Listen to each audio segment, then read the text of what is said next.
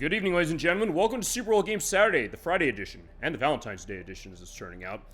I'm having my Valentine's Day plans for tomorrow to enjoy the whole day as opposed to, coming home from work and not having much of the day or night to enjoy.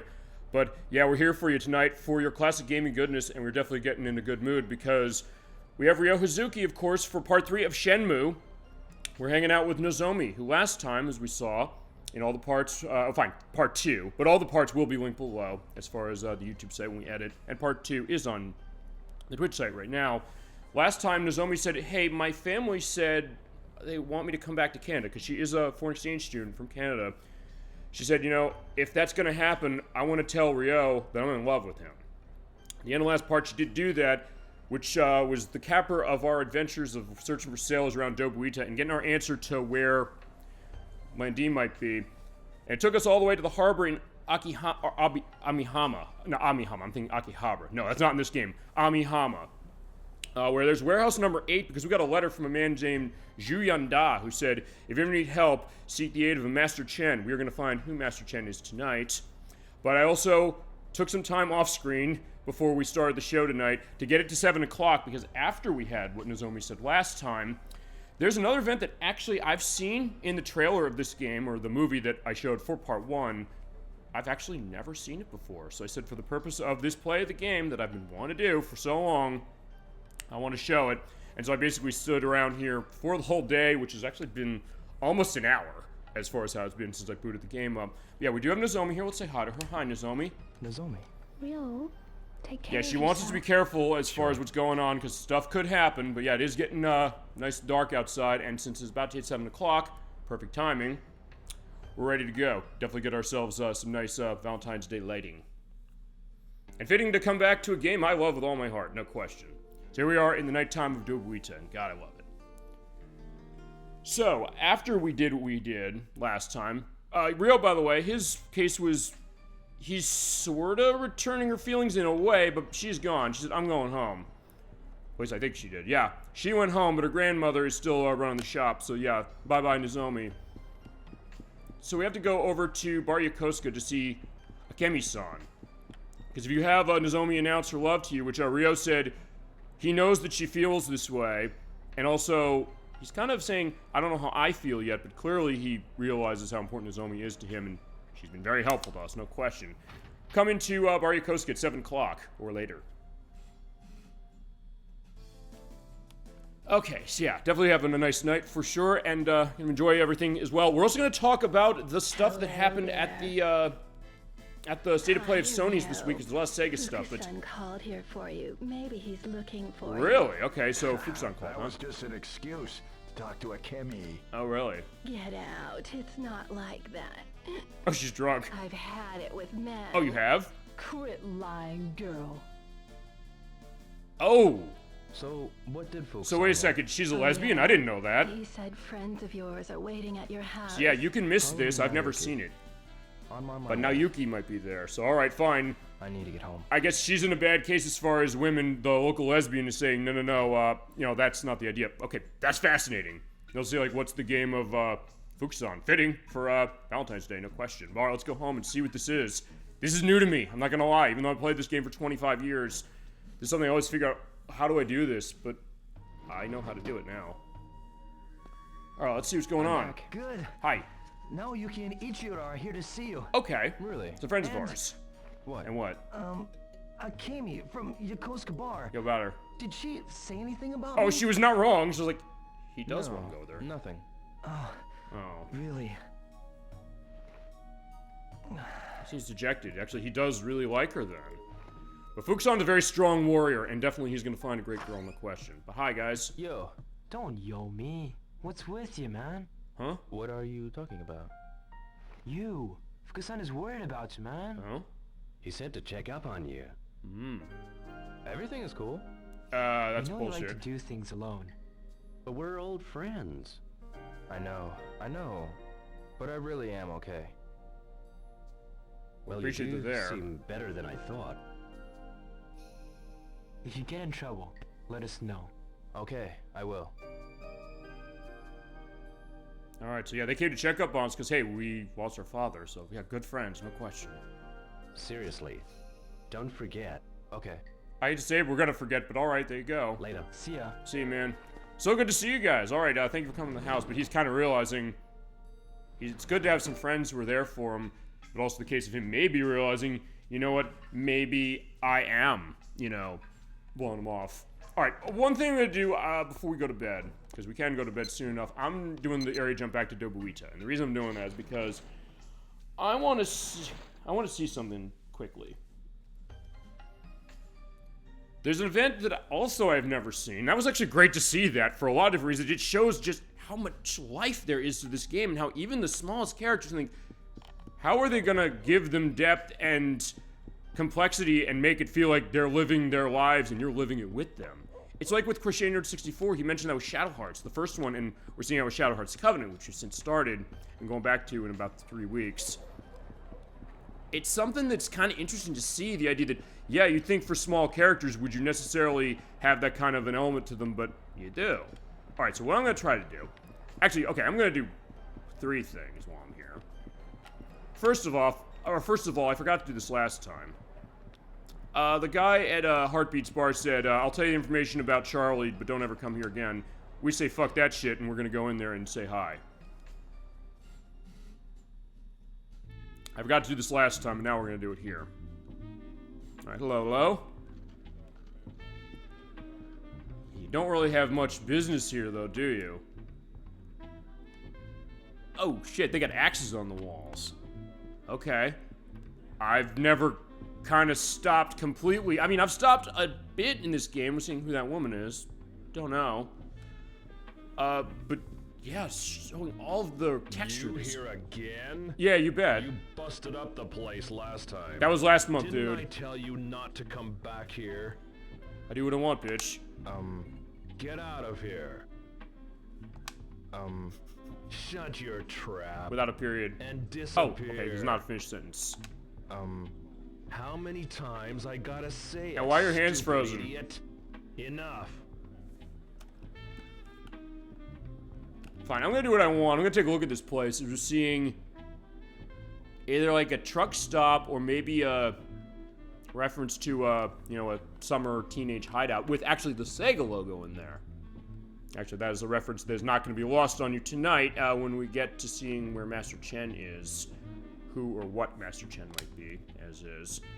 There you go, you're seeing this idea of Heartbeats Bar. It is the seedy place in town. So you don't come here on a date unless You're like... proving to be real thick. You're back? I haven't left yet. Get out of I here. love how he does this. Considers the preview just something at Shenmue 2 where you can totally annoy the owner of a jewelry shop and then eventually get your information. Shut your trap. And disappear. Alright, fine, we will disappear, but can I have some milk for How the many road? times I gotta say I guess it, not. stupid idiot? Enough. Alright, fine. I know we're not wanted, but we did make a promise that we totally violated. Fine, I guess that's the theme of tonight's part, promises we violated. Which is we're gonna talk to our friends if things go bad. But other cases where maybe not. We'll see. And I'll say this when it comes to Ryo this way. You could argue that is Ryo feasibly an amoral character in the sense that he makes promises and kind of holds himself, I guess, to a standard of honor, but he doesn't follow that. Oh, we're gonna get the thing I was trying to get, but I don't want to fuck this up.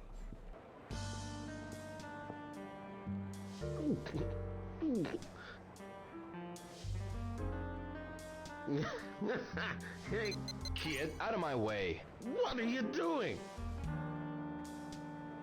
Hey, stop, kid! Ah! Hey, are you okay? Damn! Get away! Just leave me alone!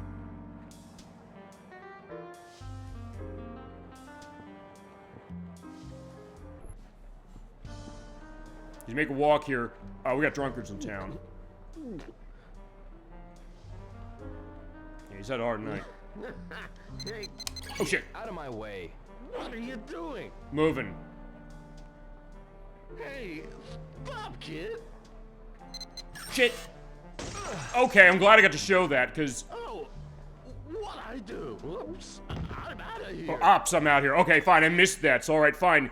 At least I got to show that if you miss that, You get your ass tossed home. I've actually never gotten hit with a bottle, but alright, fine. Sorry, Rio. Guess Rio got what he deserved, I guess, if you really want to look at it that way. I just was saying, like, hey, maybe he needs to get some licks in.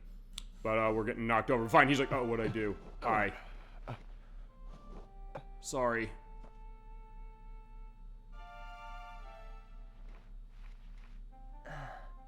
Yeah, if that happens, you get sent home.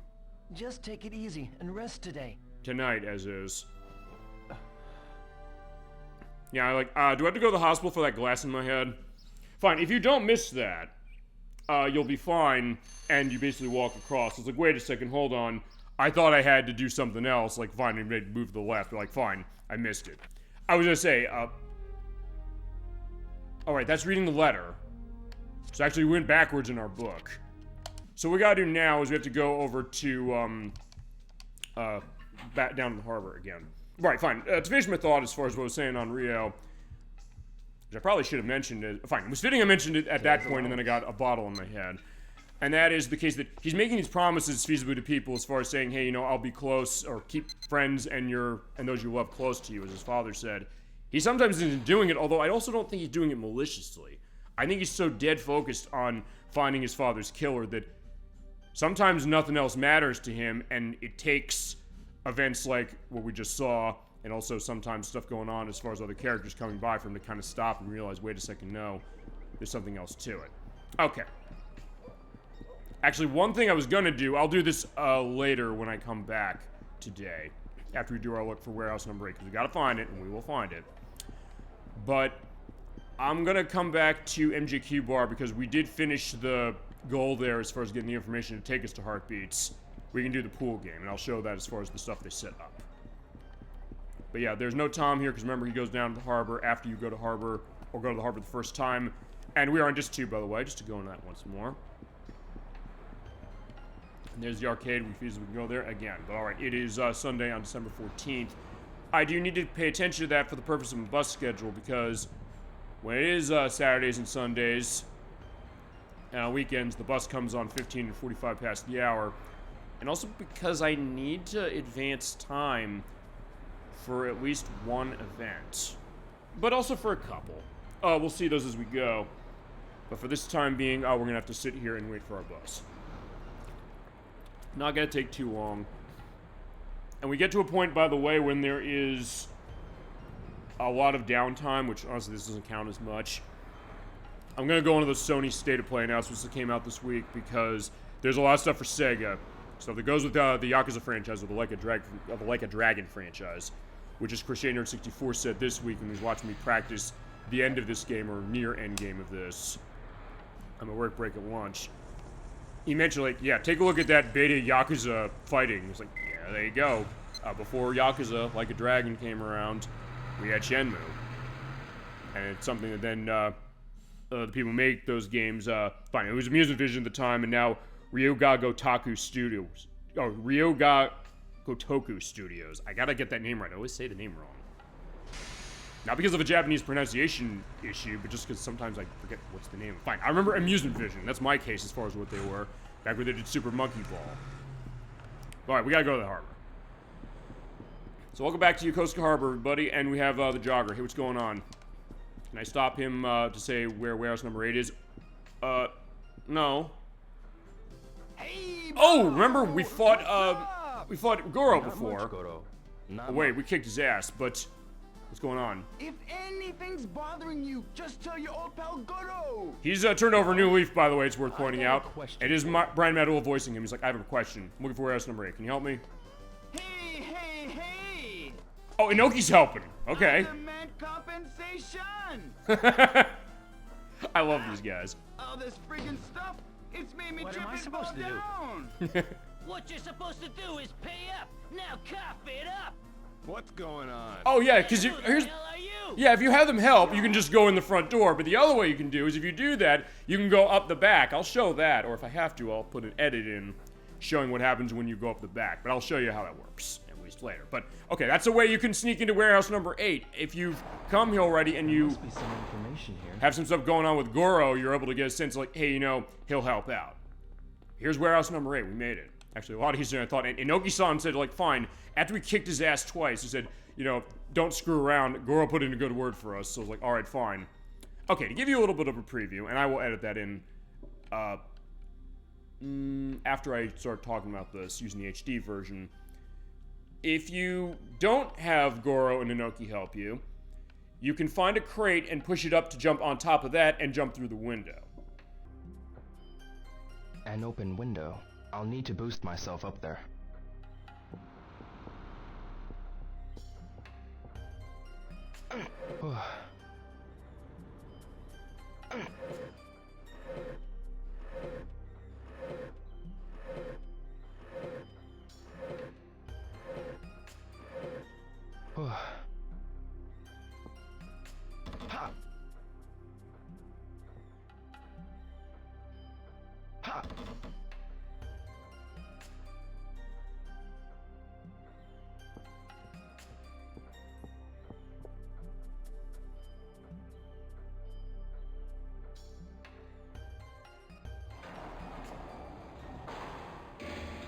There must be some information here. But you can do it either way. In this case, now we're warehouse number 8. We gotta look for Master Chen. Now that we're here... Fine, we're still on that page because it does take the last point in the book where you had a note come in. But Nozomi's feelings technically come in actually before we got the letter from Zhu Yanda. Alright, so let's look around and see what's going on. So just look in the area. Alright, any hints we can find here? This looks like an office. Yeah, I was gonna say. Alright, so there's the poster again, and they smoke. This won't be of any help. Katana, by the way, it's worth pointing out that is the code name, or was the code name, of the Dreamcast before they announced it. So, yeah, Katana brand cigarettes. I was like, yeah, well, you can't have your cigarettes without something to wash it down, I guess. Looks like the workers take their breaks here. Yeah, and of course you can... Okay, not here you can't. You can't rotate the cup to look in. I'd better not mess with this. I guess those are the... difficult to read. Yeah, I guess that's the building plans or something. Yeah, Ryo at least knows where he's beat. I say this about him, he is not the kind of person who's saying, hey, you know, I'll know everything. What about this for 8? It's like an order delivery. An invoice for warehouse number 8? An invoice. This must be the right place. Alrighty.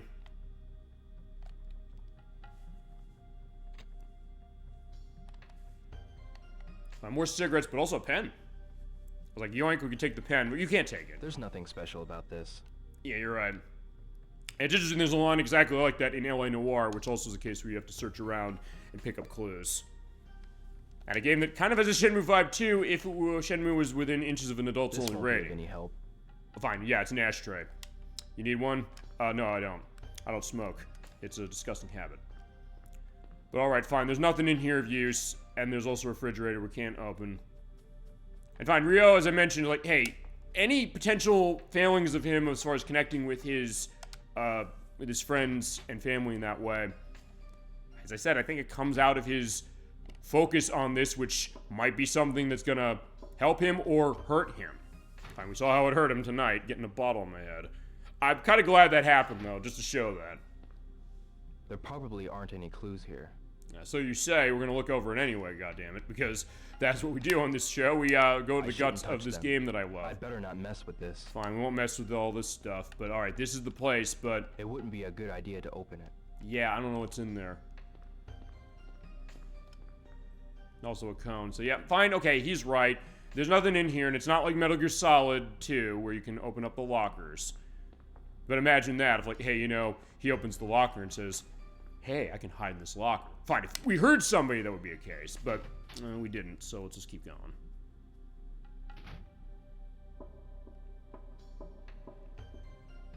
Oh, wait a second. I hear voices. Is someone there? Yeah, let's listen in. When you look at this invoice, the address is wrong. So it is. I've asked them 1,000,000 times to get it right. Yeah, it says right here, Old Warehouse District. What are they thinking? Can you call over to the old warehouse number 8? Old Okay, warehouse right. number 8. So there's another warehouse number 8. Okay. I'll need to find the old warehouse district. Okay, fine. We didn't enter this way, but we're sure as hell coming out that way. So, alright, fine. That didn't work. So, we got in, but unfortunately, we did not get a case of being able to figure out where warehouse number 8 is. Fine, that one. Okay, so fine. Actually, you know what? In that case, I don't think I... Actually, you know what? I'm not gonna edit in... Fine, it's like Tombo last week. It was like, hey, I said I'm gonna edit in something that I ended up not editing in because... Fine, I technically showed it the other way as was, because the only difference is that you jump through here, he says the same line, and we actually did show it in that trailer from part 1. So fine, I'm not gonna edit that in. Doesn't mean enough I'm gonna edit in for this game anyway. Actually, and other stuff I know I'm gonna edit in for this part. But alright. Yeah, what you do, by the way, if you don't have Goro help you, there'll be a crate right here, and then you can use that to climb your way up and into that window. But we did it this way. And that's the beautiful thing. You can sometimes do things different ways, depending on who you talk to and depending on other things. So, alright. We're gonna find where old warehouse number 8 is. So, let's see. Maybe somebody knows. What do you think? Yeah, let's talk to... Actually, no, let's talk to the guard, here. Hi. Excuse me. Yes, what is it? I'm looking for warehouse number 8, but not this one. I'm looking for the old warehouse district. Yeah, you know where it is? The old warehouse district is that way. What way? Go through between those warehouses, and it'll be on the left. Okay. Thank you very much. Alright, so just go through and go to the left.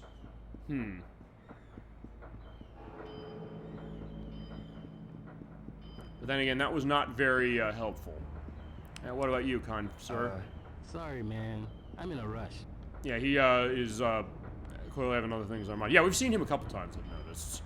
And there's the runner again, running his laps around the harbor. Actually, Goro also does that. He literally makes his rounds around this area, as we'll see probably 2 months from now. Alright, so he said up to the left. He was like, yeah, where on left? Fine, there's a doggy, or... Actually, wait, is it a dog? Oh, no, it's a kitty cat. Okay, the cat can go in there, and he's not gonna say anything, but like, that's not, I think, where we want to go. Let's talk to Tom. Hi, Tom. Tom. Good to see you, my friend. Hi! You're looking good. I'm always chilling. Indeed he is. If you ever need help, just ask me. Yeah, I do okay? need help. Do you know where the old warehouse district is? Hey, Hey, Rio. how's everything? Oh, I guess we're not gonna ask Hey, him, Rio, huh? how about a dog? No thanks. Maybe next time. Yeah, we'll have to take a rain check on that. Do you know anyone who might know about it? Maybe Hisaka-san can help you. Hisaka-san? She sells lunch boxes near the warehouses. She's way over there. I see. I'll ask her. Maybe Honey knows. Hi, yo. You know where the old warehouse district is? Are you hungry? How about a cup of coffee? That's Sorry, not a hunger I've got thing, something but I need to okay, take care fine. of. We'll do it later. So fine, he's not giving the information, but that's fine. Excuse me. What is it? I'm sorry, but can you ask Yeah, I'm painting someone else? landscape, I so guess yeah, so. don't ask me. Okay, fair enough. Yes, Gemini96 said when he saw this, he's like, yeah, is everybody really mean to you? Like, some people are just saying like, hey, I'm busy, I can't do this, sorry. Which is fair enough, but what about this? Hi. I'm going in here. Hey, wait! Well, what's up? This area is prohibited. No unauthorized personnel. Go on, get out. Alright, so what is this place? Gotta wait till tonight. Do I have to wait till tonight? It is the place. Is this the place? Hi. How do I get inside? Without an appointment, you can't enter. Okay. Fair enough. I guess we gotta go get an appointment. Maybe somebody can help us do that. Fine. We made the call. It was like, hey, we called to see where is it. I was always like, where'd Tom go? Honey-san. I see you working hard as usual. Yeah, How running, I about a hot guess. dog? No thanks. Maybe next time. Yeah, we'll do it later. Yeah, Tom, maybe you know something. Cause like, yeah, I'm trying to get in there, but they're not letting me Hey, in. Rio. You have How's connections, everything? right? Yeah, I'm always grooving, man. If I move, more customers may come. Well, there you go. Sure. Keep it grooving, man. Yeah, I do love his spirit and his attitude. He definitely has a good case of it, and also some funny lines we're gonna see later on. Okay, fine. I'll tell you what we're gonna do. We're gonna talk around and see if maybe the fishermen know what's going on. Or, actually, I got a better idea. There's a friend of ours who is doing work here along with Tom. We saw her in town, actually, at the lunchbox shop, but she also has a place set up here. Or fine, her daughter does. Hisaka-san.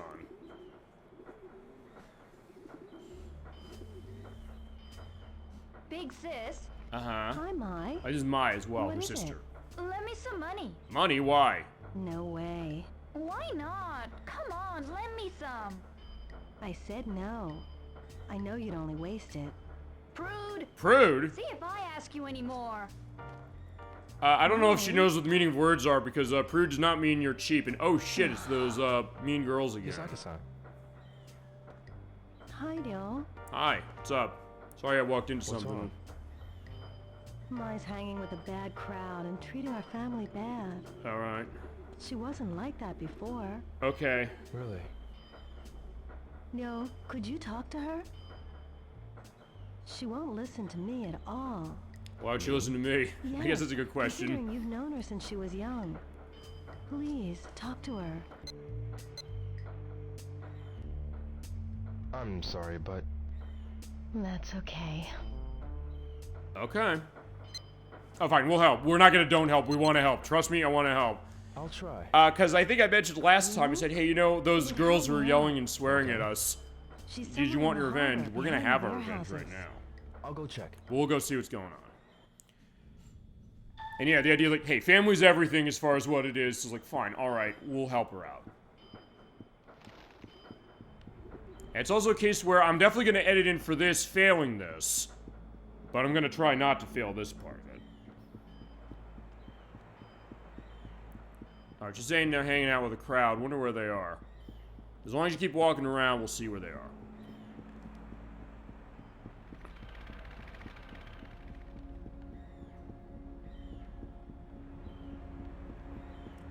And there's a patrolman who clearly doesn't want to have anything to do with over here. But yeah, what's over here? Oh, you girls. Mai. Hi, Mai. Stop doing What are this. you doing? Getting you home. Mai. Your sister's worried about you. Yeah, Let's we're going go. home. Who the hell is this? You know who we are. Screw off, asshole! So you say. Kiss off! Not so Oh shit, she has bright, are you? a blade.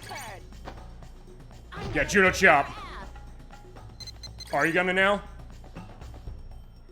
Let me go! Fuck no. You shouldn't play with stuff like this. I also love this.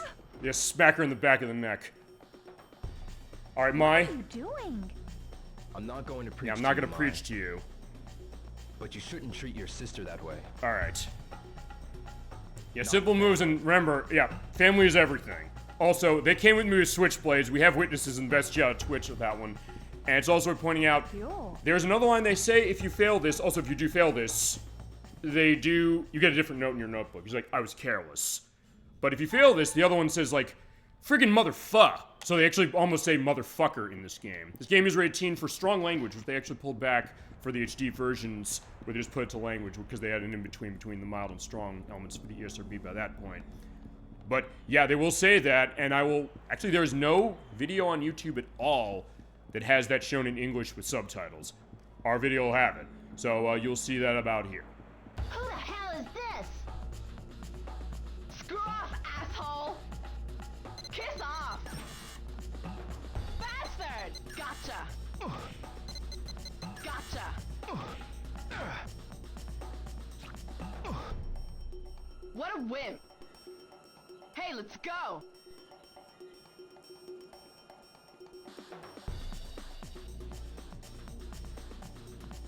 Yo.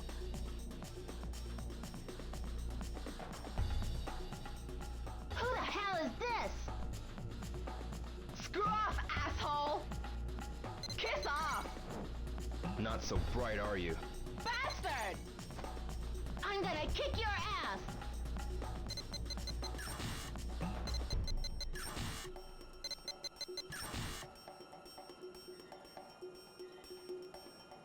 You okay?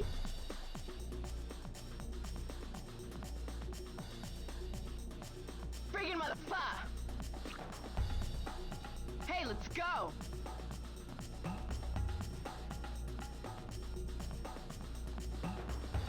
Yo.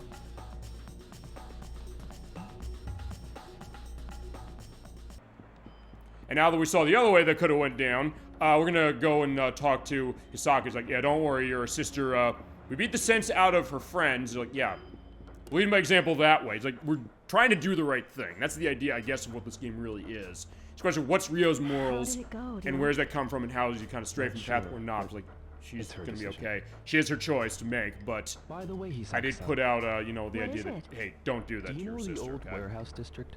Yeah, you know where it is, right? Oh, it's a bit far. Yes, it It's is. just up the street. I have to go make a delivery there now. Do you now? Really? Yes, to the security office there. Oh, you don't say. We did say we need to go in at night. Hisaka-san? Yeah, I was like, yeah, I'll do that. It's alright, fine. Oh, Maybe really? that's the theme of this part, the That'd be idea a of great help. the morality of If only Ryo, the like case. where is it kind of going all over the place. Alright. In some ways, but also the case that he's a good guy at heart, What? when you really think about it. There are Just only cases where 10 sometimes security he's guards, kind of but they always maybe order has his 12 head in the meals. clouds in a way I that you might wonder not why. expect. Like 10 security guards and 2 12 extra meals, that's meals? weird. Why do 2 extras? Well, here it is, Ryo. Okay. Alright, so let's make food delivery. Yeah, delivery, we can go in here now. Totally nothing suspicious going on here. Excuse me. Hoko Hoko lunches. Yeah, welcome to Hoku Hoku Lunches. We got your I order. have a delivery. 12 lunches? Oh, yeah. Just put them there. Okay. How I goes like, okay, fine, I'll do whatever you want. And I think, although I'm not sure, if you don't do this, you could miss... Yeah, you have to win that battle we just saw. If you don't, you can't do this.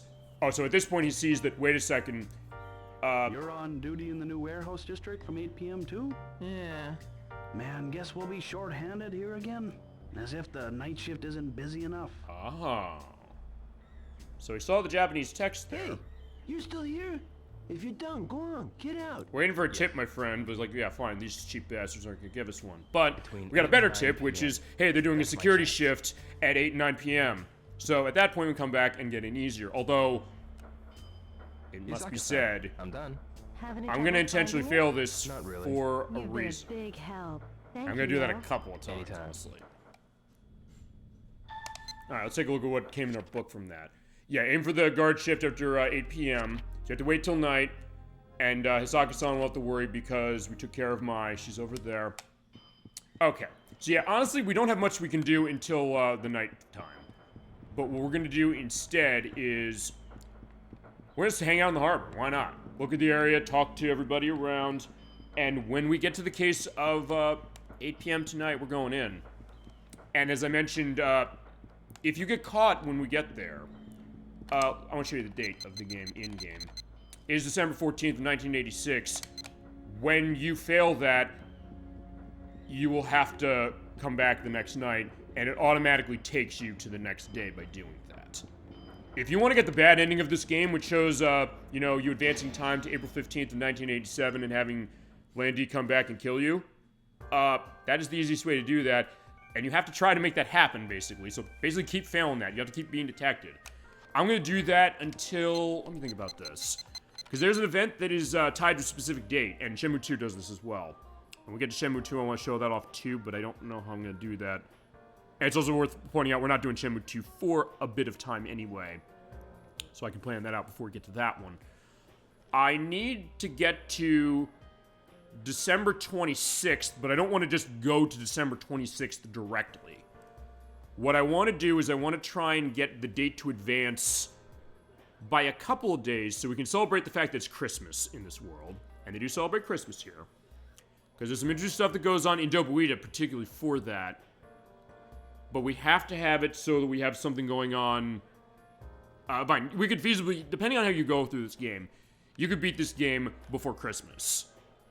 But in order to get a specific event that I have seen before, unlike the thing with the friends coming by our house, you need to have a Christmas pass. So on Boxing Day, December 26th, you do have to have it there. So I'm going to think how I want to handle that.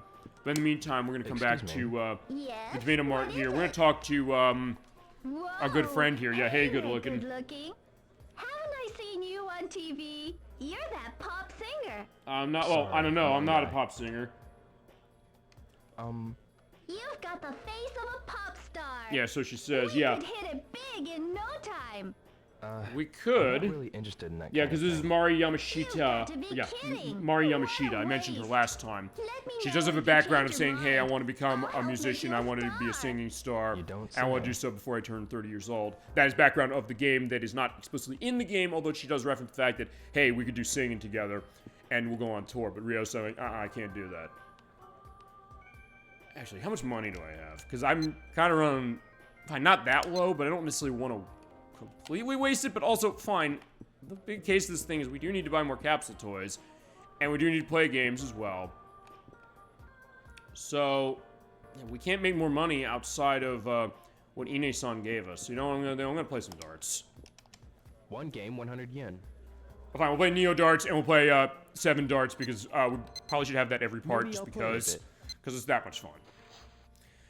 Alright, so let's play normal darts, or fine, Neo darts that has no gift from beating it. Dolly Finn, when she was on part 1, she got the goal out of Dart 7 just on her own. Yeah, that's Yeah, the not way. bad on the 30 mark. Let's see if we can do better than the 210 I did last month.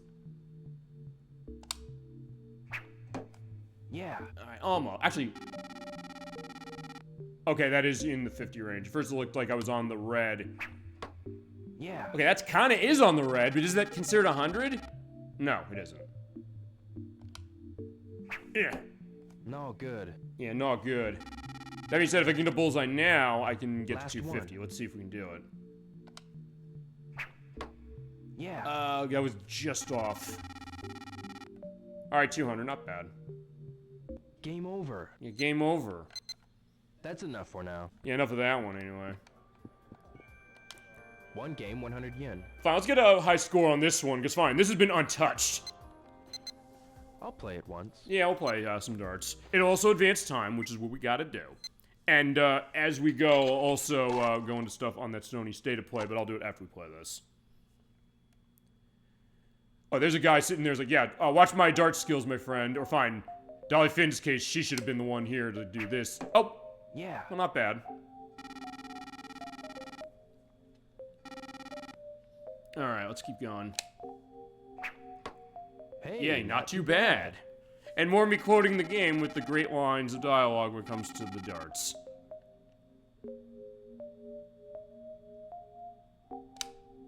That's too low. Oh! I'm getting it. Alright, not bad. At first I thought I was gonna go into the 3 zone, but alas no. Alright, actually doing pretty good so far.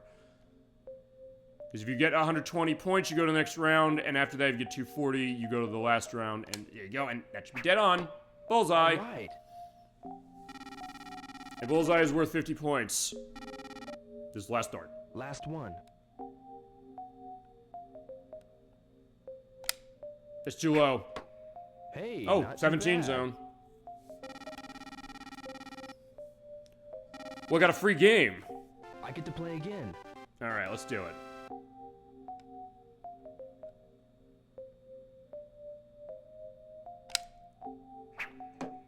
Hey. Oh, there you go, I hit the 20. It looked like I was on the edge of the 20 and the 5. Yeah, I am averaging pretty good on this one. Yeah, Shenmue darts just never gets old. That's the thought, I think. I'm really getting out there above anything else. Bullseye. All right. Alright, am I gonna be... Okay, I'm not gonna say that. Well, I'll say later, as far as what I'm thinking. Hey. Yeah, not too bad. Actually, I'm going into the teens and 20s ranges on every toss so far. This last dart. Oh no, it's not the last dart. Next is the last dart. And then we get another free game.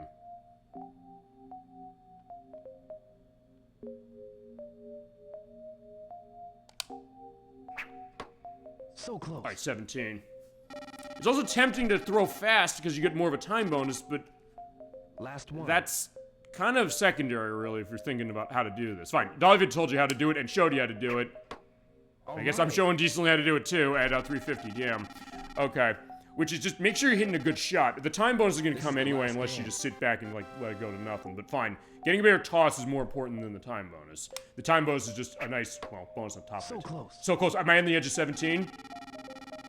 Oh yeah, just like Stevie Nicks once said. Fitting. Okay. I didn't even intend that. I was like, fine, I literally was on the edge of 17, so fine. I'll have a picture of the album Belladonna by Stevie Nicks on that one. No good. No good. I'll get double or triple of 1. And I'll probably go in the thumbnail as well. It's like, fine, people are like, why is there, Belladonna from, Stevie Nicks on this one? I'm getting it. Alright, there we go, on 25. That being said, I'm not gonna beat the record I beat off screen, but, this is the last start, and definitely the last one. Ooh! So close. 20. Alright. I'm number 1.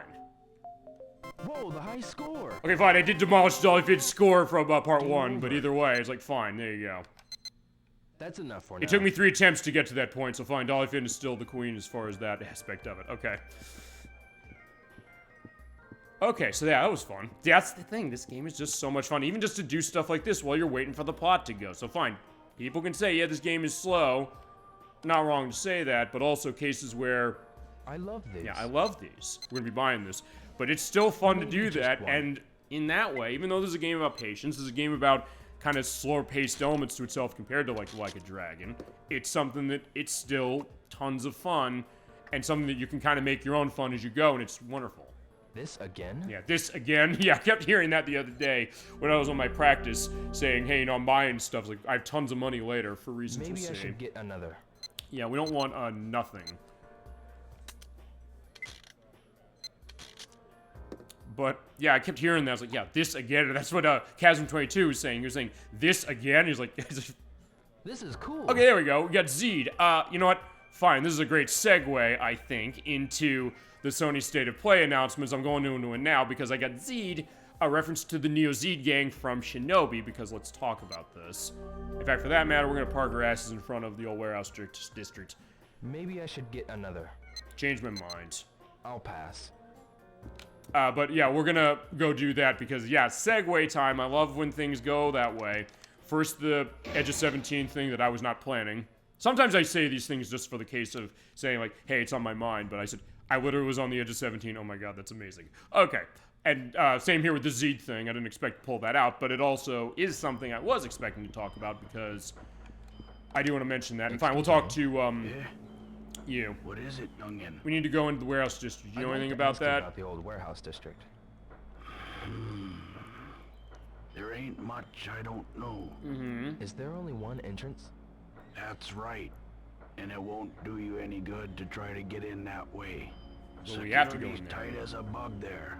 Well, Is that so? he'll also tell you, like, hey, you know, here's some ideas about what you do, but alright, thank you. Okay, let's talk about these State of Play announcements of Sony's, and hey, this is the perfect show to do it, because if we have a lot of downtime, we have a chat discussion, of course, with all of you with the best on Twitch and other stuff that's in gaming, and stuff you might want to be paying attention to. So yeah, you know what, fine, we're gonna stand in front of somebody who's been willing to listen, he feasibly saying, hey, you know, I'm bored on guard duty. So I'll tell you what we're gonna do. Let's talk about something more interesting then. Okay, I'm gonna start with what specifically, because since I did get the Neo Zed thing, let's talk Shinobi, because back at the Game Awards about 2 years ago, or fine, a year and a half ago now, in 2023, Sega said, hey, they're coming back to gaming with a lot of returns to old franchises. Stuff like Streets of Rage, Crazy Taxi, Jet Set Radio, and one other one. Those other three have not come around yet, but the one that has so far is Shinobi. They showed it off. Shinobi Art of Vengeance is developed by Lizard Cage, the people who made Streets of Rage 4, which I have the Switch version. That's what we'll be using to play it eventually. It's coming out on August 29th. It's coming out on all the systems, including the Switch, and it's on the PC. It looks unbelievable. My god. It has the same kind of hand-drawn, stylistic art case that Streets of Rage 4 had, as well as some great tiebacks to Shinobi 3, Return of the Ninja Master, that we played on the show. And also other cases that are totally new. So it's kind of a great mix of old and new. And it is Joe Musashi. He is coming back. They confirmed it's him as opposed to his son, Jiro Musashi, who's in the last game in the franchise, which came out 14 years ago. That was Shinobi for 3DS. Yeah, Joe Musashi's coming back for what the plot is. We'll see what happens when the game comes out. That's coming out, as I mentioned, August 29th. I am going to be first in line for that. It is going to be costing $30. I'm going to assume they're digital onlying this one for the time being, but considering that they did this with Streets of Rage 4, I think they're doing a physical version as well. Just announce me when the physical version's coming. I'll be first in line to grab it because I love my Shinobi. I've missed Shinobi for a long time. And people said, hey, isn't it interesting that now this year we got a new Ninja Gaiden and a new Shinobi as far as, well, two new Ninja Gaidens, actually. the 2D game, and then Ninja Gaiden 4, which Microsoft announced a couple weeks ago. All right, there's that. There's also Monster Hunter Wilds from Capcom. That's out at the end of the month on February 28th. They're showing more and more about that, coming to all the systems that are not the Switch, with its open world take of, or even more open world take of the Monster Hunter game series that started on the PS2, kind of in a way like the PS2's answer to Phantasy Star Online, kind of. Do you have business here? But then it kind of went out into its own really. thing. It's become a huge In that hit. case, do you mind? I'm busy. Yeah, I'm just reading the dulcet tones as far as what's going on, or going into more of what's going on here. But yeah, that's coming out on the 20th. I know some people are huge into those Monster Hunter games. I've actually never played them myself, but I'd definitely be curious to kind of play a few of them. This might be a good place to start on, too, which is coming out on Xbox Series S and X, PS5, and PC at the end of the month. Also keeping on the Sega perspective, we have Sonic Racing Cross Worlds. This is the fourth Sonic and All-Stars racing game that's coming off of Team Sonic Racing for a couple of years ago. It is from Sumo Digital, who developed the other ones. And for this one, what they're doing is they're saying, hey, I think they're paying attention to Mario Kart 9 that's coming out for the Nintendo Switch 2, which we'll definitely see something about, I believe, at that Nintendo conference, or the Nintendo Direct they're going to have in April, unveiling the Switch 2 fully. They're saying they're taking ideas from the movie in the sense you're jumping between worlds by tossing the rings out, and you're going through worlds in the same race and in the same lap. Kind of like how Sonic and All-Stars Racing Transformed went, and I think Sumo Digital and Sega are saying that was the one that people really liked.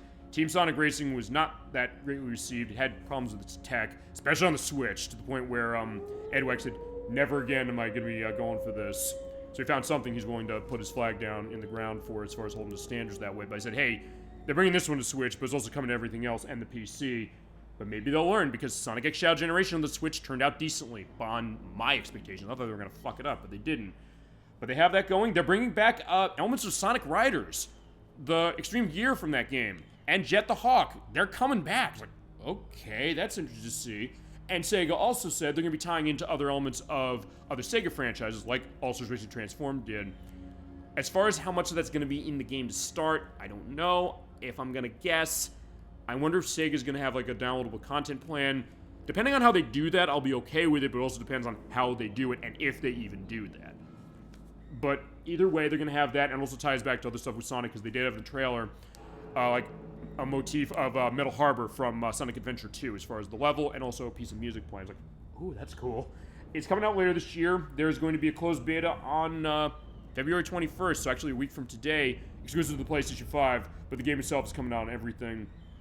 And for something that when they announced that at the Game Awards looked like, we could take it or leave it. Even Ultra94T, who might be a bigger Sonic fan than I am, he was like, I don't know if I'm feeling this. Then they announced it, or fine, it leaked, and then they announced it, and then it was like, oh my god, this looks great. And I'm with them on that one for sure. Alright, and we only have a couple hours before we get back to this, and then I'll go to that. Next we have Digimon Story Time Stranger. That's a new Digimon RPG. It is Namco who's publishing it, as always, but it's Media Vision who's doing the development, who made Digimon Story Cyber Sleuth, as well as Valkyria Chronicles 4. They made Wild Arms for the PlayStation, a great game that I know Chasm22 is a huge fan of.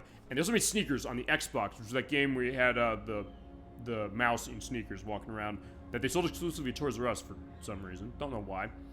But that's coming out later this year for PS5, Xbox Series S and X, and PC. I've heard some of those modern Digimon games are actually pretty good. In fact, Electverse has mentioned a couple of those. So I'm really curious to see what they got on that. Next was Lost Soul Aside. This is a PS5 and PC hack-and-slash game with some ethereal elements. It's the debut game of Utilizero Games. They started this company specifically to make this game that has this element. It's looking like Devil May Cry in terms of how it plays, or Ninja Gaiden, but it also seems like, from what I'm gathering, what I saw of it, I'm getting an aura of The Darkness, if you ever played that, which is on the PlayStation 3 and the Xbox 360, which is kind of a supernatural first-person shooter with, like weird, venom-like snake things coming out to you. This kind of smells to that, too. It seems interesting, and I'm definitely curious to see more about it. You're not going to have to wait long to play it, though. It's out on May 30th. Also, fine, speaking of the Yakuza element, because we're talking about Sega, we're talking about Shenmue here, so fitting, I'm going to run in here for the purpose of variety. Like, yeah, you have to wait another hour and 15 minutes, or actually... Personnel. Get out now! Yeah, another hour and 15 minutes, I was right. I just want to make sure I had that count right. There's a new Like a Dragon game that is out next week. It is out on February 20th. that is Like a Dragon Pirate Yakuza. It's on PS5, Xbox Series S and X, and PC. It is Ryuga Gotoku Studios who makes the other ones who made this. It's a spin-off with Goro Majima. He's going to an island setting, and he's getting some weird and interesting adventures from what it looks like. There's a demo, by the way, of that game, I believe, that's out on all the systems it's on. I believe you can download it right now. And of course, it is a Like a Dragon game, so as I've said before, those games are becoming backdoor Sega collections and emulations of stuff that Sega's never touched and never brought home. And amongst those, are going to be stuff for the Sega Master System, the SG-1000, and arcade games, including one they announced that they're bringing home. The Ocean Hunter, if you're not familiar with this, is an underwater light gun shooter game from WoW Entertainment, the people who made House of the Dead. It's a pretty interesting experience. If you've seen that thing in the arcade, you have this kind of, I don't know, swivel turret on the machines. There's two of these things. And you're kind of going under the water shooting sharks and things. They're going to have it ported and brought home for the first time in, I think, over 25 years. So, like, oh my god. For that reason alone, it's worth buying, but that's not to discount the idea of what those Yakuza games do. And I'm definitely looking forward to the case of that, no question. But we also got more stuff with Yakuza tying in with actually one of the biggest indie games from recent years, that being Dave the Diver. It is Ichiban's Holiday. It's a DLC pack that's coming out in April that's bringing in Kasuga Ichiban, who is in the Like a Dragon games. Yeah, it's Mint Rocket's game, which has had some interesting ties with other games, including Guilty Gear and actually also something with Godzilla. So I was like, yeah, they're having something with that, but yeah, I mean, who knew? Like, they're having that go along, and that's pretty cool to see, you know? So, yeah, definitely looking forward to seeing that and seeing like, what they do. And actually, I put down the demo on Dave the Diver, but I haven't played it. I've always heard great things, so definitely should probably give it a shot. I'm trying to see if there's anything else on the Sega stuff. I'll focus on the Sega stuff, and then we'll go to the stuff that's not Sega. Yeah, I think I hit most of the stuff that's Sega. Next up is Splitgate 2. This is a sequel to the free-to-play first-person shooter that comes out of 1047 Games. There's the first one that's available now. It's coming out, in air quotes, on February 27th. It's going to be an open alpha case of itself, so you can play it that way and play it free. As far as the full release of the game, it's going to come later. It is on PS4, PS5, Xbox One, Series S, X, and PC. And then next we have WWE 2K25. The new wrestling game based around the WWE from Visual Concepts. So this is fitting to Sega because they used to work with Sega for the NFL and NBA 2K games and a lot of the Sega Sports line on the Dreamcast, as was the case. These things have had a bad reputation recently, but they've kind of improved with the last one. And this one, they're looking to make things go with their new island mode, which has new areas that are going around wrestlers and like history of the WWE. As well as their 2K Showcase modes that pull them back from last year. And they're going to have elements going on about specific wrestlers, including Jacob Fatu, Roman Reigns, and his manager Paul Heyman, the late Yokozuna, and of course, Dwayne Johnson, The Rock. He's going to be involved as far as that element, and it's coming out on March 14th on every console and PC except Switch. Because, yeah, WWE 2K18 on the Switch was a disaster, and they realized, yeah, this game is not selling well enough to justify it on this console.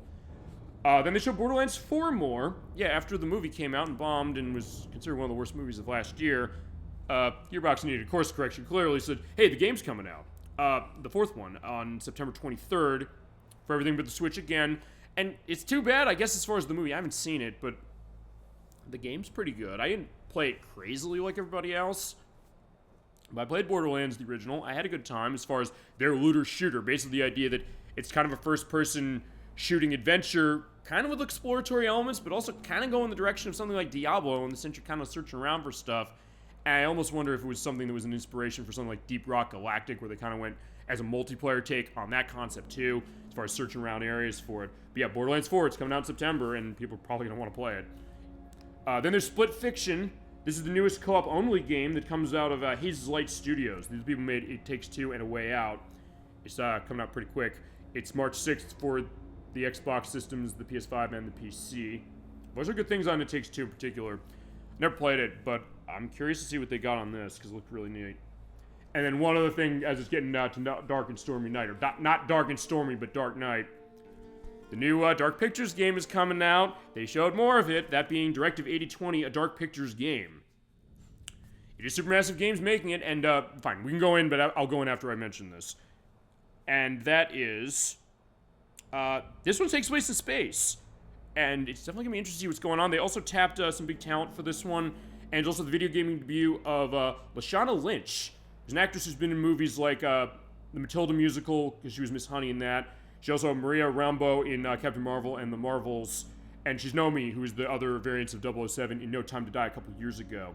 And she was also Rita Marley in the Bob Marley biopic One Love from last year. It's coming out on October 2nd.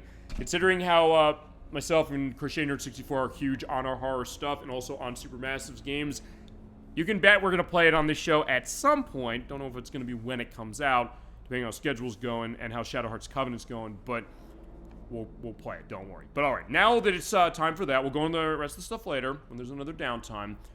We have to go in and find where Master Chen is, and as mentioned, I'm going to intentionally fail this for a few things, but not yet. Alright, so welcome to the Old Warehouse District. Just gotta be careful.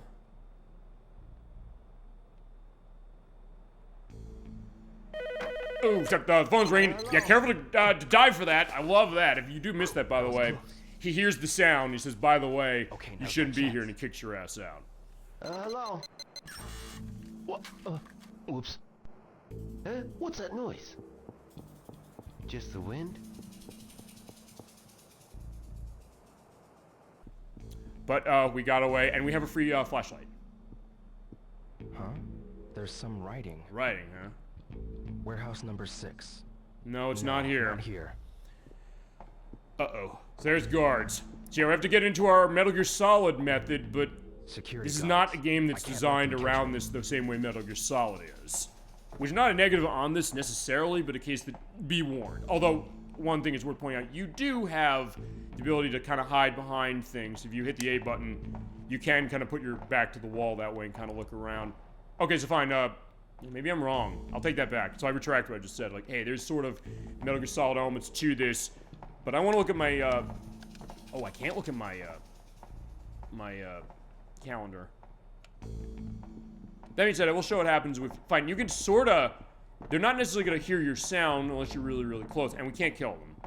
We can't go over there and, snap their necks. You, there, what you doing? Yeah, he'll run towards you, and you can run away, but if they catch you, it's like, yeah, get out of here. You're trespassing.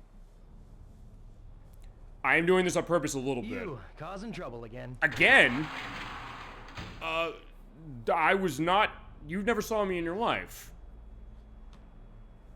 And basically, they closed the gate for the night. I'll try again tomorrow. But here's the thing, and this is the reason I'm doing this, because... Okay, it's December 15th. Good. Alright, so I'm probably gonna go up to the 19th.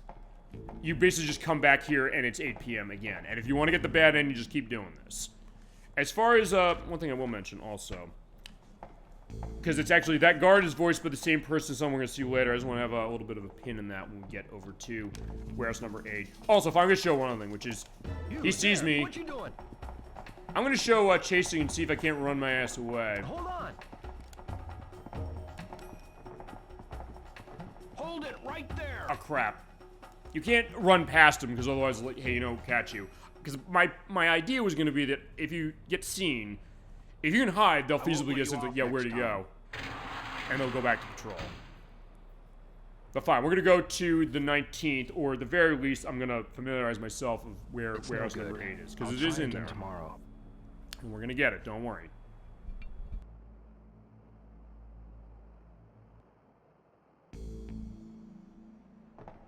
Alright, so on the 16th of December. You know, fine. I want to see something. Hey, you! What are you doing? Running. I like the idea, like, fine. I'm trying to leave. So fine. Right. Yeah, serves me right. Just like, I'm saying, I'm gonna leave. Like, I'll leave on my own volition. Although, fine, they lock the gate anyway, even while I'm in there. Next time, I'll hurt you. That's an empty threat. They will not hurt us. Don't worry.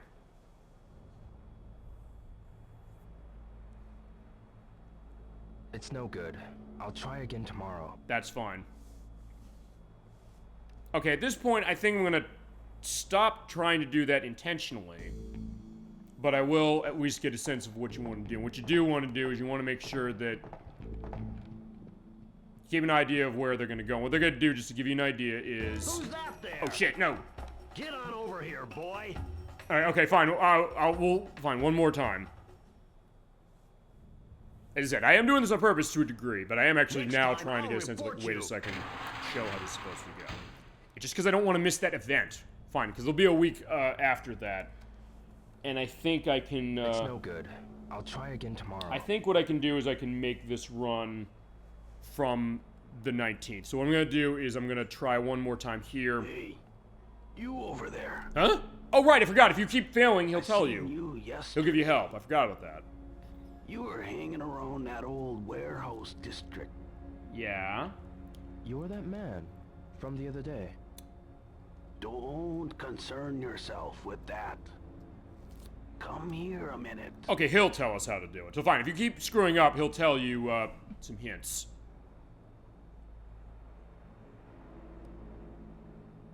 Actually, I never showed this off myself. You need to know anything about the harbor, just ask me. That's what Goro said, but I think you're more trustworthy.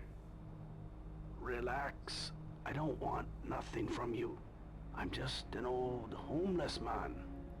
No, he's more than that. Here is a map of the old warehouse district. Ooh, a map. I got it from an acquaintance who was living around here. Legitimately? Well, fine. I don't know. For me? Well, see now. I don't got no need for it. Got it all memorized in my head. Fair enough. Thank you very much. And he has been very helpful to us. We were helpful to him as far as getting him the coffee and showing them respect that feasibly other people were not.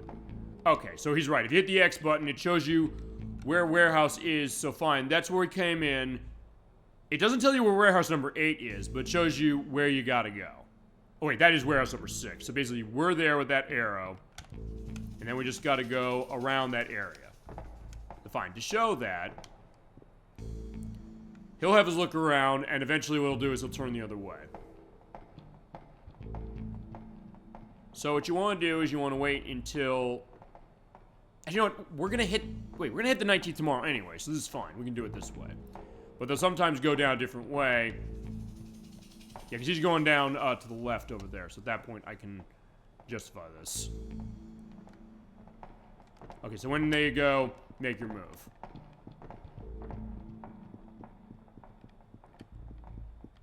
That's 2.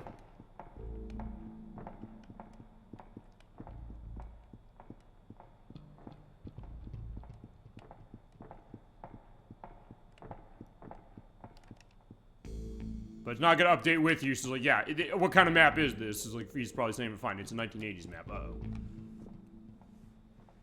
Oh shit, he's here. I don't have anywhere to hide.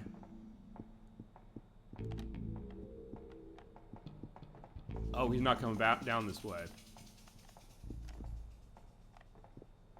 Oh shit, now he is. Uh-oh. Uh-oh. Who's that? I'm gonna try to go. What Crap. are you doing here? Come here. Alright, fine.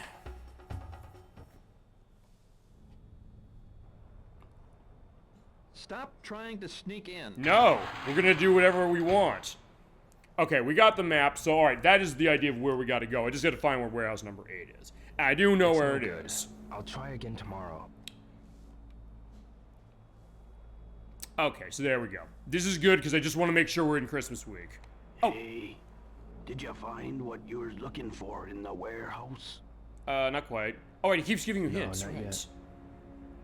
Give me the map for a second. Oh, right, he writes down where the guards are gonna go. Right, so in that case, I'm doing this for more than just Here. because I want to Over get there. that 26 event. And here. I marked the areas where the security guards are. Alright, there you go. I did say I was going to show this game all the way and soak it in, and fine, at least we're doing that. But it's raining, so it's like, fine. We got to get going and avoid getting ourselves wet. So let's look at this. Oh, they show where the patterns are. Actually, that's helpful then, in that case. So yeah, if you do keep screwing up, fine. I'm sort of doing it on purpose, but also sort of not doing it on purpose. I think it is over at that end. Kind of where I was, but not completely. Fine, this is warehouse number... Fine, that's warehouse number 6. Or that's warehouse number 6. Actually, you're seeing it way easier than I am because my TV's brightness is not strong enough to go that way. But fine, make my move this way.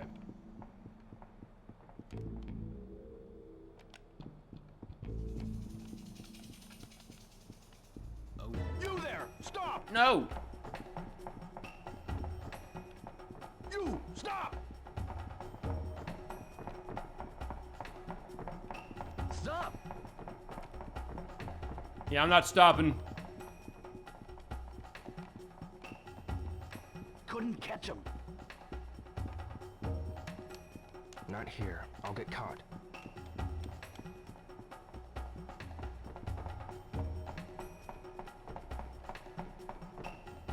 Oh shit, I was gonna say you would. Oh, actually, I think I'm gonna stop the footage there. Or fine, I'm gonna have a picture there. It looked like he stuck his thing through me. His flashlight. Causing trouble again. I was trying to show in that case, hey, can I avoid you know, getting attacked? Well, okay, you can. It's no good. I'll try again tomorrow.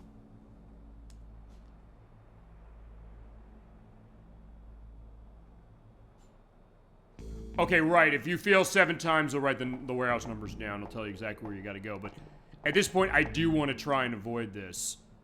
Or try avoid getting caught. It is up at that end up there on the top right. So what I'm gonna do is... Fine, I'm gonna go the way I went. The first time. Or the first time where I got the furthest along. And then just don't go down the corner. At this point, this does mean we'll definitely get that event I'm trying to get.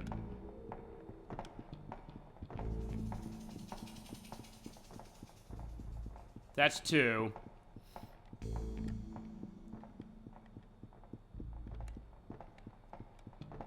You there! Oh shit, Stop! no! Wait! Hey, you there. Hold it! Yeah, I'm not holding it for nobody. Who are you? Wait.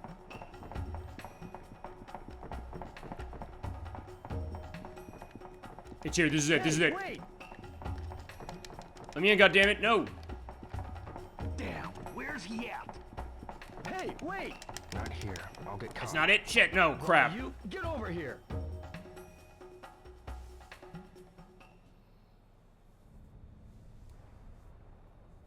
Don't you dare come in again. Yeah, your warnings mean nothing to me, my friend. We're gonna keep doing this. It's no good. I'll try again tomorrow. Actually, I'll give you one other element as well. I'm not gonna show this one. Fine. He's gonna say, okay, fine. This is fair enough. This is actually better. We'll still be able to celebrate Christmas. Did you find what you were looking for in the warehouse? Not quite. No, not yet. Let me see the map I gave you before. All right. If nothing else, we're gonna get the complete map out of him. By the way, what are you looking for? Looking for warehouse number 8. Can you help? I'm looking for warehouse number 8. Warehouse number 8. Well, you want to go here. Right, because if you fail this 7 times, he will write down where the map, where warehouse number 8 Thank you very is. much. And if you fail 10 times, If you have any or 9 trouble, times, I should say. be sure to let me know. Well, thank you. I appreciate that. The number of guards will actually be reduced. So in that case, it does keep making it easier for you, but you do... Okay, it's in that corner, so I'm going the right way. It's just that I got seen.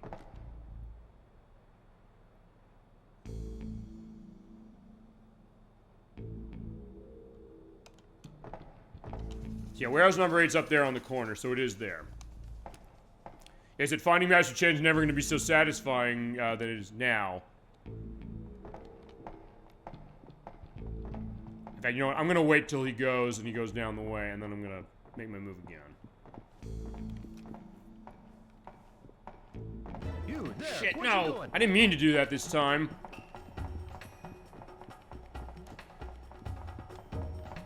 Hey, wait. No!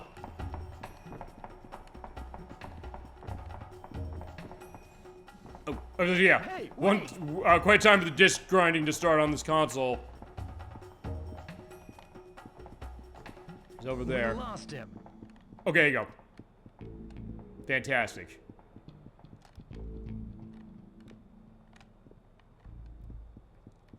Alright, here's warehouse number 7. Perfect. Nope, not here. We're almost there.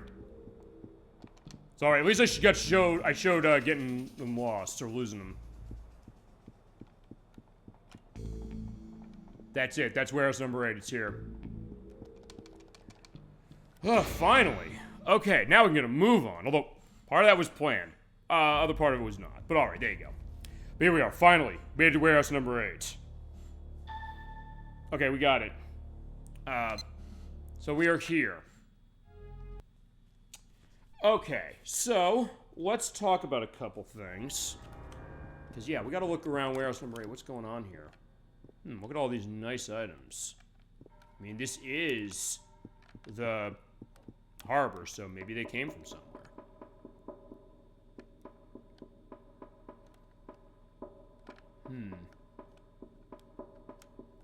I'm gonna take a full look at this. Because I know what you have to do in order to make the story go on.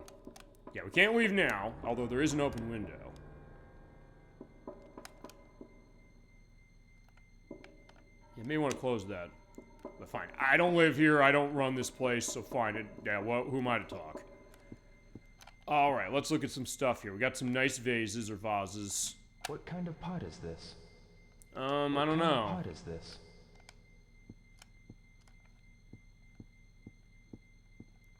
Alright. Oh!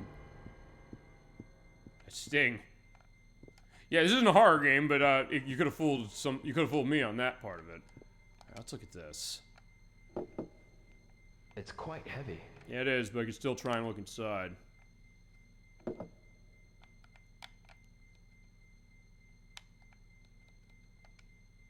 Alright.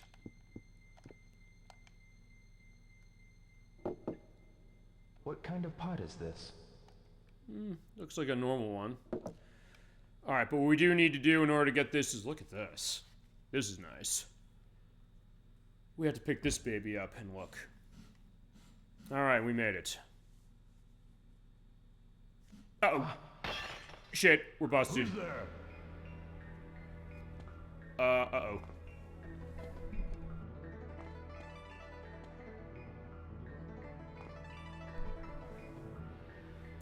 Okay. Wanna fight? Rio is ready. Wait, Ine-San. Huh? What?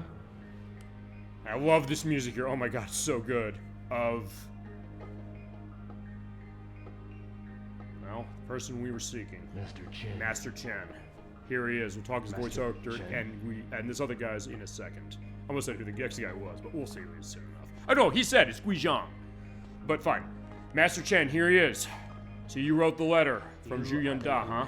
Who has called? Yeah, I had to get through hell to get here, but we're here. Yes, Ryo Hazuki. Ryo Hazuki from Hazuki Dojo in Yamanose. I have this letter of introduction that says, if you ever seek help, we need to find you. May I look at the letter? Absolutely. Sure. Yes, this is Zhu's handwriting. Okay, so he knows who this Zhu Yanda is, huh? But it appears this letter arrived too late. Yeah. It's true. Yes. This Zhu Yonda, how does he know my father? Yeah, good question. Zhu and your father brought back a certain mirror from China. Oh, a mirror, you say? The mirror? The one that Lan Di Lan stole, stole. huh? It was stolen? Yeah, it was. Yes. He came The man here who and he killed my father. Lan Di. Lan Di. Do you know him? Well, I know of him. An organization called Chi Yo Men. Its leader goes by that name. Okay, so he's the leader of a gang called the He's a Chiyo master Men. of a deadly martial art. Yeah, as we said, part one, It's a style I've we seen. never saw this before, and he's saying, I've never seen I it before. think we mean the But same yeah, person. apparently this is the guy. What do you know? What does this mean? Please So he tell wants to me, know who right my now. father- You needn't tell this boy anything, father. He's like, wait, what? Father? No, I'm... Yeah, bound by Guizhong my is promise the to son of Fu Master Chen. Yanda He's like, yeah, regarding this we're boy's bound to the promise that Jianda made. If you're wondering about him, we'll get to Shenmue 2 and we'll talk more about him. mirror stolen? One. I'm asking if only one mirror was stolen. There was a mirror stolen. Made of stone. What do you mean, just a one? Dragon design. If so, then there's one more. Is there I now? believe the Phoenix Mirror. The Phoenix Mirror, huh? A mythical bird of Chinese legend That guards human life. So again, laying into the Chinese legend, and Yu Suzuki and the team at AM2 and Sega doing their homework on this one. But they said, hey, you know, maybe, Yes. When I maybe do, Iwao had I'll the other return. one. From now on, telephone beforehand. And remember the password. Okay. So we never have to go through that perspective of getting caught again. Just to let you know. Alright, so the next day, December 22nd, we're hitting the town. Because we're going to be seeing Christmas now. But, that being said, our main goal is we're going to have to look in our house, we're going to have to find this. And remember at the beginning of the game, I said, hey, I'm looking around the area, and I'm getting all this stuff, because it's going to be important later. That's the point now.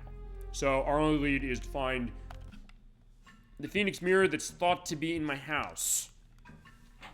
So we have to figure what we're going to do on that one. We're going to hit the town as well, but we're also going to ask around and say, hey, wait a second, have you seen this mirror or anything?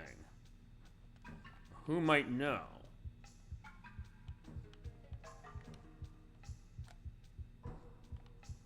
Also, actually, I'm curious about one thing. Yeah, if you skip days, that's one other thing. Actually, wait a second. Okay, I'm gonna have an edit down here as well, which is that every day that passes, you get a $500 allowance out of Ine-San. For the number of days that passed, did those stack up? Because hold on, let me just make sure of this, because I'll need this for the purpose when I do this edit. Okay, so we spent almost a week trying to do this. It's December 22nd now. I think we started on December 13th tonight. I'll do some off-screen look off of that, and I'm going to have an answer when I edit this next week of, do you still get your allowance even though you're warped directly off to... Fine, we're getting it this morning. I have to be sure not to waste this. Do we keep getting that even though we skip day and we go right to, what is it? Go right to see, Master Chen's area. Fine, be in the old warehouse district. Okay.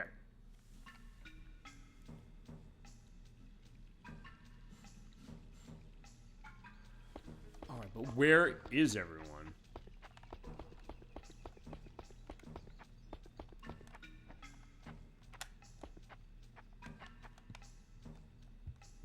Yeah, I didn't see Ine-San. Where's Fuku-San? Is he around, perhaps? Yeah, nobody's home.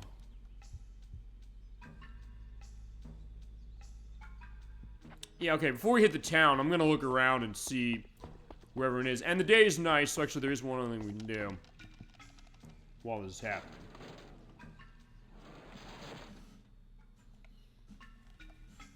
Yeah, and I guess it's late for me to mention this again for tonight's show, which is that, yeah, since I have the Dreamcast here, you're hearing the disc grinding going zzz, which is kind of the way to go when you're playing Dreamcast.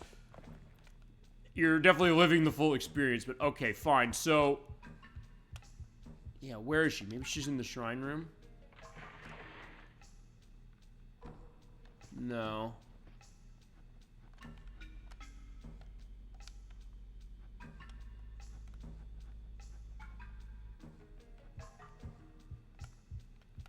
Fine, I'll check her room as well, because, yeah, nobody's home.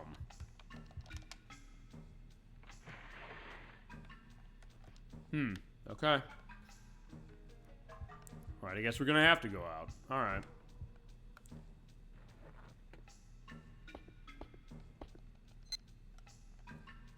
Let's just go to the yard. We're gonna make a walk.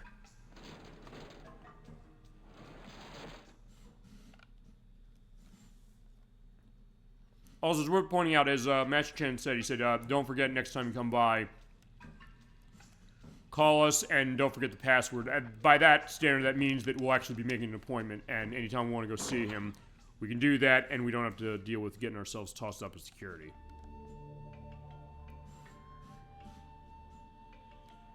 Alright, so yeah, let's go back to Yamanose. It feels like it's been forever since I've been back here.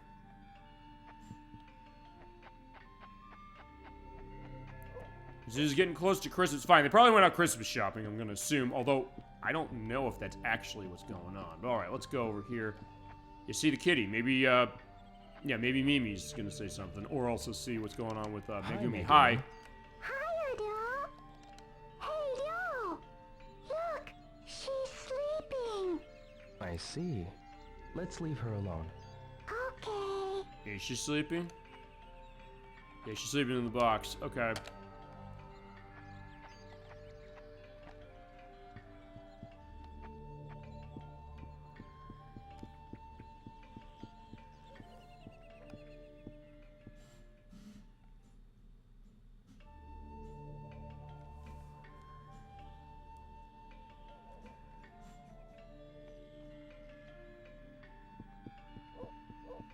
Okay, alright, fine. I was gonna say nobody's around, like, fine, you're here.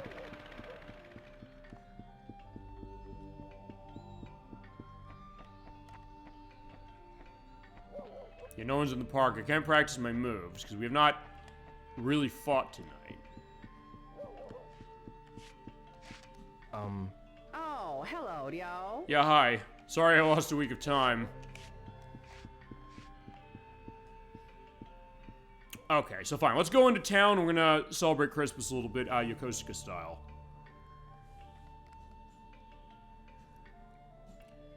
And also, since it did take me so long, I'll, at night, go around and we'll do the pool thing as well.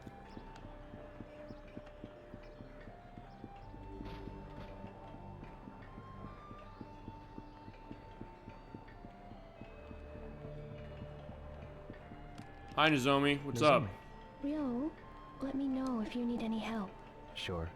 Yeah, right now we gotta find that mirror, but I don't know if she's gonna be able to help us. Oh, right! Here you go! Now it's Christmas, usually the Christmas banner's up, but here's Santa Claus. Told you he was real, and he's in this game. Christmas! Ho, ho, ho!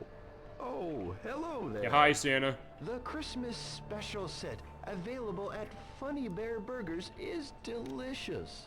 It's only available during the Christmas holiday. What do you say? Some other time. Yeah, basically what's gonna happen is Santa Claus, or find a guy dressed up as Santa Claus. Actually, I'm gonna look at the book as far as this, or find the guide I got. PDF link below here, as always, just because it's a cool read. If they go into the idea, like, who is Santa Claus in this? Or if not, I'll put an edit down. It's like, hey, he's walking around. But basically what's gonna go on is that around the holiday time, Santa Claus walks around town. He does talk to you about specific things in town, where are some nice places to go. He'll say something different usually every time I talk to him. And there's one I want to go into that Crusader64 mentioned on this show, and he was not lying. Hello there. There's a special Christmas menu at Ajiichi Restaurant, okay. Chinese restaurant. It's only available during the Christmas holiday. What do you say? Yeah, we can't have it yet, unfortunately. Yeah, because Ryo doesn't eat until Shenmue 3. Yeah, Shenmue 3 is kind of annoying when it comes to that mechanic, because when you go through that, you have to keep your stamina up, otherwise you're going to be in trouble. Alright, fine, there goes Santa. I'm also waiting for to say something else, and then we'll go into town, because there is something by that banner to go into. It's like, yeah, what do you want for Christmas, little boy? I want Landy's head on a platter. Oh, I bet Ajiichi sells that. It's like, okay, no, they don't. Merry Christmas. That'd be hilarious if we said that, but alright, fine. Oh, hello there. Be sure to get your Christmas cake at Komine Bakery. Okay. It's only available during the Christmas holiday. What do you say? Some other time.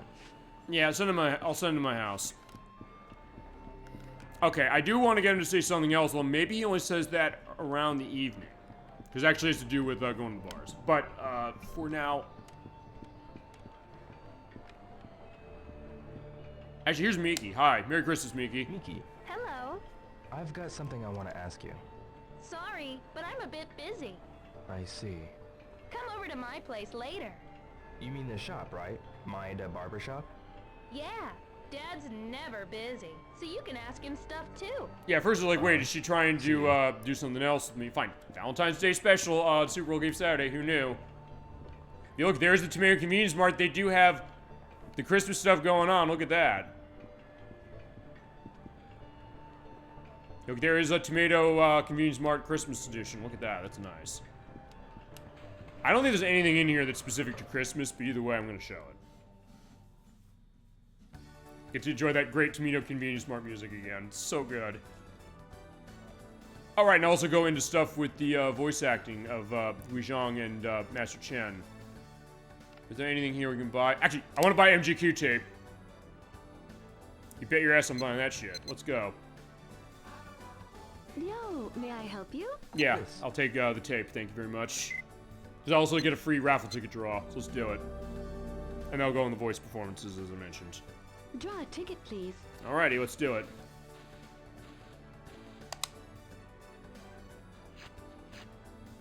Nothing, unfortunately. Especially since you bought merchandise.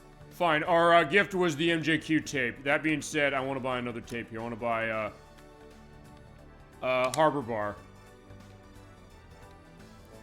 As I mentioned, the tapes go in rotation, so if you do want to get all of them, you can. Although, it's worth pointing out, unless you also have the Dreamcast version of Shenmue 2, which didn't come out in the US, by the way, there's not much you can do with this stuff after you beat the game. No prize. Yeah, because in the Dreamcast version, if you have a save from Shenmue 1, all the items you have from your save here can be carried over into that. And they do actually institute that in the HD version. So if you buy that HD version, the Shenmue 1 2 collection on PS4, Xbox One, or PC, it takes your save from the first game. And if you when you beat it, and you can pull items in. Okay, so fine. I'll talk right now about voice actors as far as Guizhong. Actually, wait, it's the same person who was Fuku-San, and also actually the guard who tossed us out at the old warehouse district. That being Eric Kelso. Just to reiterate, he was Paul in Tekken 3, in Tekken Tag Tournament, in Tekken 4, and Tekken 5.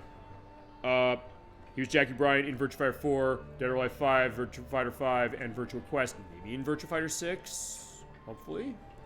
He's Aeolus in Mega Man ZX Advent for DS, Dean McGregor in Firefighter FD18 for the PlayStation 2, and Captain Falcon and Billy in F-Zero GX for GameCube, and Woody Woodpecker in Universal Studios Theme Park Adventure, also on GameCube. As far as Master Chen's concerned, actually, that's the one other thing I do before I mention that.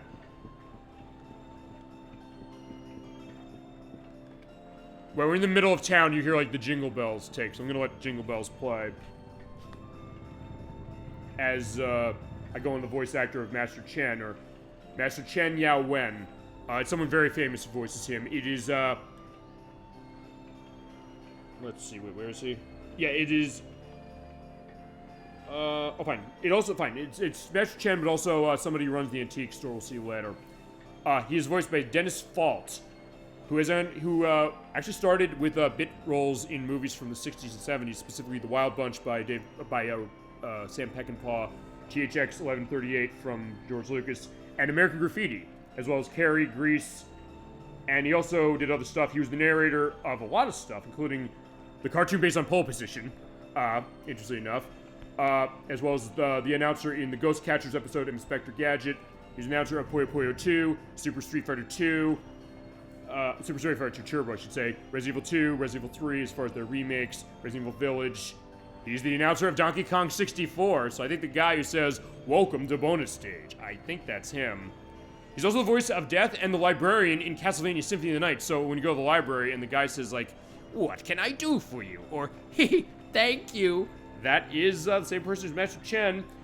And he also is the voice of Walter Sullivan in Silent Hill 4: The Room, and he had a bit part as an airplane passenger in The Descendants, the Alexander Payne film from 2011. Wonderful film, that one. But yeah, where did Santa Claus go? I saw him go. I want to catch him again. You do get that case of hearing the, holiday spirit, but Santa Claus, I want to talk more. Merry Christmas. Yeah, do you know any places where sailors like to hang out? You can't ask me anything specific, which is a disappointment. Hello there. The Christmas special set. All right, we're gonna have to try available tonight. at We'll talk to him Funny later Bear as far as Burgers Funny is Bear's Burgers. delicious. It's only available during the Christmas holiday. What do you say? Some other time. Okay, fair enough. We'll go home. I'll actually... Fine, let's talk to Noriko. Noriko, Yo. Hi. what are you up to? Huh? Oh, just thinking. About what? Wondering why Eddie is so upset. Eri? What's going on with her? Yeah, but she won't say why. I think it's about Nozomi. Oh. Yo, do you know anything about it? Well... No, I don't. Actually, that's bullshit. We do see. know something, because remember she came See up you. and said, hey, you know, I'm in love with you. Although, we didn't exactly turn her down. We're kind of not sure, but we also understand the reason of, like, why he's saying that, sorta. Okay, so fine. We do have to go home. We're gonna look for that mirror. And just to get date indication going, just make sure we're set that way. 22nd.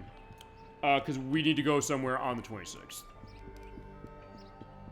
Hello, Suika Theme Raja. So good to see you tonight. We are playing Shenmue. We're part 3. We are looking for the Phoenix Mirror. It's supposed to be at our house. It's been running around as far as what's going on for it for our Valentine's Day episode. Because, yeah, we're out on Friday tonight. Yeah, I have plans for Valentine's Day tomorrow. So in that case, yeah, doing it now and then spend the whole day tomorrow. So good to see you. Hope you're doing well. If you've got a memories full on Shenmue, if you played it, and any other aspects of that, or anything that came out of the Sony State of Play, because there's stuff that went around. By the way, when is Bakugan again? I'm excited for it. I'm glad you are. We are doing that on April 5th. I have the game, I've started practice, and I cannot wait to get to that one. And more stuff as well. Actually, interesting stuff, the off-screen play I'm going to be putting on the YouTube site for The Wolf Among Us. That is, actually there's a lot of voice performances from Bakugan Defenders of the Core in it, as I've realized. As we're running into Guizhang. April 5th, nice. Of course. Yeah, we'll definitely let you know as far as when that is. Thank you so much for the quest on that, as we're getting in a fight with Guizhang. Ryo says, yeah, you're working with Lan D. He's like, wait a second, why are you fighting me?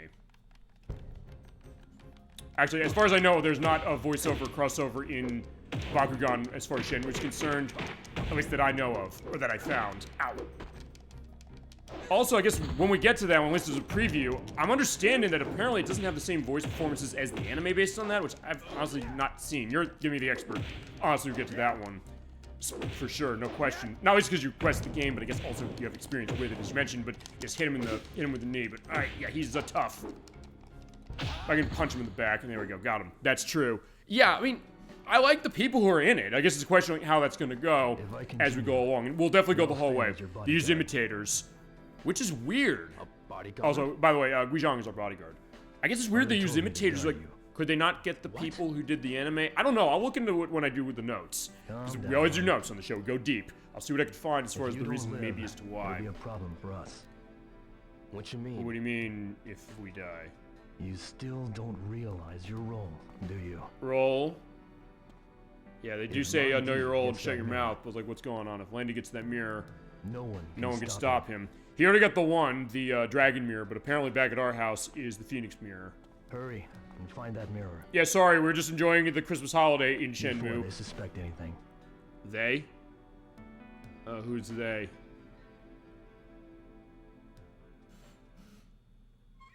Oh, okay, fine, that guy. We'll talk about him later. The Phoenix Mirror? Yeah, we're gonna know him later, as is the case with that. You get that great tense theme of that guy. We will see him semi-shortly. Yeah, after we go see Master Chen, like we did, you do have to come back home from Sakuragaoka up to Yamanose in order to see this. And you do need to do that for plot. So Guizhang was giving us a test. Saying like, hey, let's make sure that you're all set. And getting all that stuff set. But yeah, we have our kitty cat as well. She's still sleeping and Megumi's watching over. So alright, fine. We're going back home. We're gonna search our house. I did do a little bit of this in part 1, which is over on the YouTube site as is part 2 from a couple months ago. If you were to go on anything else you got gaming-wise, well, your things you're playing, experience on Shenmue, anything. We can go, because it's worth pointing out. If you've never played Shenmue before, just to let you know, A, I would recommend you do. And B, it is a case where there's a lot of parts that are kind of slow. So for the purpose of our show, it's good because it means that there's a lot to soak in and also a lot of time for discussion, as is the case. Okay, so what we do need to do, I did do a bunch of this stuff at the start, so let's go in our inventory. For what we need to do for this, we do need to have... Well, we got the key already. And we did put in the... Right, let's go to the dojo. Actually, also to go back to that, just to let you know as far as the time is concerned, it'll be Saturday, April 5th at 7 p.m. when we do Bakugan. We'll start that. We'll do that every month. No, we're not warming up. Sorry. Yeah, because we do practice that way. Because, alright, part 1, you're supposed to do this now, but you can do it earlier. What could it be for? There's that slot there. We don't know what that is. We took the sword out of this box with a key we found in our father's study. There's nothing unusual about this. That's the sword we put in. And then now we gotta get the other thing set. Hello, everyone. Hello, Dollyfin. So good to see you tonight for part 3 of Shenmue. For a Valentine's Day episode. I got my plans for Valentine's Day tomorrow and enjoying the whole day. So, we're here for you tonight for our third part of Shenmue. So good to see you tonight, Dollyfin. Hope you're doing well. Feel free to go into other elements of Shenmue. Anything else you got on your mind game-wise? And anything else, we'll get down to it and have a great time. As we are searching our house, just to let you know, we met Master Chen. We finally found him, went to warehouse number 8. I did advance some time for the purpose of an event I want to do on Boxing Day in this game. We need to go around and find what's going on. So, where is Ine-San? Yeah, nobody was home. Here she is. She's in the kitchen. Hi, Ine-San. So good to see you once more. Ine-San? Yes, what is it? About that day. Yeah, going back to the day our father was killed. No, and I do not want to think about it. I get that. I get chills thinking about it even now. Sure, I know. By the way, Fukuhara-san was looking for you. Okay, so Fuku-San, he wants to know about Fuku-San something, huh? is? Where is he? Ine-San? Ryo-san, Fukuhara-san was looking for you. He said he has something to tell you. Does he now? Fuku-San? Yes. I wonder what it is. We will find out. Well, whatever it is, it seemed important. He's probably in the dojo or in his room. Thank you, appreciate that. Thanks. Okay, so let's go find Fuku-San. So we got a note. What's the note? I hear Fuku-San's looking for me. Alright, so yeah, any note you have that's important, you get that ding, and then it goes in your book. If I guess go to the Blues Clues, take your handy-dandy notebook. Okay, he's not in his room, so fine, we're gonna have to go outside. Because we gotta tell him about this mirror. He's like, yeah, apparently there's another mirror. So we're going to the yard. Yeah, because remember, Landy stole the dragon mirror that was buried underneath the cherry tree. But according to Master Chen, it's like, wait a second, was only one stolen? He's like, what do you mean one? It's like, there's another one called the Phoenix Mirror. Maybe it's here. But what did Fuku-San want to talk about? Maybe that, maybe something else. Alright, he is over by the cherry tree. So fitting that way, as I had to mention that. Oh, his back's hurting. Or fine, he's, I guess, disappointed that he didn't hear anything from Akemi-san. Which was the start of the show tonight. What's up? Ryo-san, You what? What is it, Fuku-San? I'm sorry. I told Ine-san. Told her what? What did you tell her? I told her what you're doing. I told her everything I know. Oh boy. You what? I just couldn't help myself. And Ine-san needed to know. Basically, he told her, like, hey, you know, I'm on this Fuku-San. vengeance mission. She really said, don't do sorry. this. We didn't listen. It's okay. Fuku-San, He felt do you know guilty, anything and I about think the he, Phoenix like Mirror? Ine-san, is saying, hey, you know, if something happens to him, My I'm never father going to may be have able had to live with myself. No, I've never But heard him say anything yeah, about a mirror. anything about a mirror? it. Really? Yeah, because remember, Fuku-San, might know he something is, about it, was though. the apprentice of Hazuki Okay. Sensei, of Let's Iwao go ask her. Hazuki specifically. But fine, she knows the story. Let's go talk. Ine-san's not a secret anymore. Ah. Oh, fine, Ine-san. she's also saying, fine, I'm eavesdropping. Fuku-san talks very loud, doesn't he? Yeah, and you were hiding over there is the case. I just heard the two of you talking. We were talking? I like usually Yes, like, no, we I'm weren't. Sorry.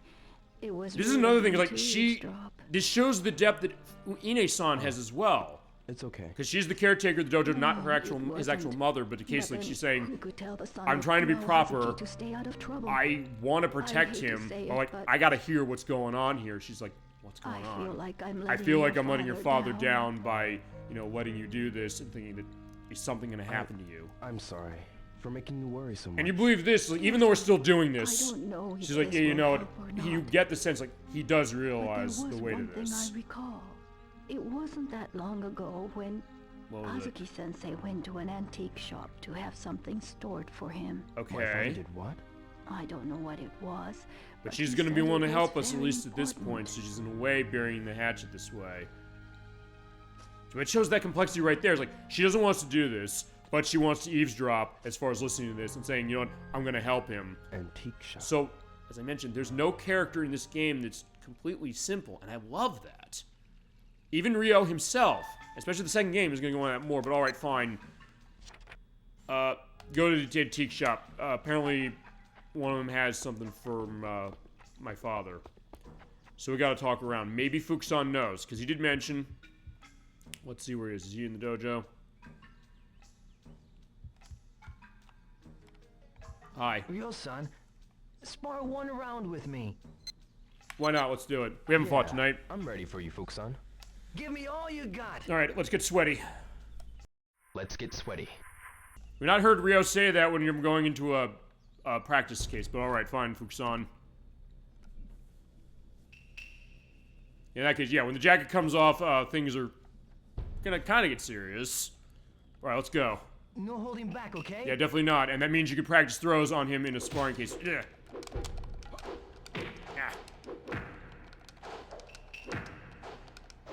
Oh, but yeah, if you hit the B button as you're being tossed, okay, and you can also block him. Actually, yeah, I guess you hit the B button to block him. How about this? Yeah, toss him on the ground. But as I said, don't worry, you'll be fine. Remember, there's pit blow. Oh no, that's not the pit blow, that's the double blow. The pit blow is where I learned from you. Get forward and X button that. That's the Fuku-San I know. Yeah, do love that too. Jesus Christ, I broke his fucking arm. Okay, wow. Sorry, Fuku-San. That's it for today. Thanks, Fuku-San. I look forward to next time. Yeah, I'll pay for your hospital bills, I promise. And also, because we did spar with him, he can help us, maybe. Hi. Sorry to breaking your arm. Fuku-San. Because it was the arm break fire I used, I think. Antiques? How do we know that's where it is? Where that wrinkled old man works? Do you know anything about it? It's across from the lunchbox. I guess you're not supposed to do this right away. Yeah, that's the one. Why? What about it? I think my father was keeping something there. Fine, there are two antique shops in town, so we're going now. I don't know, but it's possible. And we're gonna go both of them, even though it's, Okay. Opposite the lunchbox stand. Okay, fine. I'm surprised he knew, although I think there is somebody you can talk to make that happen. But alright, since it is a nice day, we're gonna take a walk down to Dobuita to get this. Although, I'm also gonna go to Rusi China Shop as well, because that's the other China shop in town. It would be wrong to, you know, ignore them. And we'll go back both places as well later, because there's gonna be a reason to. Okay, so yeah, now our quest to the Phoenix Mirror, that is our next stop. Actually, the point where I might get more done tonight than I thought I would. Oh, here we go. Yeah, because if you come here on a sunny day after all this stuff is going on, there's Mimi, the kitty that, or the kitty cat, who is the orphan of the cat that was run over by Landy's car. She's out of the box. She's nursed back to health. We have a lot in common because our parents died on the same day. That's true, and Ryo realizes that. Ryo. And Nozomi also is coming by. Hi. Yeah, there's a kitty cat. What are you talking about? Talking to this kitty cat. Nothing. It's not nothing. You gotta talk to her. You always say you always say nothing. You don't tell me anything anymore, and she's got a point. It's not like that. It's just... I understand. But you need to talk to me, okay? Okay. And I also get her case of it, because remember, last time she confessed her love to us. Take care of yourself. She's saying, you always say nothing when it comes to this. I feel like I'm being shut out. And she's right, she is, to an extent. But it's also something that he I almost think he's, in a way, shutting everybody out on purpose to a degree, because he's thinking that, hey, if I get them involved, I'm going to hurt them, even though it's a case where you can look outward and say he's being really selfish, but saying, I'm not going to listen to Ine-San who says, don't pursue this. I'm not going to be in a case of, you know, going back to my friends, like, please keep us abreast of all this. So it's really interesting, kind of the complexities that go with this, and also the idea that why I love this game so much. Tatsuya. They said it can go into that serious stuff. Will also be a case where fine, we can talk to Tatsuya and saying like, hey, you know, I want a capsule toy. Ready to come out of this capsule toy machine. Do please give me 100 yen. No. You're always saying that. Sorry, I'm in a hurry. Aw, man. Yeah, sorry. In fact, so much so, I'm going to make it disappear. Toy capsules. 100 yen each, huh? Fine, I'm not gonna give you 100 yen. I'm gonna give this machine 100 yen. I should buy for Sonic the Hedgehog. Let's see what's in this. I did get most of the Sonic the Hedgehog stuff that's here. We'll see what else we got.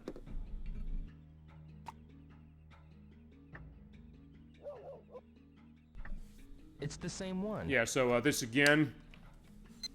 And unfortunately, this isn't the second game where you can sell them at the pawn shops. I wish it was.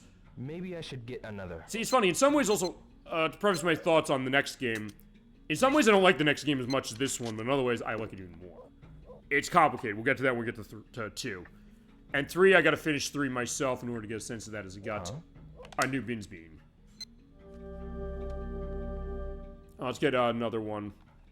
I should try again. Yeah, we'll try once more, and then we have to go to the antique shop. And you can't, unfortunately, go sell your wares at the antique shop in this one.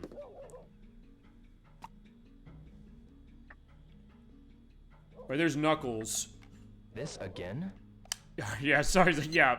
I just keep getting junk out of the machine. He's like, yeah, Knuckles, we love you, but fine, we already have you. I should try again. Change my mind. Changed my mind. There you go. I also love predicting what he's going to say when you say no or yes to something. In that case, because I know most of the lines of this game. Oh, fine. Most of the lines that come out of Ryo. As far as other characters, there's stuff I found in this game, even doing the practice, that I've never seen before in my life. I've been playing this game 25 years. That says a lot, that after 25 years, I'm still finding out new things about this game, despite everything that went along. Okay. Hey, question. Are you guys gonna react to me differently now that I kicked your asses? Excuse me. Huh? Who the hell you think you are? The guy who kicked your asses earlier in the show, but they came with me with razor blades. So I said, like, yeah, we're gonna judo chop you on the back of the neck, and apparently they didn't learn their lesson. Oh, but unfortunately we can't fight them again. Okay. So we're going to a couple of the... Oh, wait, that's a China shop. That's not an antique shop. So fine, screw me then. So fine, the reason you knew about the antique shop is because there's only one antique shop. I made the mistake that way. But Merry Christmas, and fine, also because that was talk Santa Claus. Excuse me. Merry Yeah, I know, it's Christmas on Valentine's Day, who knew? Yes? What is it? Oh, I can ask him where it is. Oh, never mind. Okay, I can ask him where the antique shop is. Do you know? If you mean Bukado Antique Shop, it's across from Hoku Hoku Lunches. Thanks. Thank you, Santa Claus. Appreciate it. So fine, we got Santa Claus's help knowing where we're going. Okay, I said earlier that you can't ask him questions about your quest. I was wrong. You can. Miki. Hey, Dio. Do you know where the antique shop is? The antique shop? Oh, yeah. You mean Oishi-san's place. The Bukado. Yeah, that's it. Come on, Dio. You know where it is. It's across from the lunchbox stand. Earth to Dio. Sawano-san's place. Hello? Oh, that's right. I see. Thanks a lot.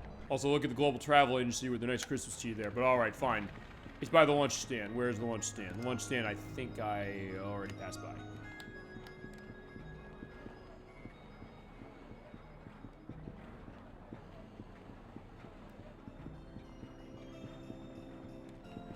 And you do get the Jingle Bells music here when you walk around Christmas time. Okay. Alright, so let's open the door. Okay, this is the antique shop. Let's go. By the way, the owner here is Keizo Oshii, I believe. He is also voiced by Dennis Fault, as I mentioned. Excuse me. And you can kind of hear it in his voice. He, by the way, is the grandfather of the girl we saw last time. Oh, but, there goes the clock. That's a delightful sound. Yeah, you can hear the element of Master Chen in his voice as well. Especially for that butterfly woman. You know Madame Butterfly, don't you? Yeah, Madame Butterfly. So there you go. So he has his knowledge of stuff like that as well. So hi. You're Hazuki Sensei's son, yeah. Oh my. But he heard what happened, of course. This is a tight-knit community, as we've shown playing this game. I was holding something at Sensei's request. You were, huh? Just where did I put it? Huh? Oh, yes. It was very important, so I put it here. What is it?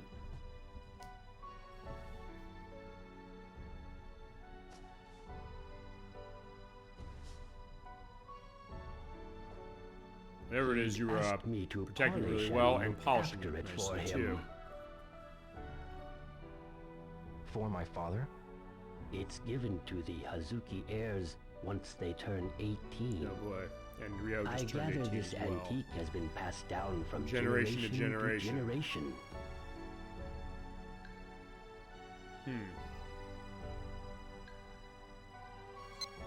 Yeah, this is the sword handguard. Father. If there's anything I can do for you, please let me know. Sure, anytime. Thank you. Hazuki Sensei was always there for me when I needed him. Was there anything else that he asked you to hold for him? Anything else? And maybe a mirror, perhaps? Like a mirror, called the Phoenix Mirror. A Phoenix Mirror?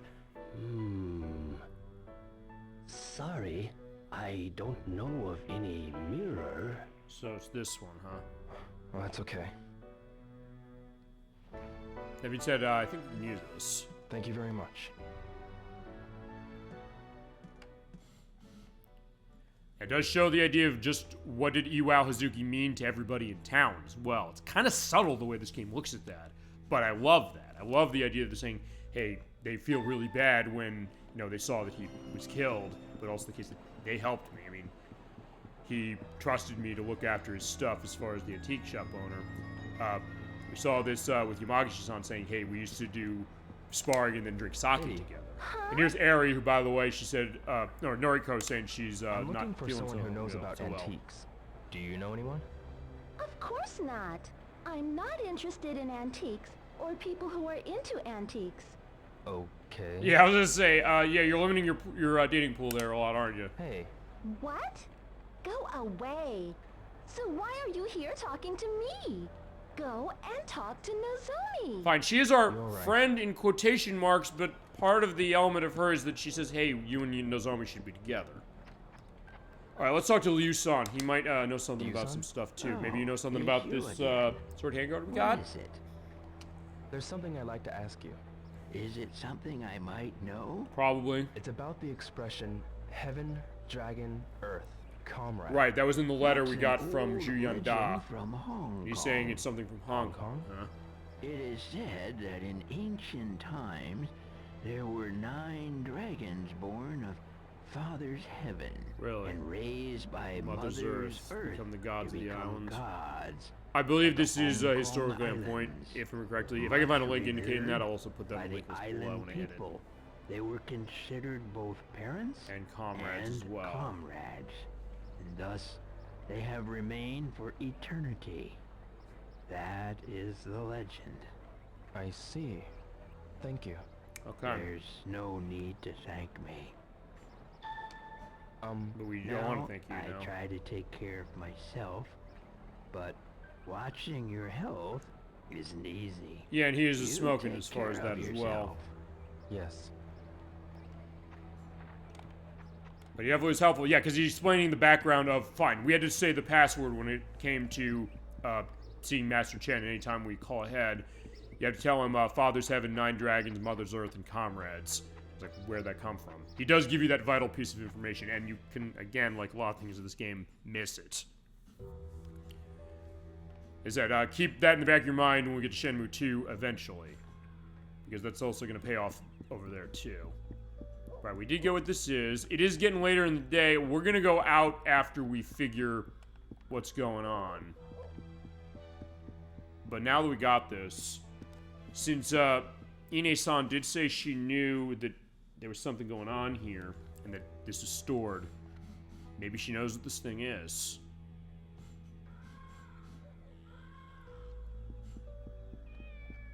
I guess who might know about antiques is not her. Fine, the antique shop owner, he said it's something special as far as a family heirloom and a family crest that's passed down from generation to generation. And it's Ryo's time to get it. Fine, we probably would have been given it to us directly if Iwao had lived.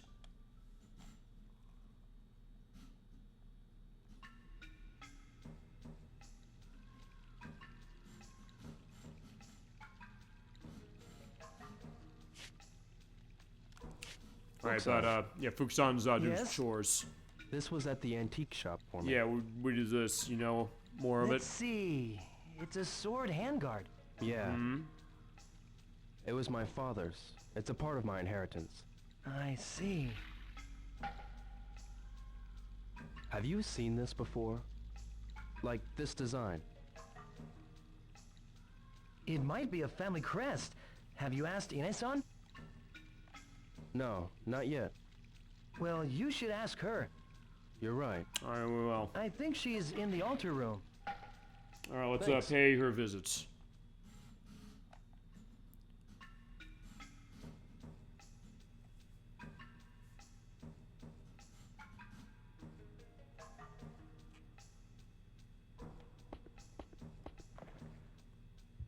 Okay, so go back to the altar room, which is over on the left.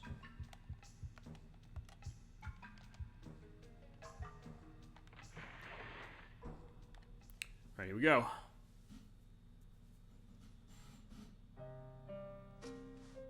This beautiful piano rendition of the Shenmue theme. This was at the antique shop. A sword handguard. Uh-huh. Ine-san, do you know anything about this? The snow ring, the 2 stars, and a sword. That's the Hazuki family crest. Okay. And that mirror you're looking for, I wonder if there's a connection. Maybe your father left us a clue. Snow ring, 2 stars, 1 sword.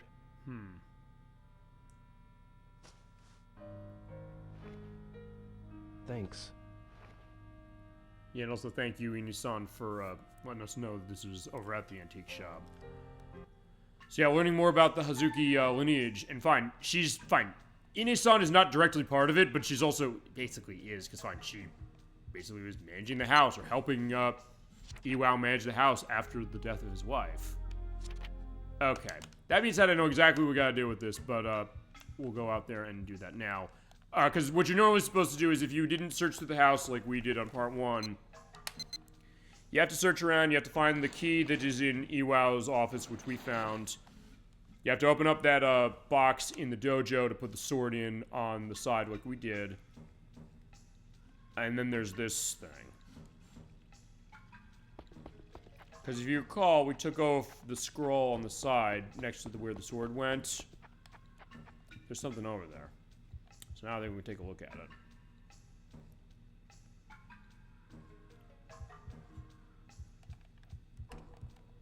Just target the scroll and take it off.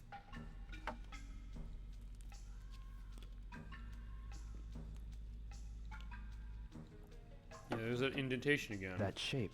Why is that here? It looks like the sword handguard. So yeah, they're giving you a hint. Hit that Y button, champ, and put it in.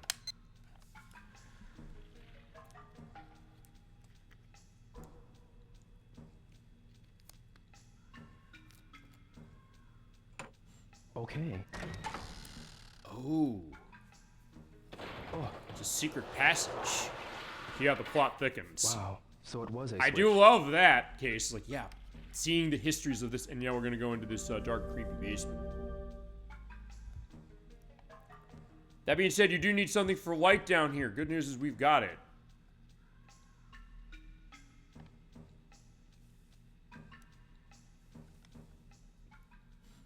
And are a couple ways you can go through this, just to let you know. I'll show that. You do this great minimalistic music down here. It's getting dusty down here, no question.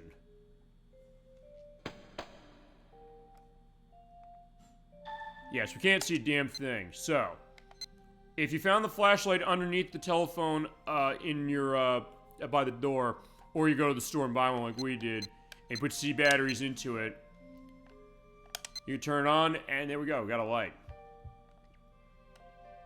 Look around. All right, so there's a path down the way.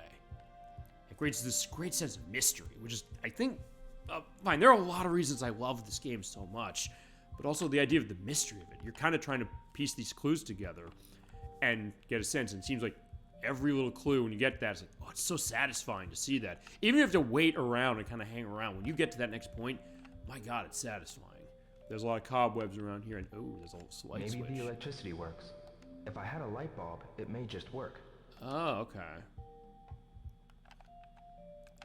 So, yeah, we bought a light bulb, it's worth pointing out, so let's try and put that in.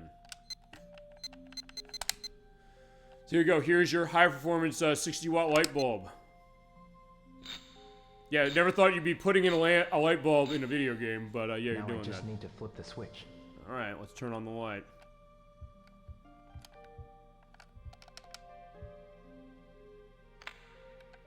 Alright, still works. I can still use it. You can also light the candles, and if you have matches, but there is a free book of them down here as well if you do not. And I was gonna say, yeah, I have a book of matches. Here you go, there is a match. Let's play with matches, kiddies. Oh, we're not playing with them, we're using them for what they're intended for. We're gonna put the lamp up there and get a sense of, hey, let's look around. And put some more light on the subject.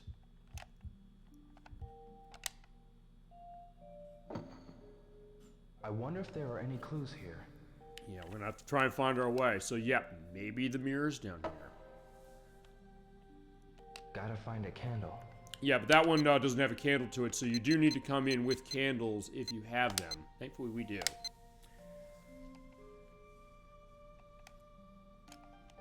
Like before, we're gonna light it up. Well, fine, I gotta target the candle, and then we can light it up. I can imagine, though, if this is a case like modern game with something like Heavy Rain, or if it was like Until Dawn that we played, probably use the DualSense on PlayStation 5 to swipe the match. Actually, I think Heavy Rain does do that. But there is some stuff to find here that's neat, including this. The stab armor? The stab armor. It looks like the name of a move. It is the name of a move. So we were adding it to our book. Okay, so what else we got? It's brighter now. There you go. Yeah, the lamp is burning brighter. I wonder if there are any clues here. Yeah, you do need to feasibly look in everything if you don't know where to go. I could rush this admittedly and say, I know what we're looking for and what we need to do. These are all dried out. Yeah, we can still use them though.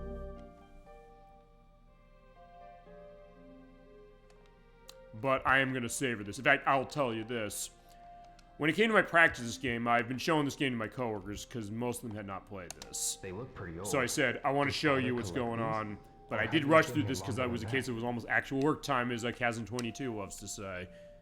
But I was like, yeah, we have to get back to work. Elixir of Eternal Youth. Ooh. I remember my father telling me about it being used by martial arts experts in China.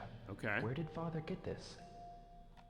So yeah, him remembering memories of his father saying, hey, he was in touch with Chinese martial arts and other aspects of that. It's like, yeah, maybe it came from there. Remember, Landi said something about someone he killed in Menchuan. It's like, wait a second, so he must have been there. I'll try someone else. Right? But then again, who knows? Maybe Landi was full of shit. Maybe it was a mistaken identity case. We're not gonna know until we get going later. All right, let's keep lighting up the candles. And create this wonderful, wonderful mood. Okay. Maybe some of these boxes. Oh, this one. It's brighter now. Yeah, that. It'll last a bit longer. I think they will burn down eventually, and you have to put a new candle inside of it. But there's a picture. It's father when he was young. Yeah, who's that? With him? Yeah, look how young Ewell looks on the left, but the guy on the right. Who knows? Yeah, it's an old photo of Dad. And maybe the Phoenix Mirror's down here. Yeah, it's the elixir of eternal life. What strange paper? It doesn't look Japanese at all. Where did father get this? I don't know. I don't know if I agree with Ryo on that one. That looks almost What Japanese. strange paper? It doesn't look Japanese Maybe. at all. Or it almost looks something out of like a tarot deck. Or, okay, fine, maybe not tarot deck, but something. Okay. Look in the drawers. So yeah, we're doing what we did on part 1, but seeing if we can find mirror down here.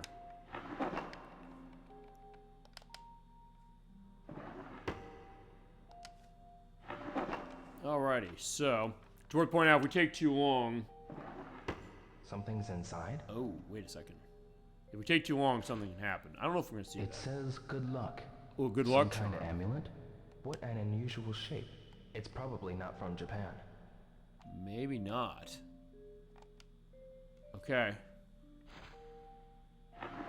And I love in a lot of ways this, which is that, fine, we're getting great storytelling in this game from, you know, the scenarios going on, as Dolly Finn, you said on part 1, saying that these are characters that you kind of grow with and live with over this experience and kind of understand in a lot of different ways.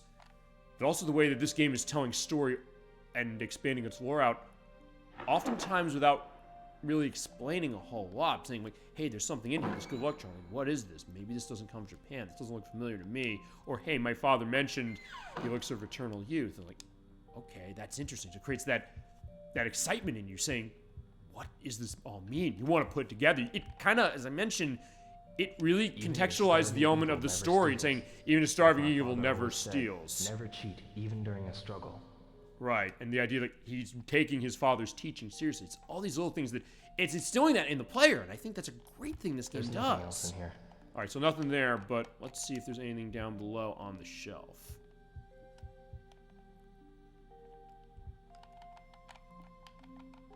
All right, nothing down there. By the way, if you are locked on to something on a shelf and you move down on D-pad or up to the left or right, and there's nothing there, well, that means there's nothing there. But all right, here's a book. Zodiac signs? These are also Chinese. Signs of the Zodiac. Signs of the Zodiac, but what's that leaf? Maybe he's using it as a bookmark. What's this leaf doing here? That's strange. It's not even dry. No?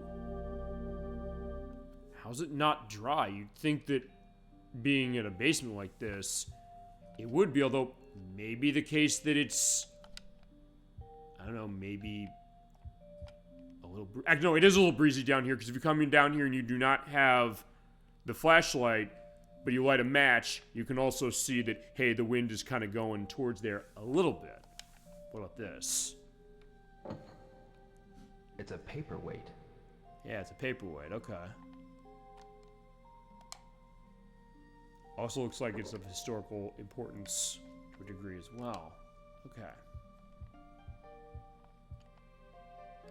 How about the mirror? Also, it's worth pointing out this. Yeah, it does reflect Ryo in the mirror as far as what he's doing and his movements. So it's not a case you're looking at like, yeah, Ryo's a ghost. What's that?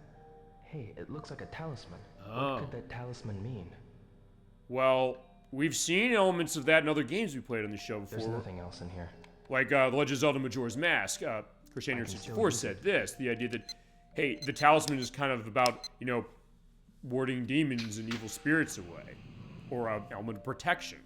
In fact, we mentioned that, I think, also when we played Sailor Moon of the Story, because Rey, at the temple in that franchise and also in that game, the case that she uses that to ward off the evil spirits, and she can feel the evil energy all the time as well. What about this comb? It's beautiful. Yeah, look at that. I wonder who used it. I know. I mean, you wouldn't necessarily think the idea of playing this game, if you never played this game before, you might not think on the surface, like if I was going to tell you this game, just describe it all the way, like, hey, you're searching around and find these beautiful combs and things, like you're picking that up, you're like, what kind of game is this? But then you play it and it just totally makes sense. If nothing else, I said this is a play for myself, but also a case that I want to share this game with you and explain to you why this game means more to me than, well, fine, not than other games, but also a case that this is one of my all-time favorite games. It's games like this that are why I love being a gamer, and why I'm so glad I'm a part of this hobby as it is, and why I'll keep doing this for the day I die, till the day I die. As far as playing games, doing for showing this, because it's just something that I might never have played this if I had maybe not heard it, not seen that video, and I shudder to think that thought that, hey, what if I missed this? Hachiri-san? Some kind of medicine? It looks pretty old. Maybe my father used it. Alright, I'll have an edit down below, or a indication saying, what is Hachiri-san? Maybe there's a significance to it, because I don't know if they explain in this game. Look at that bowl, but it has our family crest on it. It's our family crest. A sake cup. Well, fine, a sake cup, so I guess he might have used this with Yamagishi-san, perhaps. Does this have something to do with my family? I would think so, Ryo. There we go. Alright, so... take a look on the bottom of the shelf, because... not over there. I'm gonna move out of the way, because sometimes it's a little wonky when it comes to the targeting, but there's also... okay, there's nothing down there on the bottom, but...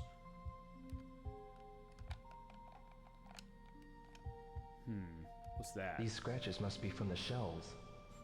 Scratching the shelves, huh? Yeah, floor scratches, question mark. There's a talisman, what's that I wonder if it's a sign. It seems to be sealed. Sealed, huh? I wonder if it's a sign. I think it is. Alright, yeah, you hit the A button here, and he's right. Those floor scratches mean that this can be slid over. Actually, there's one thing we didn't check before we look what's over there. At least I don't think I checked it. There's nothing else in here. That's fine. This box.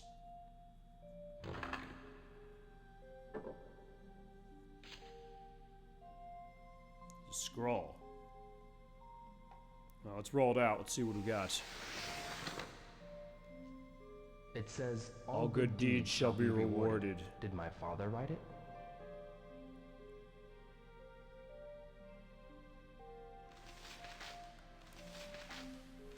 I mean, they did indicate, as of what we saw so far, that Iwao Hazuki is someone who lived by his code, and his personal belief system was very strong, and clearly had an impact on Ryo, even outside of the fact that, hey, my father was killed by Lan Di. He's just saying, like, hey, I always take his perspectives into account. Or think that way, but also kind of what is my own path in life, really. Different. Is seeing the color that's being a bit different.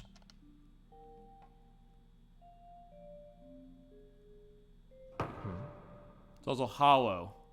Different sounds. Yeah, so if you ever played The Legend of Zelda before, where you hit on the sides of the walls, like, hey, there's somewhere you can bomb, it makes a different sound when you hit it with the sword.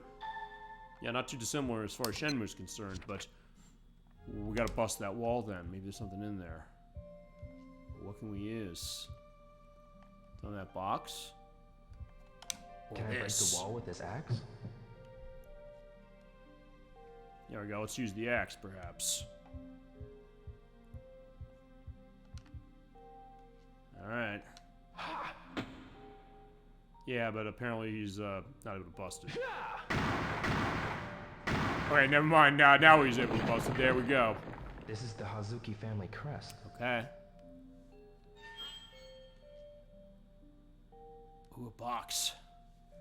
Alright, what is in this? As the frame rate definitely is a bit slow here. I think the HD version does fix that, but the other thing is it busts kind of make it a bit of a moot point, but... Got it. Oh ho, we found it.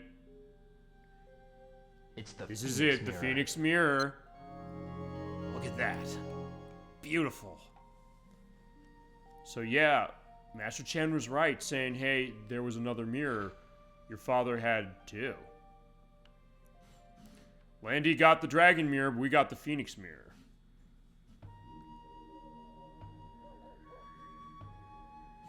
Also to point out, if you take too long in there, Fuku-San will come in and help you, and he'll notice the scratches on the floor. But we didn't need to have that going. But we got the mirror. Here it is. Ryo-san, you found the mirror? Yeah, we did. Let's take a look at this. So that's the Phoenix mirror? Mm-hmm. It's kind of creepy, eh? I feel like it's pulling me in. It has a power, huh? Ryo-san, stop it, please! You think it could be cursed?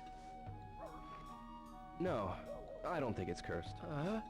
I have a feeling about it, but I can't explain. Okay. Hey, see what I mean? That's dangerous! Are you possessed? I do love this, but... Fuku-San, get real. But I also understand the reason why he might say that, you know? Enough. Give me some time alone, okay? Sure. Fine, because he's kind of nervous, and fine, he has some wounds they're still healing. I should take this mirror to Master Chen. We will. But before we do that, we got a couple other things we're going to do. Also, it's late in the night, and, you know what, fine, we're supposed to be home late, but I'll tell you what we're going to do. I'm going in the house, and since I have our area jump on, we're going to use that to jump to town, because there's one thing I want to do that I did not do, earlier.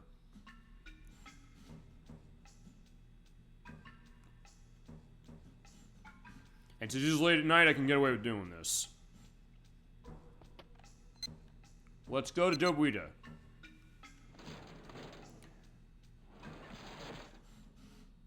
Because fine, earlier I got myself hit in the head with a bottle, but there was somewhere else I was going to go if I had not missed that QTE.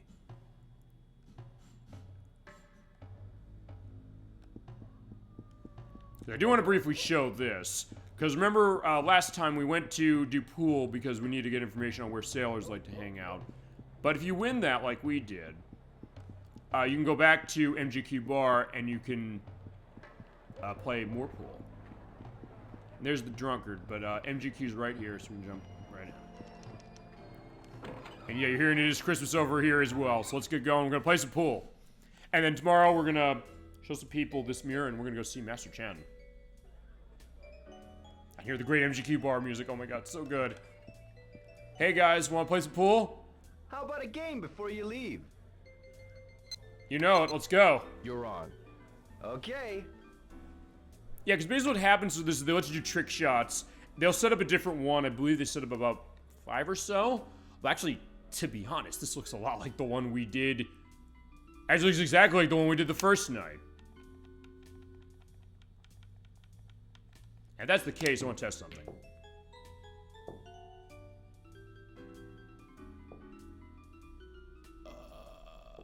Ooh. Okay, it's not. Because the first one we did, also, you do not get a penalty if you miss it. Unlike the other case of it. Shit, I scratched. The good news is just trick shots. You're not actually playing a full game of pool. If you want to do that, play the Like a Dragon games. Because they do give you a case of playing pool fully.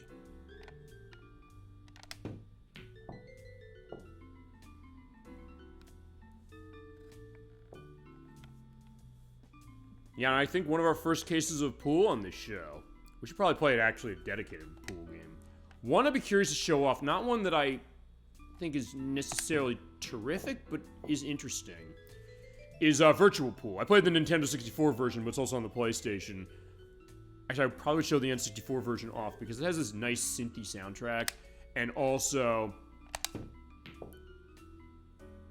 I almost had the shot.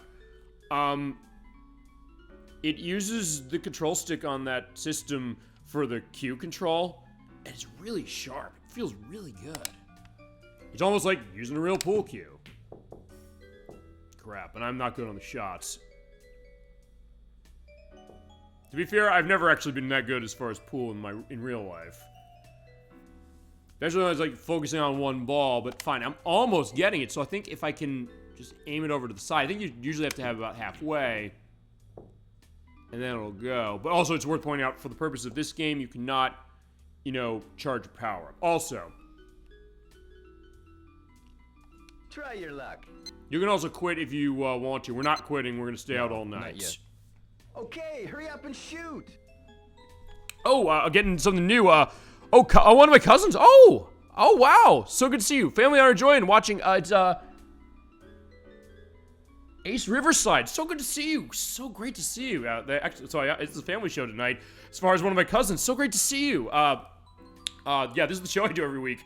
Super Old Game Saturday. I basically play old games or games I'm requested, and basically don't ever stop running my mouth, as is the case. But yeah, we're playing Shenmue for the Dreamcast tonight. I don't know if you ever played this one. If you do or have, feel free to let memories flow on it. And I'm basically celebrating it as far as our Valentine's Day show before I celebrate the holiday tomorrow. Hope you're doing well. Send my love to everybody as well. Yeah, that's one of those cases as well, you know, for the show. We have a great chat, and welcome to the best chat on Twitch. You're part of it now, as well as being related that way. So, thank you. So great to see you. Sit back, relax, and yeah, send my love to everybody, as is the case. Why I'm totally screwing up on pool. Yeah, if you have experiences on pool, let me know that too, because clearly I am not good at it. I clearly am not good at this as far as what it is. I was good one case, but we're probably going to get ourselves tossed home soon enough anyway. Or any suggestions about where should I be shooting? Because fine, the only challenge you do really, and there's not a point to do this, just you're doing it for fun after we came in. Fine, if I hit straight.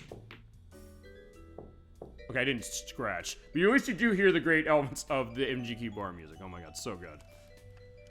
And if you ever played Shenmue for the Dreamcast, I'd recommend it. It is also on modern systems, the Xbox One, Series S and X, PC, PS4, and PS5 as well. Not ported as well as on the Dreamcast, and is missing the passport disc, which will show up eventually. But having said that, yeah, if you can't play it any other way, there you go. Continue. Fine, we're gonna keep continuing. No, not yet. Okay, Okay, hurry up and okay, shoot. Megan, Audrey, Charles, and little Deborah say hello. Try the 9-ball in the corner pocket. Okay, I'll try that. You're right. Thank you so much for your support that way, and send my love to everybody. So glad to see everybody here. Almost. Okay, the thing I tried as far as my first shot, I'll try this again. They're gonna send me home because I have to be home by 11 o'clock, but I'm like, no, not happening tonight. I'm gonna be, you know, not doing that. Or, fine, the game sent me home anyway. Okay, fine, it's quite late now. We gotta go home. By the way, this shot brought you a time excellent watch. Ine-San will be worried. I should go home soon. She's probably gonna be mad at us, because we did say, like, hey, you know, well, we're gonna be back at 11, but we decided not to this time. Home, ... Oh boy, this is gonna be interesting. Oh boy.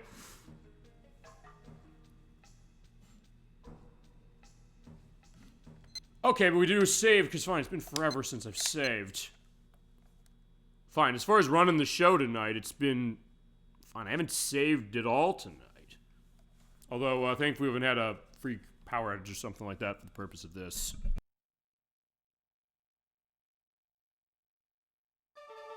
Okay, but there we go. We got that set. We gotta go to bed. We'll see if we get chewed out by Ine-San, our caretaker. By the way, this is Ryo Hazuki, if you've never played this game. And, his father was killed by Lan Di. His father's martial artists. He was killed by another martial artist. We were beaten up. It is almost Christmas, by the way, in this game in 1986 when it is set. We are on the hunt for him, and we have to ask people information saying, where is everybody? Where do you go? We got the Phoenix Mirror. A man named Master Chen said, hey, you might have it based upon a letter we got. All right, let's make that phone call. Fine, we do have to make a phone call quickly, and we'll get the number out. And we're gonna go a couple places whilst we're on the way. Alright, so the number for Master Chen. That is... I have it written down. Fine, I have it written down as far as the... God, I have it all... Fine, I can also pull up the actual book right here and go to... Okay, that's the thing about Hisaka-san, because we had to, feasibly get tough with some, mean women, or mean schoolgirls that, got in trouble and came with us a switchblade. Oh, well, fine, with a razor blade, not a switchblade. 0468. And we're running an old, rotary phone.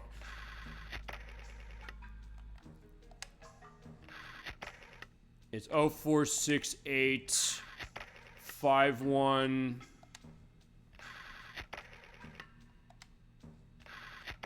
And I'll look at the book again just to make sure I don't miss this. Although, fine, if you do make a mistake on a number, you just hit the B button to go backwards.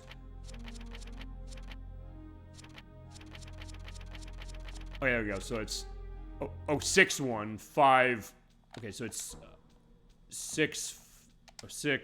Fine. Since I have it written down, fine. I've written down as far as God I'm using and the old book of this I wrote because I love this game so much.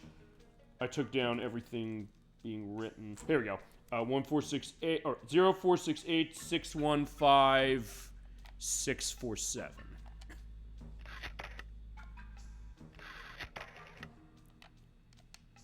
47. Okay, there we go.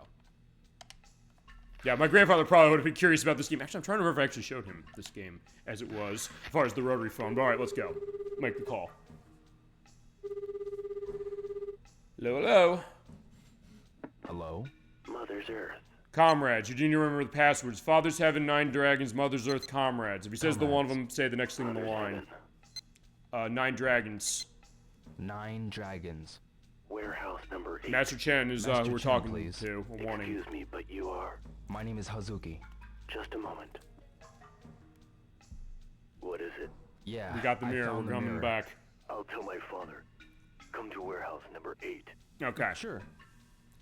And it's worth pointing out now that we called, as opposed to earlier when I kept getting caught by the security guards, which I sort of did on purpose. I should be grateful. Fine, I did do it on purpose because I need to get to the day after Christmas. And fine, we're running to Dobuita now. Sort of. So yeah, we avoid Ine-San if she's gonna be mad at us. I don't think she does. You never get to a case where she tosses you out of the house. But she did say, hey, be home by 11. But sorry, fine. I deliberately decided not to, but I didn't get that set. So fine, a couple places we're gonna go. Before we go to the harbor, because we do have to go there to see Master Chen, I'm gonna go talk to a few people who might know something about this mirror or might be worth talking about it with. One of those being Yamagashi-san. He used to be a guy... Fine, he used to spar with our father, and then afterwards they have sake together. So, hi, Yamagashi-san. Good to see you again. He also taught us the double blow, which is a wonderful move. Actually, I gotta pull the move out that we learned. Hi. Is this a good time? Having a drink? What's on your mind? Well, he is having a drink, probably, for a reason. I want to show you something. Yeah, I do. What is it? It's this mirror I found in my basement. This. Him and Iwao go way back, so maybe he What knows an something about it. unusual stone mirror. But he is curious. Huh? Apparently, it is called the Phoenix Mirror. Yeah. I see. There is a phoenix carved into it. Which is there good. You'd think like anything it should be special named about that this way, mirror? and we actually have a phoenix. Otherwise, like, yeah, this is junk. Let's sell it. Well, the phoenix is a Sacred bird of legend. Yes, that's true. As we learned from the antique shop owner. But this has an ominous feel. So fine, we were laughing at Fuku-San saying no, In this China, might be possessed. there But wait are a second. many As far as treasures that Chinese contain both legend, good and bad fortune. there's good and bad fortune cases. This is called The secret of yin and yang. So yeah, yin and the yin yang concept. The secret of yin and yang? You'd best be careful. This may have something to do with your father's unfortunate death. It kind of does. We kind of have that idea because it's fun. One mirror was stolen by Landy, one that dragon information owns. helps, but that's all I can tell you. Okay. Appreciate it. I see. Thank you very much. But thank you so much for your insight, and we're going to go next, as that also gets put in the book. Yeah, all items harbor both good and evil fortune. Is there another meaning to that legend than that? Well, we'll see. Okay, so yeah, it is 10 a.m., and we're going to go down to 2 places. And then we're going to go down to the harbor, and we're going to find Master Chad and go show him this mirror. Because he did say, hey, find the mirror, and then we'll talk more. We got this letter from someone named Zhu Yanda, and he might... Fine, he said, if you ever need help, seek out Master Chen. We did, but he said, hey, this letter arrived too late. But since it's almost Christmas, we're talking to Santa Claus. Excuse me. And there's one thing I want to get him to say feasibly, if he will, I hope. Because he'll hawk the areas in town. Oh, hello there. As far as places you can go. Get a special Christmas bouquet from Ida Florist for that special someone. There you go. Christmas is the time for giving. Oh, Yeah, so is Valentine's Buy Day as your well. presents at Dobuita's Christmas sale. Some other time. And they spelled Xmas, or fine, he's pronouncing it wrong. He's like, yeah, you're using an archaic pronunciation when you say ask instead of X. Oh, no. I just can't now. Yeah, you can't talk to us, Catch fair me enough. next Catch me time. next time. Fine, the thing about Santa, I do want him to talk about the bars in town. Because fine, if we don't see it, I'll probably do an edit on this, because I edit these, by the way, just to let everybody know as far as this, because I'm a great crowd tonight. If you've never been in the show before, first off, welcome. We're so glad to have you. And second off, I do edit the shows after we've done them, because like if I say things that are wrong, I'll put an edit down in orange letters saying, I was wrong here. Here's why. But also add other elements to kind of get him to say something. If I don't see this, I will edit in the idea of him saying, hey, go to the bar, hey, you're too young to be drinking. Like, yeah, he's right. But yeah, she helped us read the letter, because the letter was in reverse Chinese. Can you tell me anything about it? Because it basically was reversed as far as almost like a code case, so nobody would be able to read it. But she helped us, so we're going to show her the mirror. Unusual mirror. It's called the Phoenix Mirror. Yeah, this is Zhaozhu. Yeah. Oh, Zhaozhu Yu. She helped us out before, but yeah. The legendary bird of fortune. Okay, so learn more about that. Guardian for the Sky Lord. Guardian of the Sky Lord. Guardian? The other guardian is the dragon. Okay. A dragon. In China, people consider the North Star to be the lord of the sky. Look there. That is an old Chinese map in stone. Oh wow, see? Look at that. It's a map of the Big Dipper from the Han Dynasty. On a moonless night, should you pray to the stars, your wishes shall be realized. And the woman there, she will come into play in the next game. But we're going to see her a little bit in this one. The Big Dipper revolves around the immovable North Star. So yeah, we're teaching about astrology on the show tonight. Oh, fine, the game is teaching us as far as that. The North Star is high respect as far as Chinese culture is concerned. For ages and ages, people have worshipped it. In China, there are numerous fascinating legends about the stars. It seems like it's connected to this. I see. Thank you very much. Yeah, we appreciate it. You're welcome. And you can miss this stuff, but I said, fine, I love this game so much, and we're celebrating 25 years of it this year. I said, I'm showing off every single thing of this game that I can. And I've been loving the experience so far. Which we're at part 3, by the way, tonight. And I come back to this stuff at least every month till we finish the game. And other people I have as well on the show, which will be the case next week when we'll be on Saturday, which is when the normal time is. But we do let you know, and the Twitch window does have schedule information for the next show. Alrighty, so that's the one case. Actually, fine. Santa Claus said go to Ida Florist. That's here. Here's Nozomi. Nozomi. She's our not quite girlfriend. She confessed her love to us. Last time we played this. Ryo is not completely returning it, but it's also a case that he's not sure. And also, in his case, he's saying he's so focused on finding his father's killer.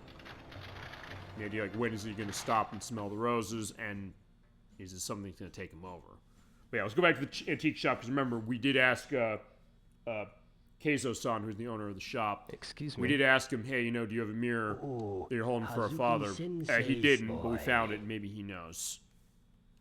I could really use your expertise again. Yeah, indeed, and we appreciate it. Of course, provided it's something I am familiar with. He might be. Is it about the sword handguard from the other day? A little. It's about what we found with it. No. It's about this. May I take a look? It's all yours. For now. What a marvelous stone phoenix mirror. Stone mirrors were produced in China during ancient times. Okay. This is an exceptional piece. Yeah, it is. Is there anything unusual about this one? Yeah, you've heard a couple of accounts on this so far. Indeed there is. How so? I think perhaps this type of precious stone is only found in the Guilin region. Okay. Precious stone? According to a book I once read long ago, an emperor ordered a sculptor from Guilin to engrave a guardian onto a stone mirror. And the phoenix is a guardian. Guardian? As we heard before, huh? The phoenix on this mirror is a guardian. Okay. Is there any connection between the phoenix and the stone from Guilin?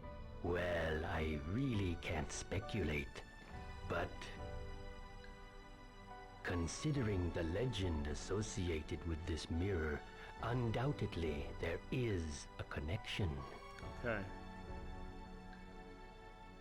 I see. Well then, thank you very much for your help. And put a pin in that, by the way, just to let you know. Okay, so now that we got that set, we can go see Master Chen, but before we do, there's one thing we're going to do because we are on our walk and we're going to pass by and we have not done this yet tonight. We are going to go to the arcade, because the other thing about this game is you are able to... What is this? Fine, I can buy capsule toys out of the machines, which are very nice, and we love doing that, putting my money into that. But you also go to the arcade, U-Arcade in town, and you play old Sega arcade games and also play darts. Dolly Finder's in chat tonight. She was on the show for part 1. She came by and she was the queen of the darts. In fact, oh, wait a second. Wait, was that? Oh, yeah, that was her score. 413, 26, 24 to my, on the last part, 386, 58, 24. Nice. Yeah, there you go. And in this, there actually are emulated Sega arcade games. There is Space Harrier, and there is Hang On. I'll show both of these. Why not? Fine, I've shown them each time, but I was like, let's play it again. Why not? Oh, the other thing I'm going to do is I'm going to adjust this. I should try it once. Yeah, we should.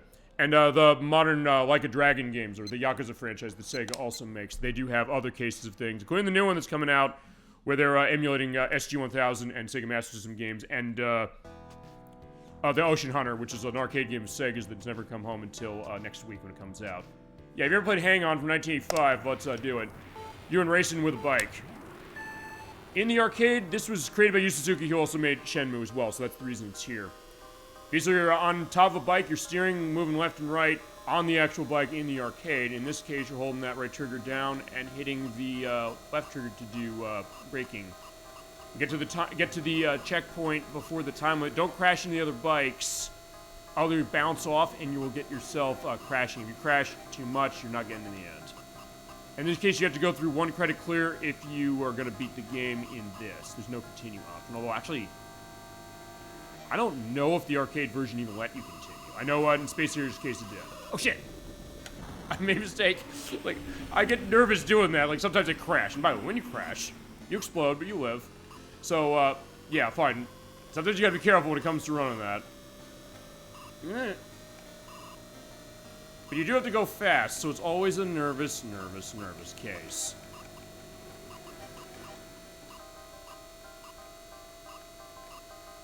And something that, yeah, 40 years for this game this year. It still looks really smooth, although, as I mentioned specifically, I've never... Fine, I didn't play it until this game, until Shenmue came out. Yeah, great Sega game. Spent a lot of time with Shinobi on Sega Genesis. Oh, did you see, by the way, I'll let you know, aceriverside. Did you see, the new Shinobi game they announced? That was, hang on. When I get it straight away, I'm going to pull the book out, because they showed that at the Sony State of Play event. Oh, and by the way, if you off-road, you kind of just spinning. As you know what? I'm going to, yeah, crash. Shinobi Art of Vengeance. They just announced that. Or fine, they unveiled it a few years ago. But they just announced it. It's coming out in August. It's a new Shinobi game. The first Shinobi game that's coming out in 14 years since Shinobi on 3DS. It looks amazing. They took the people who made Streets of Rage 4, Lizard Cube, the people who made that. They're developing as well. It looks unbelievable. They have a lot of very stylish graphics going onto it. Some nice touches to the old Shinobi games like Revenge of Shinobi and Shinobi 3. And I don't know if they have elements of Shadow Dancer. Who's the developer? A company called Lizard Cube. They made Streets of Rage 4, which came out a couple years ago. Because the Streets of Rage franchise, which actually, I mentioned you when we played Streets of Rage 1 on the show. I mentioned you actually when we played that because I remember you visited me in 1992. I remember that. We rented the Sega CD. Him and I go, fine, he's my cousin. We go way back. So at that point, I rented the unit, and it came with the Sega... What was it? Guys, I actually have that thing now. The Sega Classics Arcade Collection. They had Streets of Rage 1 in it. And they made 2 and 3 years later. But after Streets of Rage 3 came out in 1994, They didn't make another one until 2020. It's Lizard Cube who came around and did it. So they're making a new Shinobi game, and it's coming out on everything. It's on 100 yen. It's on the PC. It's on the Nintendo Switch. It's on the PlayStation 4, PlayStation 5, Xbox One, Series S and X, and it's coming out on August 29th. I saw it like, oh my god, I cannot wait to play this. This looks so good. Try it once. And if you never played Streets of Rage 4, I'd suggest you play Streets of Rage 4. That's another great game as far as what that is. And it has this great... Fine, that game also captures the feel of the earlier Streets of Rage games, which I do still owe Emetics, who's been on the show before when we played Parasite Eve for the PlayStation. He called dibs on Streets of Rage 3, which we've not done yet on the show. We've done 1 and 2 already, but we can also do a second chance, because I do second chances for the 5th anniversary. But here we are with Space Harrier. This came out in 1985 as well, also from Yu Suzuki. This is a fight game where you're flying around this guy in the fancy zone just shooting enemies down. And it was using scaling sprites, as far as how the game goes. So yeah, for something from 40 years old, like with Hang On, it looked very, very smooth. And it's another one they've tried to revive this, although it's not like with the Shinobi case where they have a new one that's coming out. There were a couple attempts at this. There was Space Harrier 2, which was Sega Genesis. There's Planet Harriers, which was an arcade game. That never got a home port, although given how those Like a Dragon games are basically becoming Sega's excuse to port old arcade games never brought home before. It might be only a matter of time for it. I mean, we're getting the Ocean Hunter in that Like a Dragon Pirate Yakuza game that's coming out. Or, yeah, that's it. Like a Dragon Pirate Yakuza that's coming out next week. And with The Man Who Erased His Past... No, The Man Who Erased His Name, I think. It's one of those that came out a few years ago. They ported Daytona USA 2 for the first time ever. That never got a home port until that collection came out. They did dance around the license things. They're saying, like, fine, it's not Daytona. They don't have the license that way. I'll definitely have to check the new Shinobi out. Thank you. No problem. Like, they didn't show that at the Game Awards a couple years ago because Sega was saying, hey, we're bringing out a bunch of franchises back. They're doing another Streets of Rage, actually. They showed that. They showed they're going to do another Crazy Taxi at some point, a new Jet Set Radio, but we haven't heard much on those yet. But the Shinobi game, Sony had a State of Play event that they did a couple days ago. They showed that, and I was going nuts. Like, oh wow, they're bringing Shinobi back. It's one of these things that the old Shinobi games were pointing out this. Well, for this show, I've shown Shinobi 3 before, and I've shown Shadow Dancer. But for we haven't done Revenge of Shinobi yet. I gotta practice the game because I know how hard that game is. But you and I both know how hard that game is. In fact, I think that was my first time ever seeing it with you, as is the case. So there's memory right there. And that's also kind of the idea with the show, is like memories of gaming, but also new memories of what chat wants. If you want something you want to see from the show, come in, talk about it, we'll do that. So say the word on that. I have that with Sweetie Team Ronda if you want to see Bakugan Defense of the Core for Xbox 360 we're doing in April, on April 5th. But, except I crashed. And if you do crash, you lose a life, but get ready. And I got 10 million points last month somehow. I don't know how that happened. But yeah, because the older Shinobi games, they have been ported to stuff. Because there's a collection that have them, and on Switch Online, they did release Shinobi 3 and Revenge of Shinobi on that. I wanted them to port Shadow Dancer. It's fine. Shadow Dancer, fine. It's a redo of an arcade game. We played it for the show. It's kind of different. It's like original Shinobi from the arcade from 1987. It's also like the show. So, fine. I gotta go through the rest of the Shinobi games, including, fine, one I was suggested or mentioned by the chat, which was Shinobi on the PlayStation 2, which went 3D with itself and is apparently supposed to be insanely hard, even by the standards of that game, or that series, I should say. And also Nightshade, which is a sequel, which was also on the PlayStation 2. And the 3DS one, which I never played that, but I was really curious to play it as we're basically shooting down the dragons. It means I'm going to go till I get a game over, and then we're going to go to warehouse number 8, and we're going to see Master Chen see what's going on in the mirror. As you avoid the Bins Beans, the not D20s from Dungeons & Dragons. Crash into those, you're going to die, so do not do that, and shooting them down is futile because they're indestructible. If in this case, also fine, shooting the enemies or fine, crashing into stuff like that, that's not a case of it.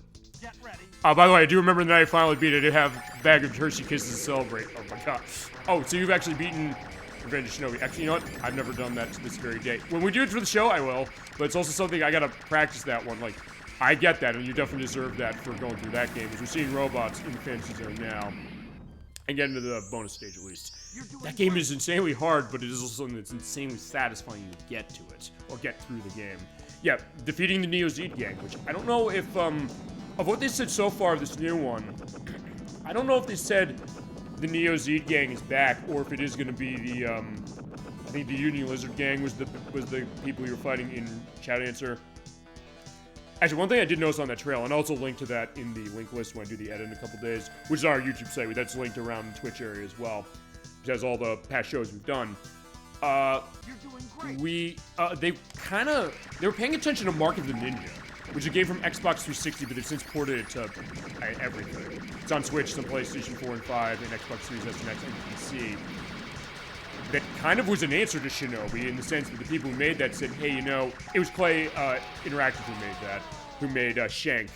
They said, we like Shinobi and Ninja Gaiden, but we also think maybe the idea that it's almost an action game of, you know, defeating enemies is almost antithetical to the concept of, I guess, ninjas. Like, hey, you want to be stealthy. So what they did is they took that and turned it into a stealth game. It's a great game.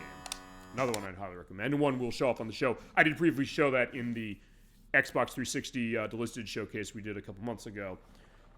But something that a lot of the style that this new Shinobi game has, Art of Vengeance, again, being the name of it, they have, it kind of feels like Mark of the Ninja in terms of how it looks and feels with its animation. Also, by the way, I always put Ace on arcade leaderboards as far as the idea of that for myself. Oh, I got you. No question about it as far as my elements of my tag name. I get that, absolutely. Hey, have your elements of yourself and fine. Excuse me. Here we go. Yeah, kind of my case, so I became known as Captain D-Trag as far as friends in college and things like that. And then fine, SOG, short for Super Bowl Game Saturday, right. By the way, you want to buy some jeans, go to Water Dragon Thrift Store. Mm-hmm. Christmas is the time for giving. Yeah, also see if we come back later if he says, like, hey, go to the bars, like, oh, by the way, you're too young to be drinking. And it's something that I was showing my friends this game, my coworkers as well. They were saying, what is this? I said, this is a game I grew up for the past 25 years playing. All right, fine. There's a bus. We gotta take the bus down to the harbor. And what is today? Today is the 23rd of December. So what we're gonna do is see what's the bus schedules. Yeah, you have to read the bus schedule. Yeah, Rio does not have a car in this game, so we need. Actually, he doesn't have a car in any of them. So we do have to take the bus. Actually, I believe this is the first. Fine, I think this is the only game in the. Well, no. Okay, I'm lying. I was saying the only game where you ride public transportation. Fine, this is the only one where you ride it during the game, as far as going to and from places. In 2, you go on boats and on buses, as far as the cutscenes. And 3, I have 3. I haven't played all through because fine, I have it on the PC. I kickstarted that game. And because of that, my name's in the credits for that one. Just to indicate that. But it's something that, fine, it wasn't that well optimized as far as PC. It was not the PC I had. Maybe the one I got now it is. I'll have to boot that up to play it. I don't know as far as where we are, but here's our bus. All right, so bus time. Let's go. I believe it's on 140 yen cost for this, if I remember correctly. Yeah, let's see what other things they announced out of that. Okay, fine. Yeah, I'll go into stuff a little later as far as other stuff that came out of that Sony State of Play. Because they did finally announce the release date of Metal Gear Solid Delta Snake Eater, which is the remake of Metal Gear Solid 3 from PlayStation 2. That's out on August 28th.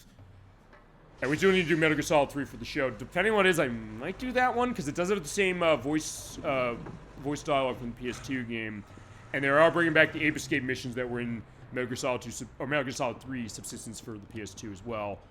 At least on PS5 they're doing that. On the Xbox systems and also on PC. They're bringing in Bomberman because it's a Konami joint, and Konami owns Bomberman now. Right, fine. We're back at the harbor in Yokosuka. And we were told, hey, you know, now when we get this, let's go there. But let's talk to, Excuse me. Yeah, this guy. I like being on my lonesome. Leave me alone. Okay, feasibly he's mean to us, but fine, he hasn't been mean to us. He helped us out a lot. We helped him out by getting him a hot coffee out of a can, or out of a vending machine.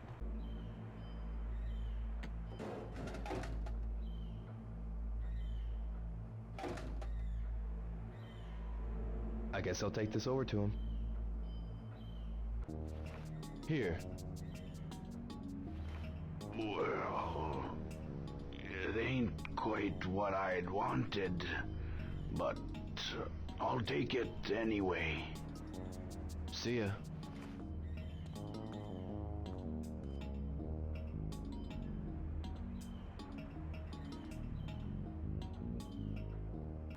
You know, fine. Also for this, I'm gonna use this as an excuse as well. I'm gonna buy myself a Jet Cola. Worth pointing out, in the Japanese version of this game, this was licensed by Coca-Cola. So you could buy a Coca-Cola, you could buy a Fanta of either grape or orange, you buy or you could buy a Sprite, or you buy coffee. Let's get a Jet Cola.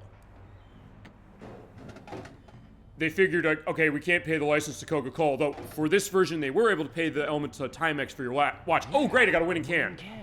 It is a 1 in 10 chance of getting one of these, and when you get that, you can go to the Tomato Convenience Mart, you can trade it in for a free drawing, or you can use it for the Shenmue Passport, which is the 4th disc of this game, because on the Dreamcast it's on 4 discs. The game's on 3, but there's a 4th one that's for that Shenmue Passport. I showed on part 1 what happens when you get a drawing for, or take this and get a drawing at a convenience store. I'm gonna hold on to this one, so I'm glad I got this. And, what was it? I will show that when we get to the Shenmue Passport showcase when we're done with the game in a few months. Let's talk to Tom. He is a friend of ours from America. How's everything? He's here and he sells, he's always chilling as far as music and everything. He does run the hot dog truck. And he is gonna help us out. And he's good in that case, and then here's his girlfriend, Hi, Honey. yo. Hello, hello. Honey-san. I see you're working hard as usual. Yeah, trying to. How about a cup of coffee?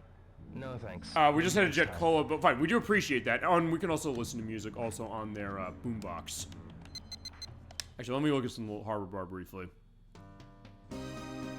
Oh, wait a minute. Okay, that's Harbor Bar, but hold on. All right, first off, let me get the music back. This is actually the music not from anywhere in the harbor. This is from Nagai Industries, which, by the way, is tied to the Yakuza as far as this game is concerned. I didn't know that was the tape of this. But fine, let's also listen to MTQ. That great jazzy music, which I played this at an office Christmas party. People didn't know what this was. They said, one of my coworkers, she said, sounds like I'm in a department store. I was like, yeah, it's good stuff. Trust me on this one. As well as the Feeling Tired song, Shahua and Shenmue. But that's good. Yeah, fine.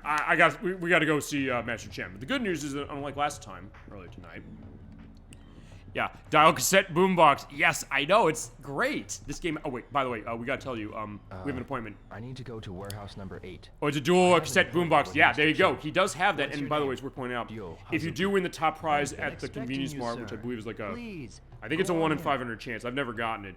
You get a boombox for your room and you can play cassette tapes on it, which is awesome. But I've never done it in all the years I've been playing this game, so you got to spend a lot of money in order to make it happen. But with that, by doing this, we don't have the guards coming in and saying like, hey, you know, don't trespass in here. We do need to go to where warehouse number 8 is. Warehouse number 8 is down this way. In fact, we don't need the map anymore because we know where it is, and that's our book that's on X button.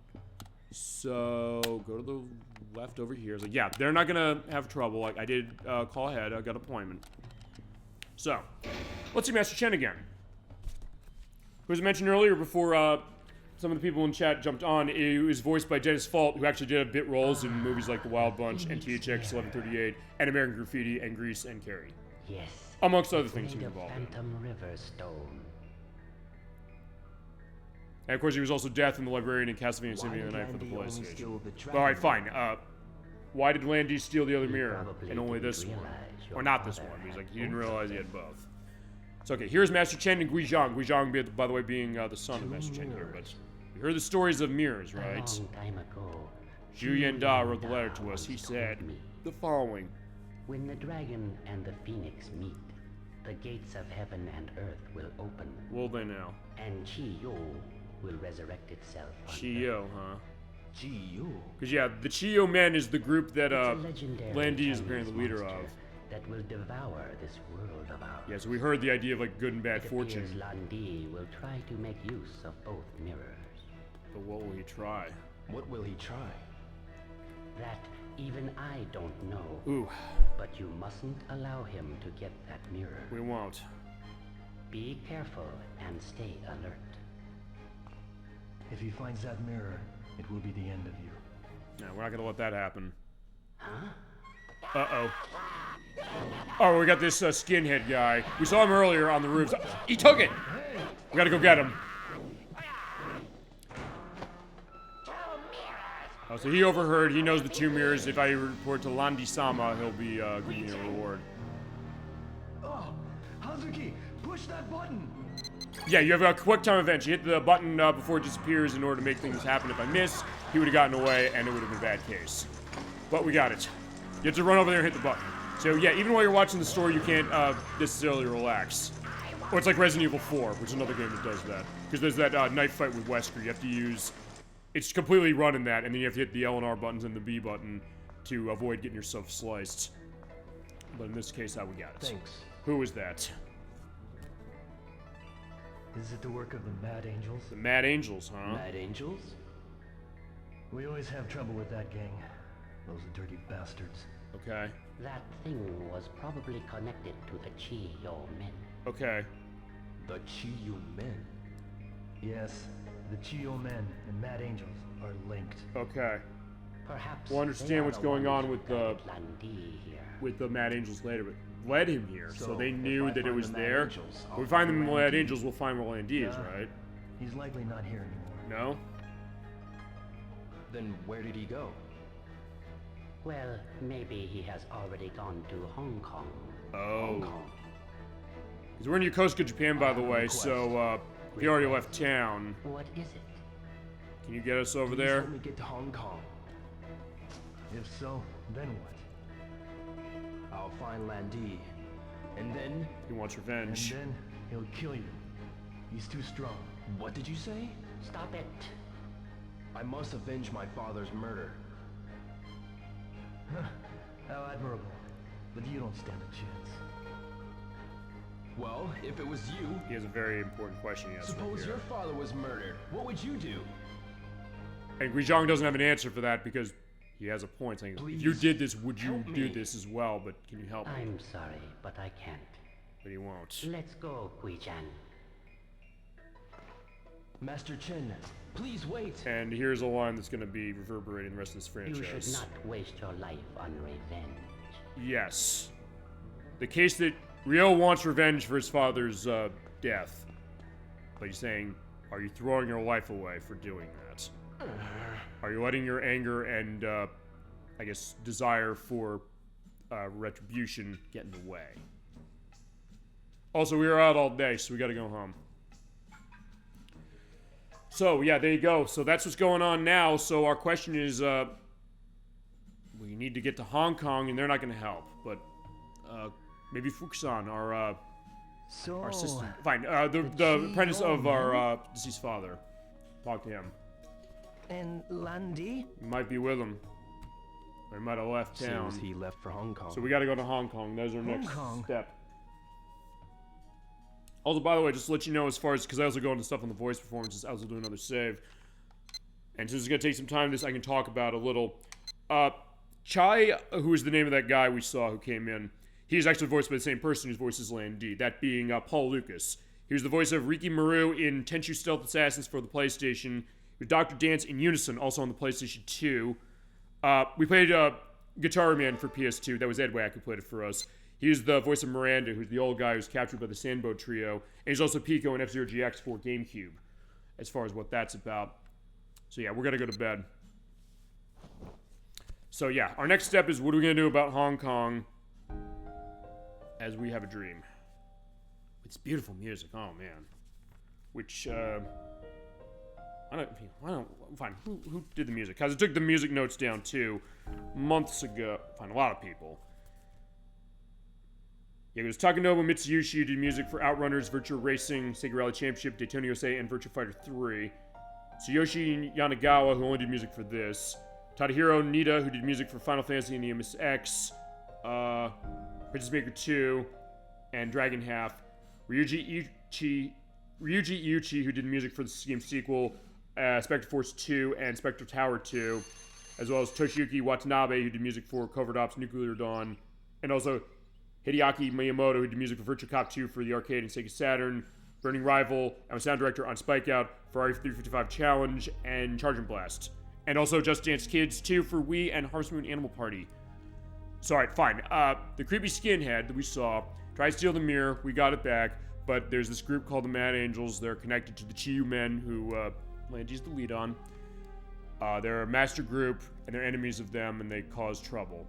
But he's already went to Hong Kong, but what are we gonna do? Well, I'll tell you what we're gonna do. We're gonna find our own way. So look at our bank statement. And maybe our, basically our savings or inheritance. And it's going to our account right away, but even at 41,682 yen, we're not going to be able to afford away. Now, in Shenmue 2 on Xbox, there was a second disc that came along with it that gave you Shenmue the movie, where they repurposed a couple of the cinematics from this game onto a disc, onto a DVD, that basically explained the story of this game before Shenmue 2. But actually in that DVD, it's worth pointing out, they do show that scene of Guess Hong Kong's out, but they completely excise the concept that, hey, you're going to try and get to Hong Kong. But we don't have connections, we don't have any money, or enough money. So, let's talk to Fuku-San. Maybe he knows. Or Fukuhara. So what is happening, my friend? Can you help us with this, perhaps? Fuku-San, you know of any cheap travel agencies? Yeah, there's one in Dabuita, but... Okay. Dabuita. We're going on a trip. Why you want to know? I'm thinking of going to Hong Kong. Huh? Hong Kong? Yeah. Yeah. It appears that Landy went there. But what will you tell Ine-San? Oh boy. Yeah, that's the other question. Will you? Not alone, you won't. I'll help you. Alright, let's talk to her. She did say, please don't pursue this, but also we did pursue it. And she was kind of, sort of helping us. Yes. But also the case of what this is all about. I know it's sudden, but I'm thinking of going on a trip. Alrighty. A trip? Yeah, we want to go to Hong Kong. Yes. Good. You could use a vacation. Yeah, let's go with that. Yeah. Where are you thinking of going? Hong Kong. Yeah, hold on. Hong Kong? Fuku-San. It seems the man who killed Hazuki-sensei's there. Oh boy. Ine-san, please give him the money for the trip. Oh, Jesus. Idiot. What are you planning to do, Ryo-san? And she's rightly upset about this. Nothing. This is crazy. I can't let you do this. Well, he has to get there somehow, Ine-san. I'm not listening. Ine-san. End of discussion. And you know what? I understand where she's coming from, because they're saying, like, hey, we're going to pursue this, and now they're saying you're going to take a plane here. I'm not going to fund that, number one. And number two, kind of saying what Master Chen said, like, what are you going to do when you get there? Everything. And he's mad, and fine, we're mad, saying, like, why did you do it? But I know why he did it, too, saying, hey, you know, we don't want to hide this that way, but fine. He says I have to, in the case of, you know, we did make her mad, and I do love what Ine-san goes that, just to go, I'll go back to the voice actress for her, for that, just to indicate that. That was, I have it written down somewhere. I think I, no, I did. I took the notes on this. I know I took notes of everybody.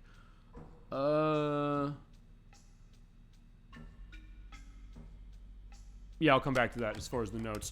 Actually, one thing I do want to indicate is that actually because of this, she is angry, so she does go in here. It's like, yeah, it is in discussion, so you try to go in here, don't go in here, leave her alone. So in that case, yeah, right. We don't want to do that. Yet she's still giving me an allowance each day as far as 500 yen. But after that, like, yeah, is she ever gonna want to talk to us again?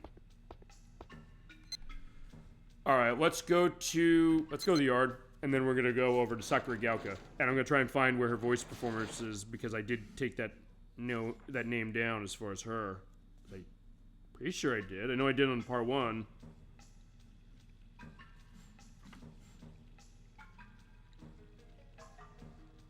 Alright, I guess I'm going to have to go back on my notes. But it is snowing. Right, by the way, it is Christmas Eve. Actually, is it Christmas Eve? Let me just take a look at that. Yeah, it is. Alright, Christmas Eve, it is snowing.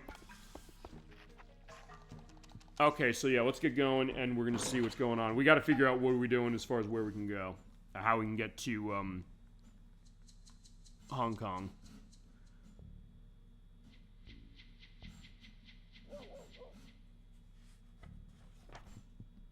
Yeah, I'm also trying to look back at my notes. Like, wait, I know I took Ine-San's. Oh, right, it's Terry Osada. I was like, yeah. I was like, where was it? Yeah, Ine Hayata. She was voiced by Terry Osada, who is the voice of apparently Edward and Scissorman in Clock Tower on the PlayStation, as well as Yame and Tenchu Stealth Assassins, the narrator of Street Fighter EX3 for the PlayStation 2. I think that was on. Cell and Unison also for the PlayStation 2. Eigel in Rumble Roses also on the PlayStation 2. And also Argoyle and Ugoyle in Mega Man ZX Advent, which is on the DS. That's one I know Nocturne's a big one on, as far as that franchise and that game. And she's also the voice of Megumi, who, by the way, we are going to try and see if we run into now. Not yet. I don't think so. Let's talk to her, because she's been nursing a kitty back to health that actually was run over by the car of... Hey, Megumi. Yo, Mimi's disappeared. Oh, okay, no, we're doing it now. Oh, the kitten. Maybe she ran away because her leg got better. But we took care of her, because fine, her mother was run over by the car of Landy, who killed our father earlier on. So we gotta go find her. Like, where is she? So what you gotta do here, just to let you know, is you have to go around, you have to listen to where the kitty is. Or if you know where to go, you just go where that is. And also, it's a snowy day. We don't want the kitty out in a snowy day completely all alone.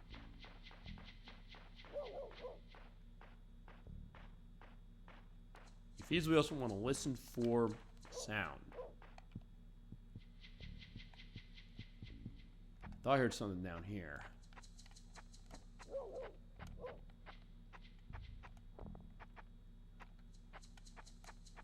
And maybe not.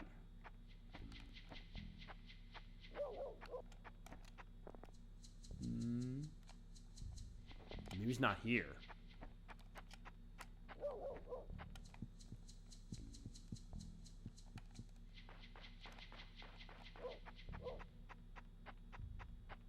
And there's a cat, but it's not the cat we're looking for.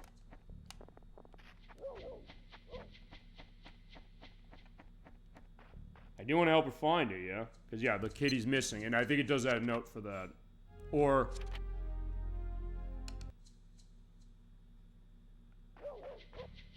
Actually, fine, we gotta talk to her, I guess, to get her to do it. So I think I might have been a little premature on that one. Sometimes you do have to talk to the people in order to get them to tell you something and talk to them again to put something in the book. Okay, I'll go find her, and you wait here, Megumi. Thanks so much, Duo. Okay. Alright, so fine, I had to trigger that, so I had to talk to her, and then I have to go find it. She's worried because the kitten's missing. Yeah, Mimi, who we did name, or fine, Dolly Finn named her. And, fine, there's another one. That's not the cat we're looking for, but I don't know if they don't have leash law on this or not. It must be that kitten. Okay, there we go. I just had to trigger it, and then she's down Maybe here. down there. You hear the meowing, and just follow where it is. It gets louder the closer you get. I go to knock on that door saying, hey, have you seen a cat? Perhaps they're out? Yeah, they're out on Christmas Eve. I guess going to get shopping done or something.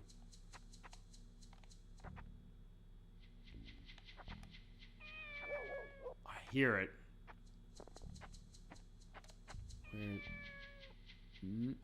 Okay, there's the Yoshioka family. I hear it somewhere.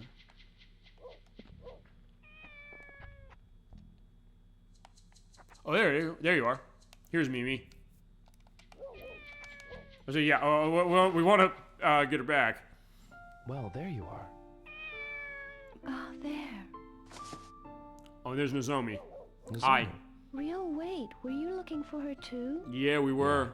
What's going on? Everybody in the neighborhood helping? There we go, we got her. She's here, Megumi. Oh, really? Yep. Mimi, where have you been? I was worried. Great, huh? Yep. Thanks a lot, Nozomi. There you go. Not me. Rio found her. Thanks a lot, Rio. No we problem. Did, but also it's like, yeah, Nozomi did help. My friend. See ya. I take care of Nozomi. And what a beautiful scene here as far as the way the snow is going on. Yeah, ding ding. Okay, so fine. Let's also talk to Megumi as well. Actually, in fact, I'll also show this, because fine, we sort of seen the kitty tonight. Hey, y'all! Let's play together! Well, we sort of did, trying to look for Mimi. Fine, I gotta target Mimi. I think I could still do this after finding her. There you go, there she is. Okay, I guess we could do it later, because, let me just look at my inventory. Yeah, because you buy food, you can buy, like, fish and things for, her, and here's somebody. Hiya! Are you looking for something? I kinda am. I'm kinda looking for a way to get to Hong Kong.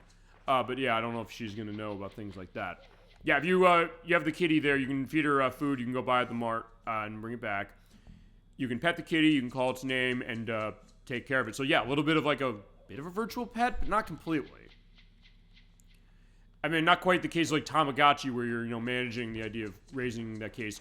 Or as I mentioned, Seaman, which is on this console, on Dreamcast, where you have the microphone, you talk to the fish with a human head. It's very weird. And I own that game too. I gotta show that. Especially because that was the best-selling game on the Dreamcast in Japan. That was it. But, yeah, apparently so. And it is interesting, and of course, narrated by Leonard Nimoy, of the late Leonard Nimoy from Star Trek. Yeah, I couldn't make that game up if I tried. Also, those are those mean schoolgirls. And also, the sort of mean bikers, but they kind of have a little bit of a grudging respect. Alright, it's Christmas Eve. It's snowing.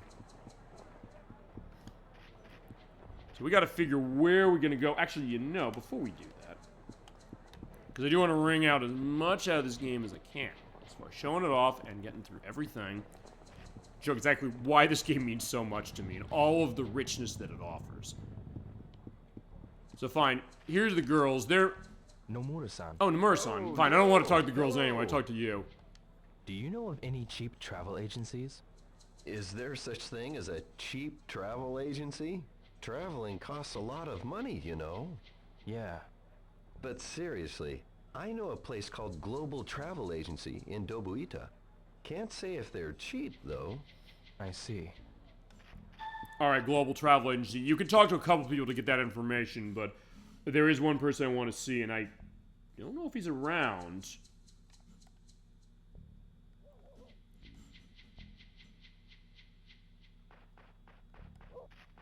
I'm looking for Yamagishi-san again, because he might know, too. Okay, I'm glad I talked to him, because at least he told me that way. I don't want to miss finding each of these. Do you know of any cheap travel agents? No. No? Why aren't you training? You haven't the time for vacationing. Okay, it means I don't vacation. It's not a vacation. Yeah, I know. Am I gonna tell him why I'm going? I really need to travel somewhere. Well, if that's the case, try the Global Travel Agency in Dobuita. Okay. I used to use it every year for trips with my buddies in the old days. Alright. It's a proper travel agency, but I can't say if it's cheap or not. Yeah? Okay. So fine, you can either talk to him or Nomura-san or other people, because sometimes a lot of other people tell you the same thing, or they may tell you something different. So, okay, fine. We're gonna go to, the Global Travel Agency, but we'll also ask around. Yeah, because we got ourselves to Hong Kong, that's gonna be good, but who's to say if we can actually do this? We'll see. Also, when we get to the end of tonight, I do... Fine, that'll actually help out to gauge how many more parts of this do I need. Because there's some parts of the schedule for the next couple of months I'm still filling in. I mean, next month I'm set, month after that I'm set 2 more or less. Fine, Santa Claus... You know what, maybe Santa Claus knows where we can travel. Merry Christmas! I was like, I'm going to the North Pole. I was like, yeah, I can't get there in one day. By the way, shouldn't you be working? The price of vintage jeans has been slashed at Water Dragon Thrift Store. Yeah, so you said. Christmas is the time for giving. Ho, ho, ho. Buy your presents at Dobuita's Christmas sale. Some other time. Yeah, sorry, we have to buy a ticket to Hong Kong. That is our Christmas gift.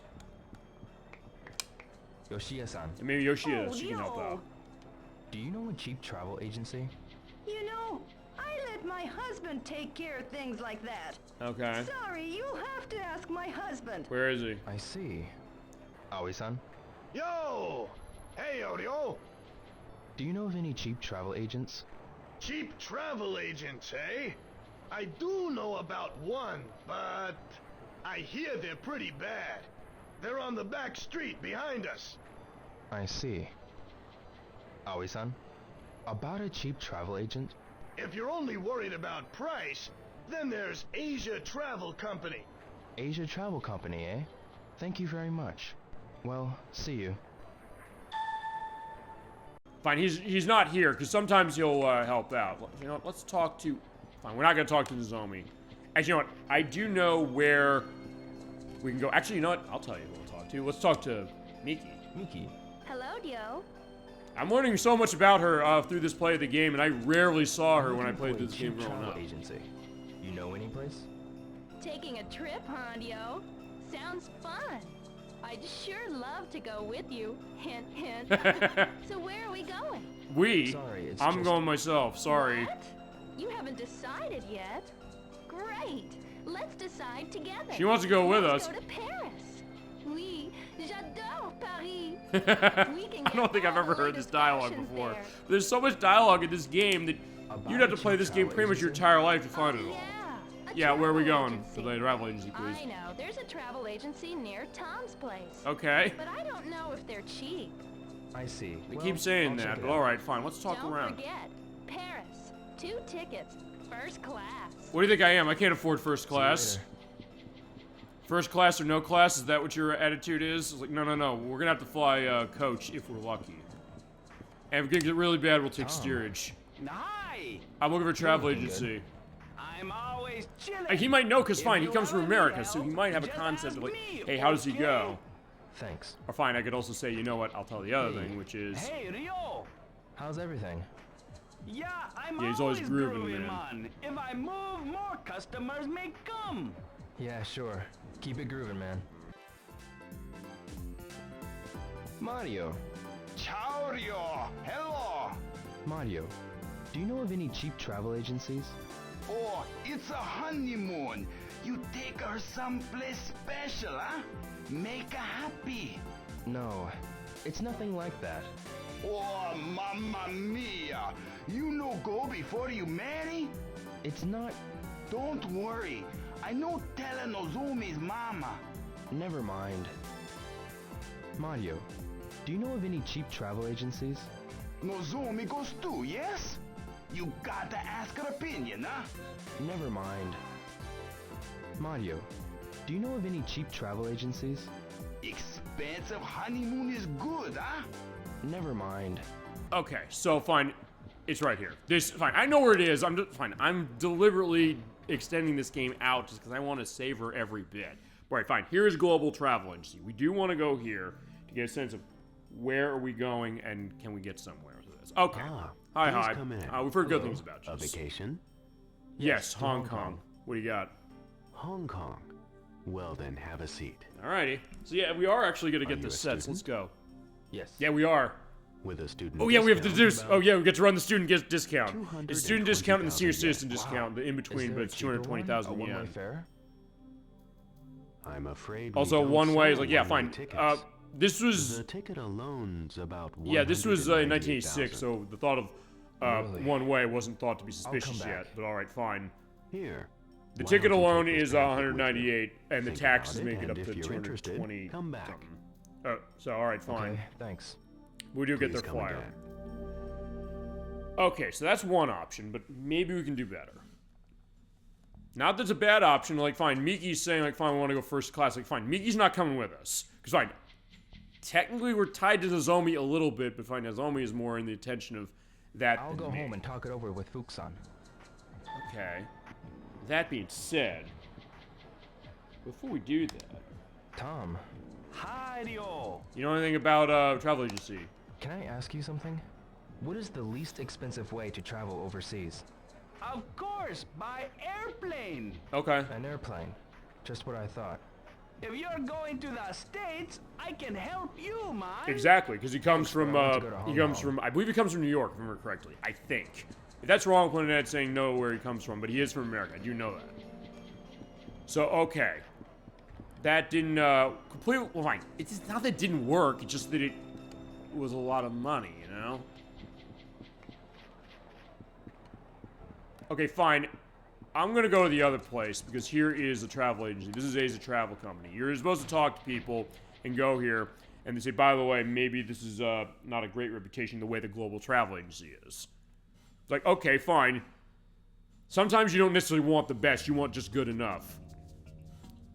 Or you want adequate. Or to quote Rocco's Modern Life, if the job gets done, it gets done adequately and you're glad about that. Wait a minute. I want to finish this. But yeah, she runs this place. She's very rude. She's been rude to us specifically, but now she's supposed to be on the job.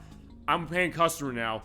You gotta help me. Excuse me. Didn't I just tell you to wait a minute? And I told you I'm a paying customer. I want to go to Hong Kong. The pamphlets are over there. Find one. Decide. Okay. So, like, where we go? Here we go. 170,000 yen. So that's cheaper, but any others? Not much. Jeez, what a pain in the... I'm looking for a cheap fare. Here it is. This is the cheapest we got. 158,000. Okay. 158,000 yen? Getting better. Is there anything cheaper? No, that's it. Okay. Right, she's not happy about, you know, having to do her job. Hold it, bud. What do you mean, I hold went and it? got it out. So at least take it with you. Okay, fine. I do love the Asia Travel Company music. I'll say that. Like, fine, we're like, you know, we're leaving. We're mad. Fine, we're mad because, like, fine, we want help. Like, fine, that's the bargain. So we got the bargain of 158,000 yen. So that's a bit better. Yeah, we are getting somewhere soon enough. I'll go home and talk it over with Fuku-San. We will. We do have options, and this is a cheaper way. And that being said, we'll take a run home. I'm trying to think if there's anywhere in town I haven't shown off yet. I don't think so. But fine, we'll see soon enough, and since it is coming up on Christmas, that's fine. It's good to be able to show that, and also show the other thing, which I don't think we need to get to... Because actually, I think we're going to finish Disc 3 tonight. Or Disc 2, I should say. Oh, we're on Disc 2 with this game. I think we finished Disc 2 tonight.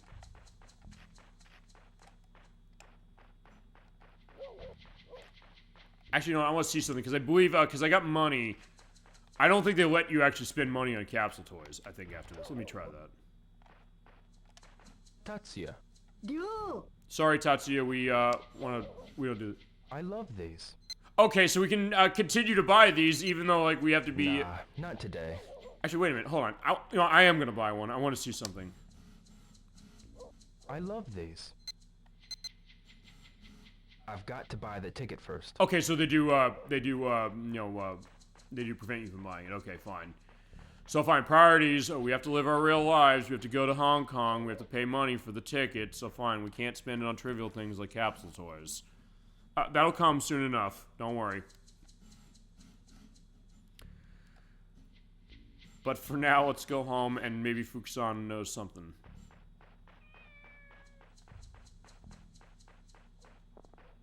Or maybe he can help out, like, fine, we don't want to get Ine-San in this. Fine, then again, she's gonna probably be mad at us even regardless. Fine, she's gonna be mad at us because we're going behind her back and saying we're doing this anyway. Which is true. She's not wrong. And she's also feasibly not wrong to say that either, as I mentioned, which I love that complexity of this game. Okay, let's get running.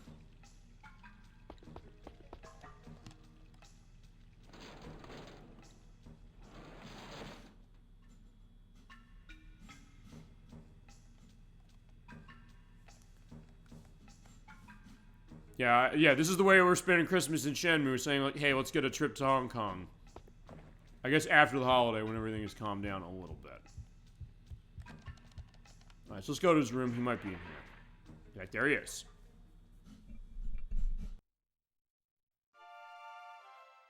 The Hong Kong Fair. Pretty expensive, eh?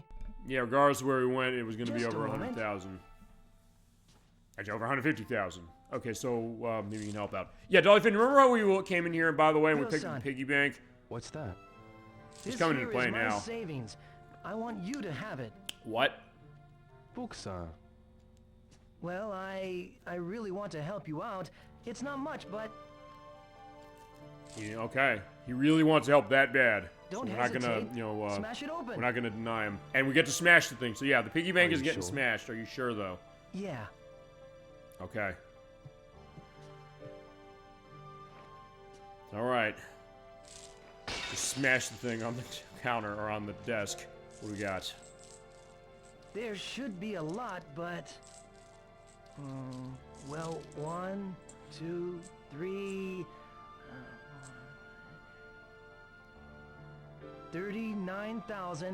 39,634 yen. Wow, got quite a lot. That's still not enough. Yeah, right. I got an idea. Ida Florist. Ida Florist? What are you talking about? Nozomi's place? Yeah, she travels overseas a lot. Maybe she'll have a better idea. Right. Good idea. I'll go ask her. Okay, so we're gonna talk to Nozomi because, as I mentioned earlier, she comes from Canada, or she was born in Canada. She came here as, I guess, a foreign exchange student, but she's living here with her grandmother. There's the potential that she's gonna be going back.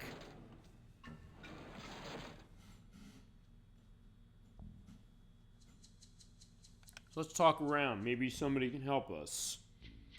We do have some money.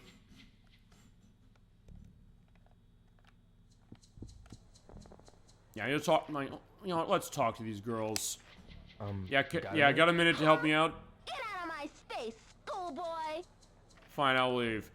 You'd think they'd learn after they tried to come at me with that blade and then I judo chopped their necks. Well, I mean, fine. That's the assistant at Ajiichi restaurant. He wants soda. I give him 2, and I can't help him now. Fine, there's Nozomi. We'll talk to her in a second. But I want to see, Oh, Dio! Do you know a cheap way maybe a to cheap travel way to go overseas. I think you should ask Wan-san. You know, he is Chinese, and so he may know. I see. But does he... but he... Oh, he... Yeah, he may also know. Fine, there's Nozomi. We'll ask Nozomi in a second. You know what? Fine, let's talk to him. I don't think I've actually talked to Wang. He is the assistant at Ajiichi restaurant. Fine, but fine. As we saw in part 1, Hey. Hello.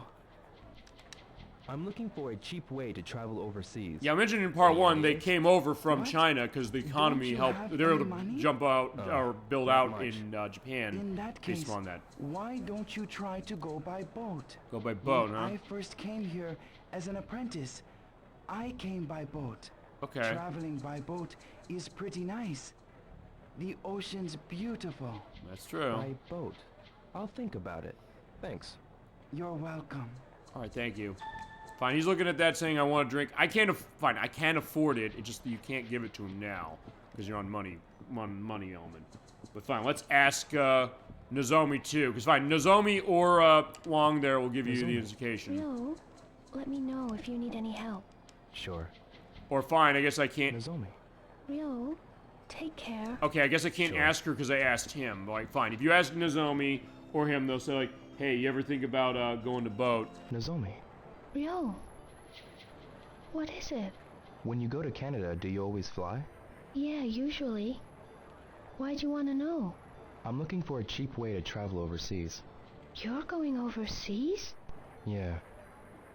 You know I can only afford about 70,000 yen. 70,000? To where? I'm trying to go to Hong Kong, For a trip to Hong Kong? I doubt that's possible. but I only need to get there. Oh, well then, how about going by boat? By boat. Whenever Grandma goes to Canada with us, we gotta travel by boat. Really? Why? Yeah, 'cause she hates airplanes. Oh, but that's a secret, okay? Yeah. You might be able to find a boat ticket for a fairly cheap price. Yeah, maybe. Thanks.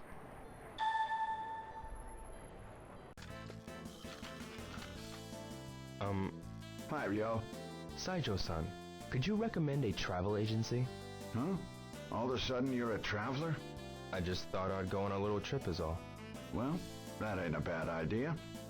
Then you should check out the Global Travel Agency. I hear their service is good. Are they expensive? Depends on the tour. Did you pick up any pamphlets? No. That's how you should start. I will. Saijo-san. When are you leaving? I haven't decided on any of the details. I see.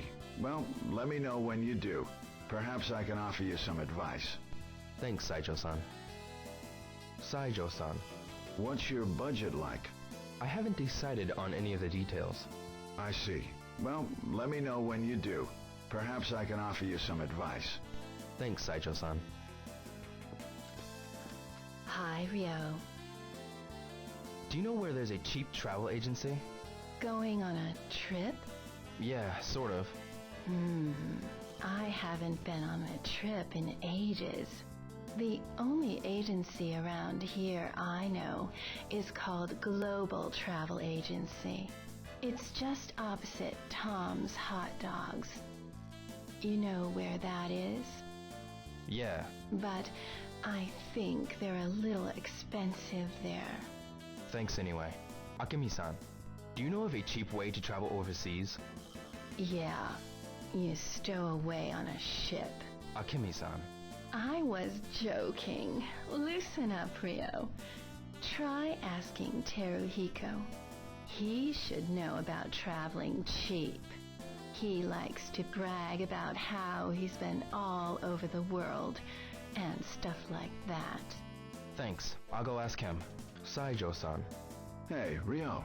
When you were younger, you traveled all over the world, didn't you? Yeah, on a poor man's holiday. Will you tell me about how you did it? Well, first off, you gotta keep your luggage at a minimum. Only what you can carry in one hand. Then... When you traveled abroad, did you use airplanes? Too expensive. It's really far cheaper to go by ship. Is that so? Yeah. Good advice, huh? Yes, thank you. And she's like, hey, where are you going? Here's Eri. Maybe Eri knows. Eddie. Huh? Do you know of a travel agency that sells boat tickets? No. My mom always buys tickets when we travel. Okay. So fine. In that case, Eri's alright. We're leaving. Well, let's go back to a couple of the places we went. Let's go back to Global Travel Agency. Yeah, that 197,000 was a little too rich for our blood, but maybe they got boat tickets. Because a boat fare is cheaper than a plane fare.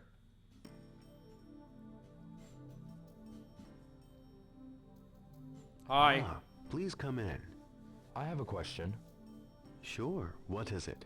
How much would a boat fare be to Hong Kong? I am sorry, but we don't sell any boat tickets here. You know, you're just playing. Do you know of a travel agency that does? It's urgent. I must get to Hong Kong. I know, but...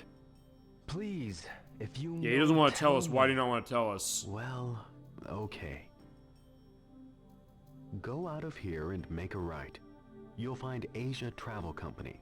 Okay. But from what I've heard, it's not very good. Okay. Take a right. But yeah, fine, Asia we're gonna do it Travel anyway. Company. Fine, we know it's not very I'll good try because it. you went there and got Thank the you other very thing. much. So okay, fine, let's talk this.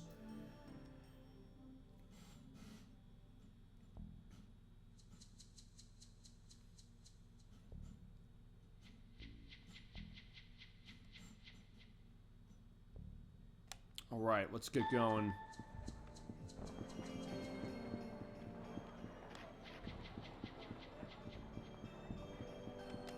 Hello, let's talk to you. Ryo? I have a question for you. I'm on an errand. I have to hurry. All right, she's the granddaughter of the guy who runs the antique shop. Actually, fine. I also want to see if I can get that kid to say something over there, which is this. Hi. Hi, mister. Let's play soccer. I can't get him to say you want to wrestle, because he does say that, saying, hi, mister, you want to wrestle? It's like, yeah, I haven't gotten him to say that. Hi. Hi, mister! You want to wrestle? Some other time, okay? Fine, maybe Nozomi. Nozomi. Hi. Ryo, let me know if you need any help. Yeah, I guess we Sure. can't as far as what this is, so fine. You said go to Asia Travel Company. That's here. He says they sell it, but he says, like, uh-oh, be careful.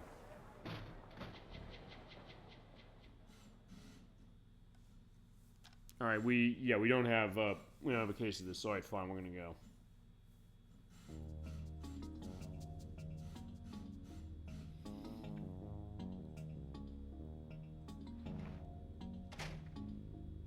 Be right there. Excuse me. Excuse me. What is it? Do you sell boat tickets to Hong Kong here? Boat tickets? Yeah, we do. Okay. How much are they? That's cool. Boat. Here it is. Cool. I'll take it. The sooner the better. All right, so yeah, it's 69,000 yen. We can afford You gotta pay that. up before I can arrange it. Okay. All right.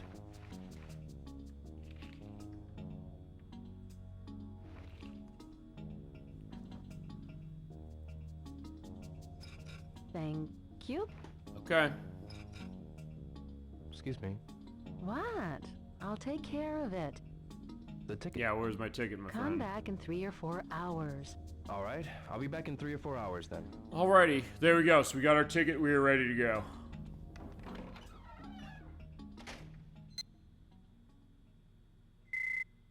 Alright, we just still have 12,000 yen to play around with. So actually, we can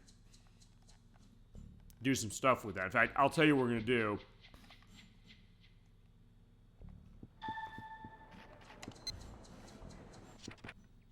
We'll pick up in 4 hours. That's one thing. Second thing I'm going to do is I'm going to go on my move scroll. Or find my move item. Where is it? Okay, now that's my moves of what I've got. I'm looking for, right, this. Twin Blades, I can't learn that, but right, let's use the other ones. Shadow Reaper. I can't read Chinese. We can ask somebody who can do that. Actually, wait. Can we have that translated? I don't know if I can have that translated. Fine, before we do that, I'm gonna go back to the antique shop, because the antique shop does sell move scrolls, and I think I got enough money, I think, to buy them all. Let me take a look. Because it did say I want to get all the ones I can get, so let's look at my money. 12,000, so let's see what we got. Arm break fire. Actually, fine. I broke his arm before as far as Fuku-San was doing training. So let's see. 5, 6. He's 500. 75. 85. Okay, we're buying all the moves. And we're starting with the most expensive. And then we're going to do practice. Oh, well, we're going to talk to Fuku-San and we're going to practice it. So let's get all these moves. Now's probably the best time to do this. Thank you very much. I heard that this move was left by a jujutsu fighter, but it was too difficult for anyone to master. Let's see if we can master this. It's fine, we're blowing all our money now, but that's fine. We do need to be prepared for this trip, so it's going to be a purchase of value. Like a Tiger Storm.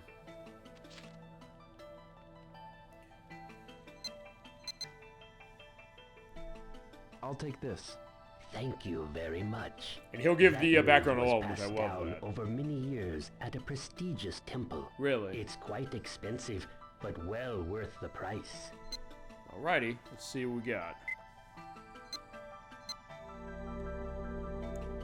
So fine, I'm not going to have a whole lot of money to buy capsule toys going forward, but that's fine because, well, I'll say this. I guess we're going to do this next month.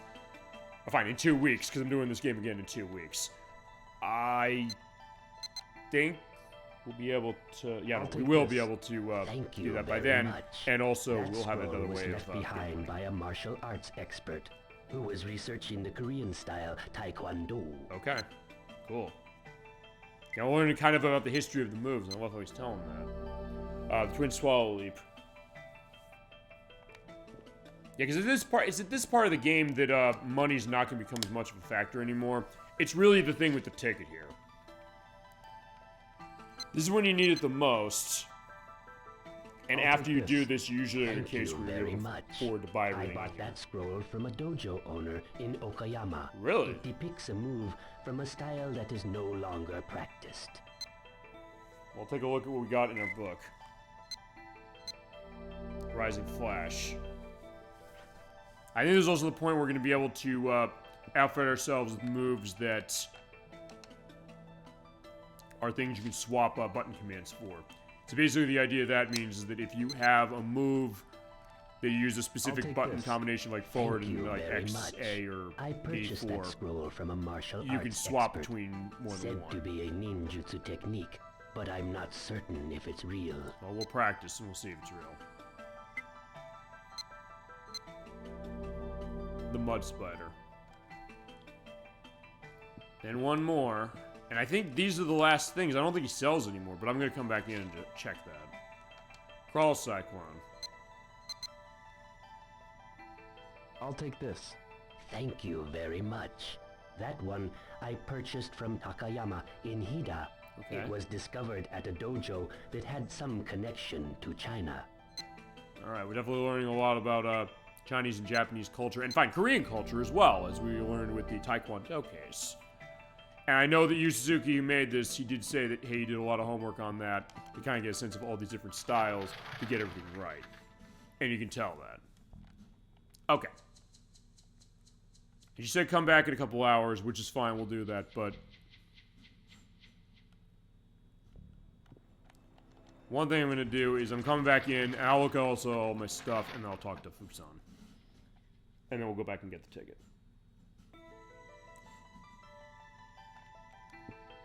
Right, they're all sold. So, alright, fine. Let's look at our book. This move looks difficult. Yeah, this looks like a rising uppercut and kick that's coming down. It appears to be a leg move. Mud spider. Looks like a slide. Rising flash. Judging from the pictures, it's a hand move. Okay, hand move looks like you're kind of shielding your elbow and then doing a rise up. Crawl Cyclone. Pictures, it's a oh, it's like a... okay, looks like the form is kind of like a hand push and then a circle kick. It appears to be a throw move. Tiger Storm. Looks like, yeah, you rush into the opponent and then hit him in the back with your back. It appears to be a throw move. Okay, that's the arm break fire. It's a different case of a... oh, okay, that's a move that also is shown... that also comes out of Virtua Fighter.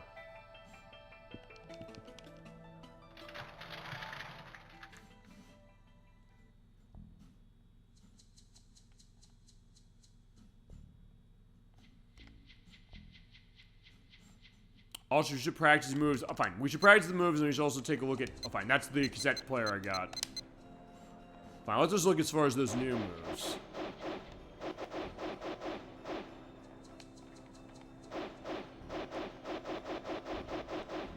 Okay, let's see.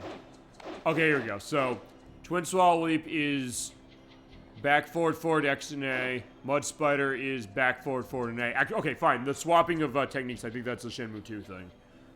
Forward, back, and A is the kick. And that orange bar means I either have precision or do not. The arm break fire is forward, back, in the B button. Tiger Storm is back, forward, and B twice. Okay. Also, you can hotkey it to the R button, or the right trigger.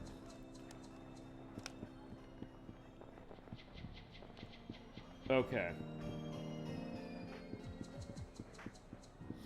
Actually, before we go back to the travel company, because we do have to wait. As mentioned, we're going to go home, but I'm also going to go and I'm coming back here, because there's something I... wait, no, we don't want to go that way? No, we do want to go that way. Fine, there's the bullies. I want to thank you, by the way, for helping us out. Me? They're nervous because we beat them up before, I should say. Oh, hiya. Catch you later. But they remembered, like, hey, you know, first off, we helped Nozomi out as well as a local kid. And also, and there's Inoki-san. Thank you, by the way, for helping get into warehouse number 8. What do you want? Thank you. You? Huh? Cruising for bruising? Just let me know where and when. Wait! Catch you later. He's like, wait a second, I didn't actually expect him to say, oh, I want to have a fight if you want. Yeah, after we saved Nozomi and some local kids from them, and then also they ambushed us, they said, yeah, I don't want to see you again, but fine. Inoki did help us get to warehouse number 8 earlier tonight, so you can't, you know, be angry at him completely. Yeah, these roads are getting slippery. Oh, fine. Ryo cannot slip on the snow and ice in this game. Just to indicate that. But let's let Fuku-San know, because He'd help us a lot.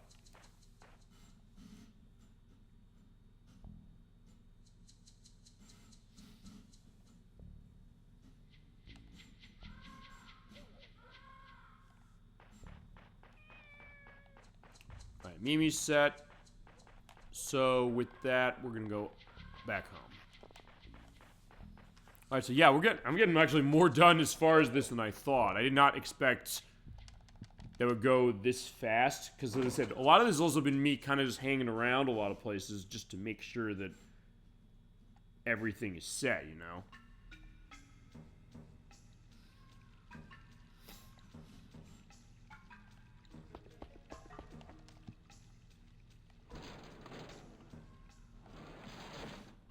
Okay, Fuku-San, you home?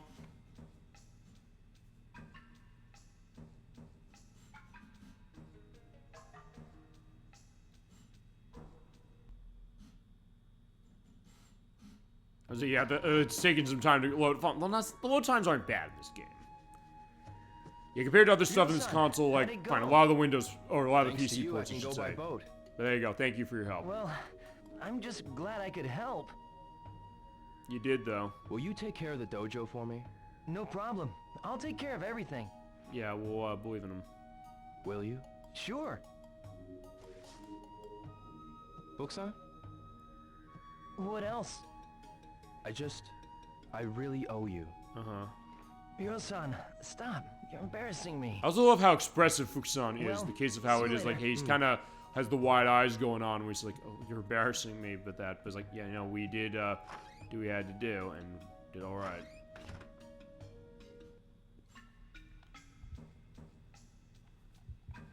Okay, so I'm gonna go back to town, because we do want to get our ticket soon enough. It's about, we bought it at like 3:30, so we go back at 7, we'll be able to get it. Just go back to Dobuita. But we just want to let Fuku-San know, like, hey, we got it.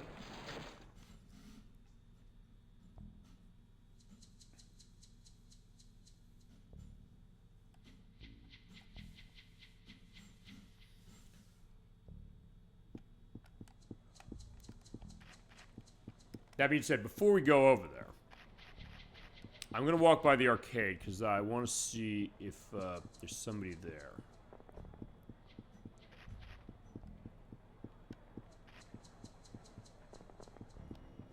And there's Nozomi again. Yeah, we'll have something going on her. In fact, I'm thinking we might end on that tonight. Fine, we ended on her confessing her love to us last time. We might end on her on something else.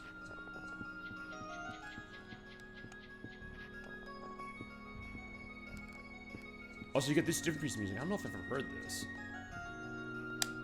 Hi, Santa. Excuse me. Merry Christmas! Please tell me anything in the bars. It is night time. He will talk about it. Do you know anything about Asia Travel? Oh! Sorry, I don't know the place. You don't? Never mind. Excuse me. Merry Christmas! Yeah, it is Christmas tomorrow as far as in this game. I like that. Hello there. How about an original patch from Mary's Patches and Embroidery? That's possible. Christmas is the time for giving. This is last minute Christmas shopping going on at Christmas Eve, so there you go. Although you can't actually go shopping too much. That's Yakuza, or Like a Dragon. Some other time now. Fine. Can I keep talking? Look, I want to get that thing about the bar out of him if I can get it. Please, just once. Oh, hello there. If not, I'll edit it in. Every Yokosuka-style jacket is half price at Jupiter's Jackets. Christmas is yeah, he the keeps time talking for that way, giving. so fine. I get that, but fine.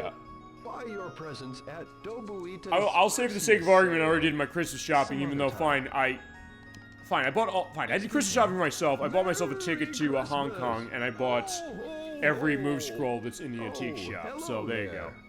How about an original Alright, he's just keep saying that. And also, by the way, when you have that mode on, I can hit B button to skip it. So fine, I'm gonna keep doing that. Oh, hello. Everything's on sale at Kurita Military. Fine, I'll keep doing it if he has anything unique to say. Time for giving, I gotcha. Excuse me. Merry Christmas. Oh, get it. Christmas. Oh, that's the bouquet thing. I wanted to say something about the bar. Everything's 30% off at Hattori at Sporting Goods. Okay, Hattori fine. Sporting He's Goods. rattling off everything in Christmas town. is the t- So everything in town is gonna be set. So like, what about the bar? I want to go to the bar. Please talk to me about. Get a special Christmas bouquet. Christmas. Maybe he'll talk at night. So fine. It's almost 7. So fine. There's Megumi.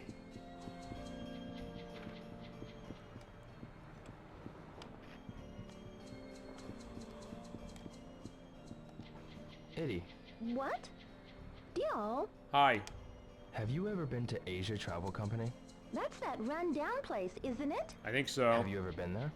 No way. You won't catch me in a seedy place like that. Oh, Okay, so fine. I'm gonna have to come back to her later. Okay. 'Cause she is who I'm looking at. And fine, I'm trapped by her and Noriko.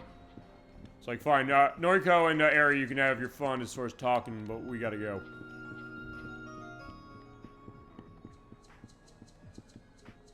Fine, that guy's been drinking. are you alright? I'm just fine and dandy.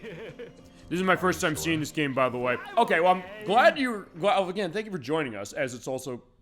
It's awesome. Okay, I'm glad you're liking what you're seeing and kind of getting the experience as it's 7 o'clock. And when it's 7 o'clock, the lights come on. I'm glad you're liking what you're seeing. As I said, this is kind of a bit different as far as what it was. And when I experienced this game, when I first found this, it was something that I kind of hadn't seen anything like this at the time. But there are other games that have since been cases like that. It's kind of slowing down a little. It definitely has an interesting thing and definitely kind of gets you engrossed. Even in cases where, like, I'm just talking to people asking, like, which way is Asia Travel Company? Can I go drinking, please? Everything's Christmas. He keeps talking about that, but I do want to get him drinking. Please, I want to talk the drinking line, because he'll say I'm too young for drinking. Oh, every Christmas. No, fine, alright. That being said, if I don't get that, I'll edit in him saying that. Oh, hello, every yo Christmas. Okay, fine, still stuff on that. Because he goes through his dialogue, because he has tons of dialogue. The price of Vintage jeans. Keeps talking about the idea of that, maybe on Christmas. Oh, every Christmas. No, come on, Santa. Give me the line I want. Fine, that's what I want for Christmas, but anything else, him talking about drinking. And if not, I'll have to put something in. Oh, get a special Christmas. Some other... Oh, the Christmas. Alright, fine, I give up that way, I'll have to edit in. Fine, there's Nozomi. Hi, Nozomi.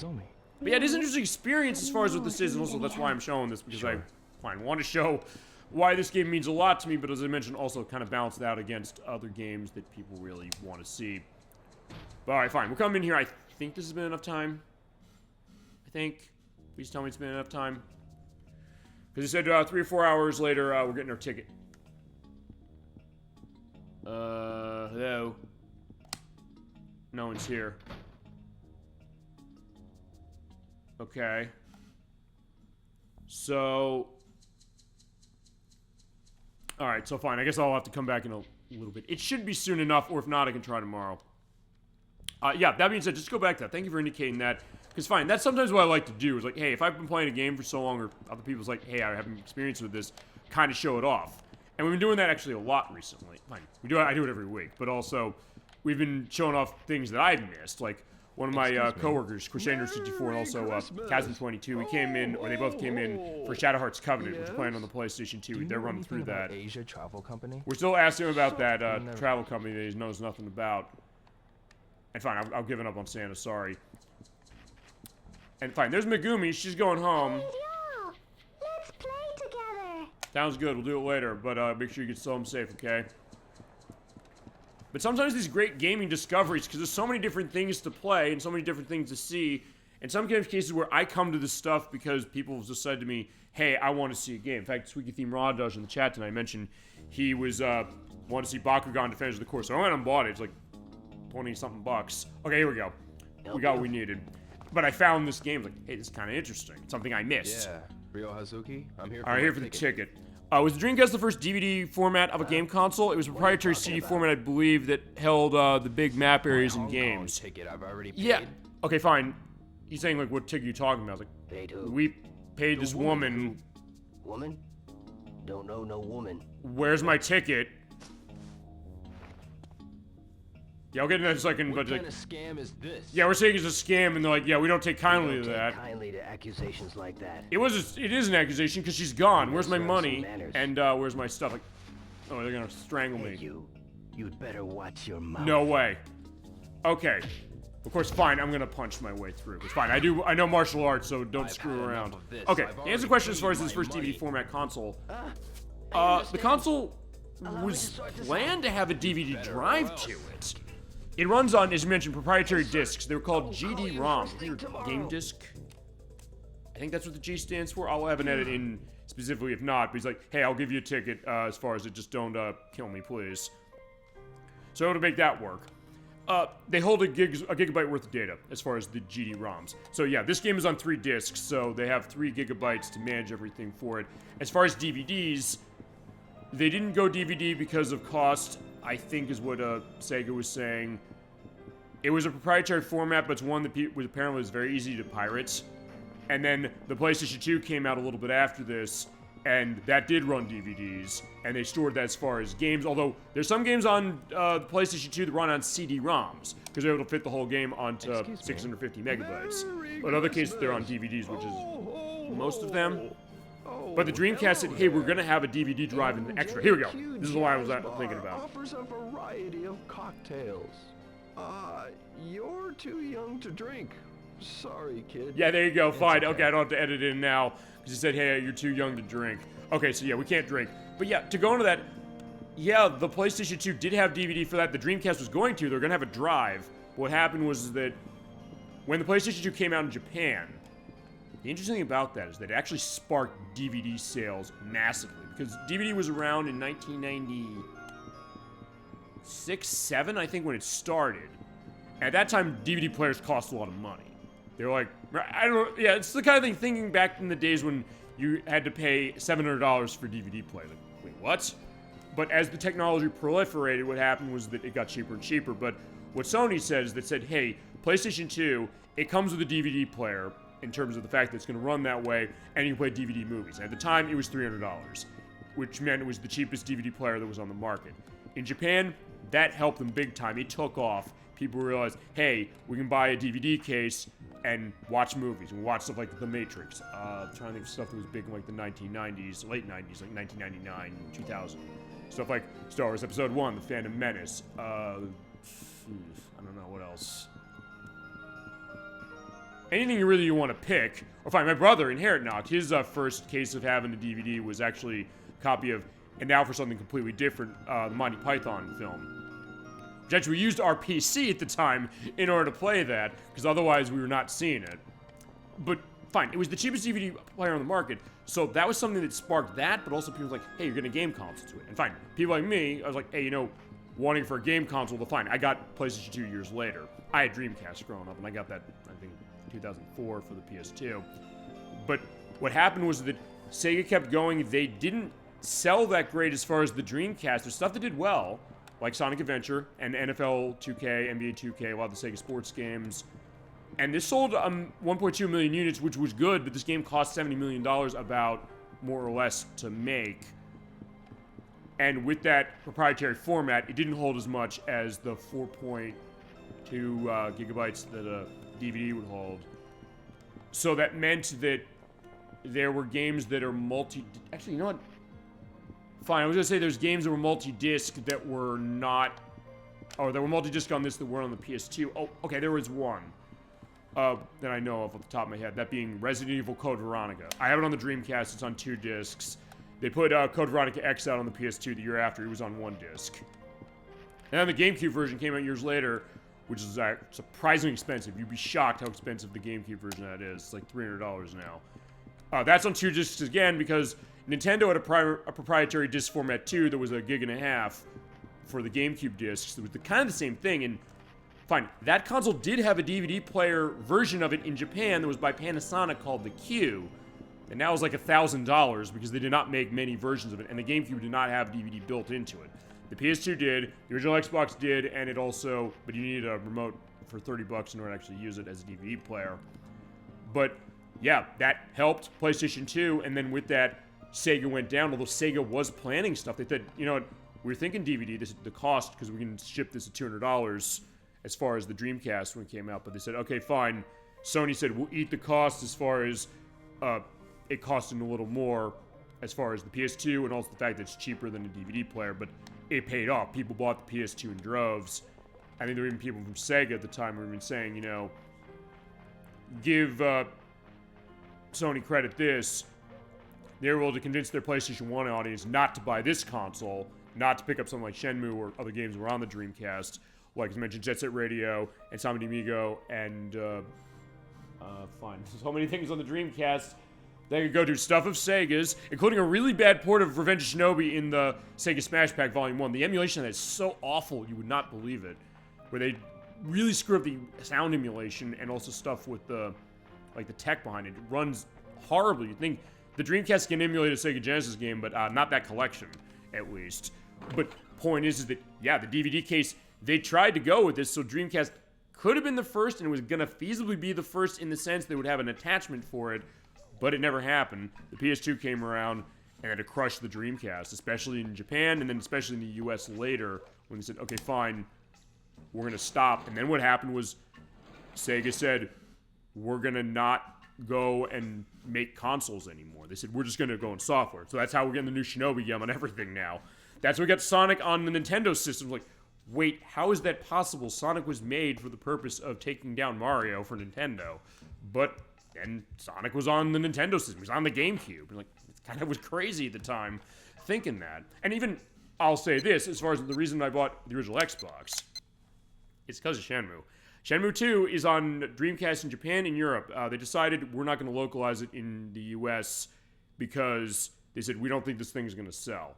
Because the Dreamcast didn't sell that great. A lot of games didn't sell that terrifically on either. So it's fine, we're skipping it on Dreamcast in the US. We're going to put it out on the original Xbox. As soon as I said that, I was like, I want the Xbox to play the sequel to this game. That's how much this game meant to me, as far as it was. And also these great experiences on Dreamcast that are unique, that sometimes maybe you didn't get on other things. And they would get ported to other things. But even as far as PS2, sometimes the case that maybe they didn't run on the PS2 as well. Dead or Alive 2 Hardcore, that's a case that it had a lot of problems on the PS2 that the Dreamcast version didn't have. Grandia 2. Grandia 2 has a lot of problems with the tech behind it, which is shocking. Like, wait a second, it should be easy, right? But not necessarily. Yeah, it was a short-lived big step up for games to have bigger maps for sure, for first, and this shows off, and I bet it filled the discs. Yeah, actually, one of the notes I took down, thank you for mentioning that.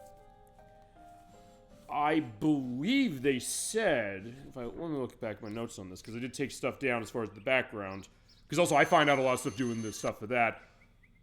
They did use their own disc compression tool to get the sense of, okay, I'll tell you this. Fine, tomorrow we're getting contacted by the guy from the travel agency. You're seeing something that's kind of unique about this game, is that every line of dialogue of everybody you're running into, talking to, it is fully voiced. There's games on later systems, like the PlayStation 2, that are not fully voiced. Hello? Like RPGs, stuff like Kingdom Hearts, stuff like... Well, even Grandia 2 on Dreamcast is not fully voiced, as far as how it was. Okay, just this game is, and they said, you're right, they use a specific disc compression tool to get all this voice acting on here, to basically kind of lower the sample rate a little bit, as we're hearing from Jimmy. He's the Asia Travel Company guy. I got your ticket, so come pick it up. Alrighty. Please come to the U Arcade on Dobuita at noon. Okay, so we're gonna go to the arcade at noon. And I am nervous about this. What was that phone call about? You're wondering why. The ticket to Hong Kong. Oh, we'll get into that in a second. I'm going out. Oh, okay. Okay, so yeah, that's what's going to go on now. By the way, Terry, he is voiced by Rob Crocker. The only other credit I found for him was as Griad in DNA Dark Native Apostle, which is on the PlayStation 2. I've never played this. I've never heard of it. No, by the way, Merry Christmas, as far as how it is. And it is snowing as far as how Christmas is, so we have that going, so we're going to go to the arcade at noon. Yeah, so you're right. The disc compression tool they used for this game, it was a proprietary creation that they made as far as the team at AM2 who developed this.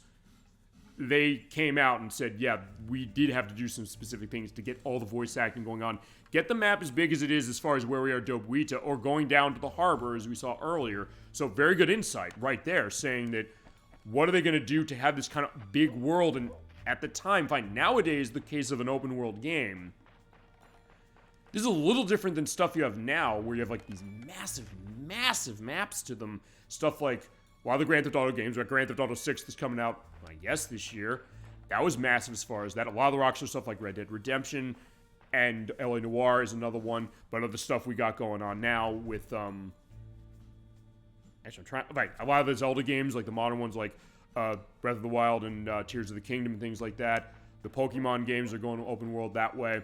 The case that at the time there were not a whole lot of games that either tried to do this or could do it feasibly. So fine, this is kind of on a smaller scale compared to games we have now, but even at the time, the case that it is this kind of world with all these places to kind of go around, all these buildings you can go into, and they have to render the fact you're going into a building. You can't go in everywhere, yes, but still, the case they had to do this. You're right, exactly that. They would have to fill the discs. In fact, when we played Space Channel 5 for the Dreamcast. Christianer64 and I played that for the show, which actually, that was a great show we did when we played it.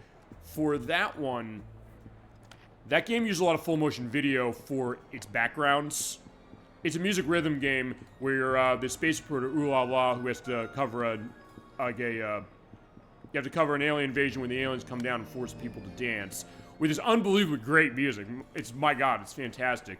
But they said for that game, it's on one disc on this console.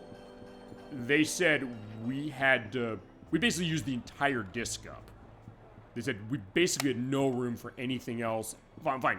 We had no room for anything else after we developed the game and got all that stuff there. Because sometimes they might have stuff left over. But said, basically, this is completely full. We filled it to the brim.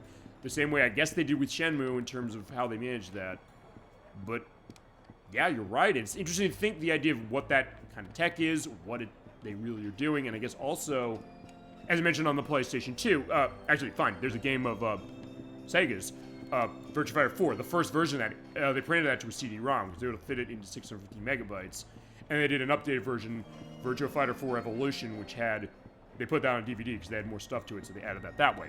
Yeah, or I hear the map of Grand Theft Auto 6 is going to be twice as big as, I guess, Grand Theft Auto 5, which I can't believe that Grand Theft Auto 5 is a game that they've gotten so much mileage out of after 12 years. That's a game that went through 3 console cycles. Because on Xbox 360 and PlayStation 3, it was on PS4 and Xbox One, and Xbox Series S and X and PC, or no, PS5 I should say, and PC as well have it. And fine, PC got the 3 versions. That was the case of the Elder Scrolls games, like Elder Scrolls 5 Skyrim. That's on, like, everything, and it's a huge, huge world. And fine, a couple years after this, the Elder Scrolls 3 Morrowind, that was on the original Xbox, and that's a huge, huge world as well. To the point where, yeah, that game is held together with duct tape and glue in terms of the fact that the game could basically completely crash or take 10 minutes to load because of how it's handling data caching.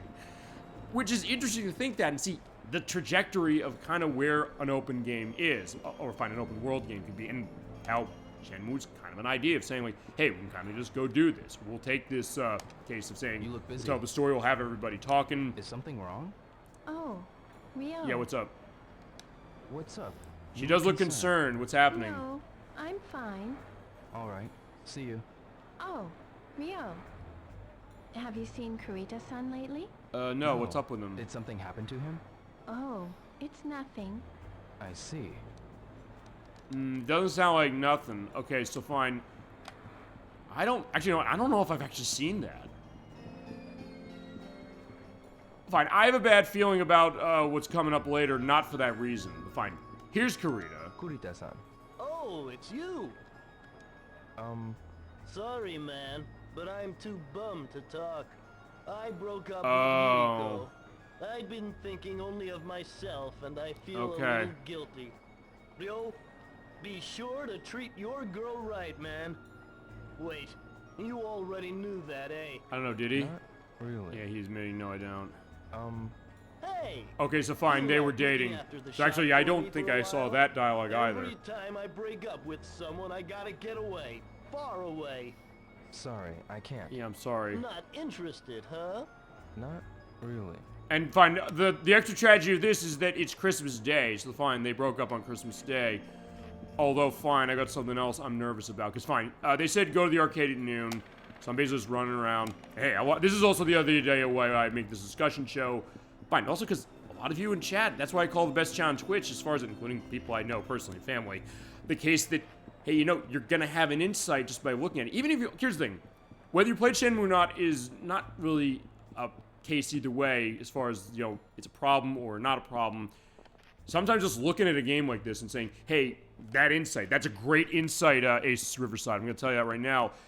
And sometimes the case that, look, I might know and play a game and love a game like this, or anything, really. But sometimes it takes an eye just to kind of look at something like, hey, this seems like this is interesting, I'm curious about what I'm seeing.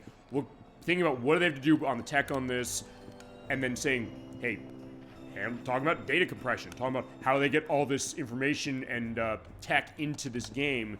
Miki. And kind of creates a unique story that can be told that maybe you don't get with discussions with even this game that you get with other people. We have a date. Huh? Sorry, I've got somewhere I need Okay, to so be. she wants to feasibly be with me, but So? Well, there's always next time. that's either way. Like, we do have an element on I was gonna say Shinobi. We've been talking Shinobi tonight. Nozomi. And fine, there. Yeah, I don't think there's fine. As far as the Shinobi's concerned, it was never developed by AM2, the people who made this. That was the remnants. Fine, no, it was the company that was became Overworks, who did the Shinobi game on the PS2 and also made Skies of Arcadia on Dreamcast and other stuff. Okay, so fine. I gotta wait till now. I was like, fine, let's have another drink. Both that way and then here, because also that's the other thing. I got tons of bottles of water, so how do you manage a discussion program like this? Keep yourself hydrated, number one, and number two, get an orange soda. And understand, like, how to manage that as far as it, and also the element of the chat. Okay. What's sort of see as far as the stuff as far as Dreamcast? Because fine, I got a lot to work with on Dreamcast as far as this show. And other stuff people have, like, hey, you know, I'd love to see this. Or they've contributed. But alright, fine. We're gonna have a nice orange soda. Okay, so... Actually... Oh, wait a minute. Ah, good.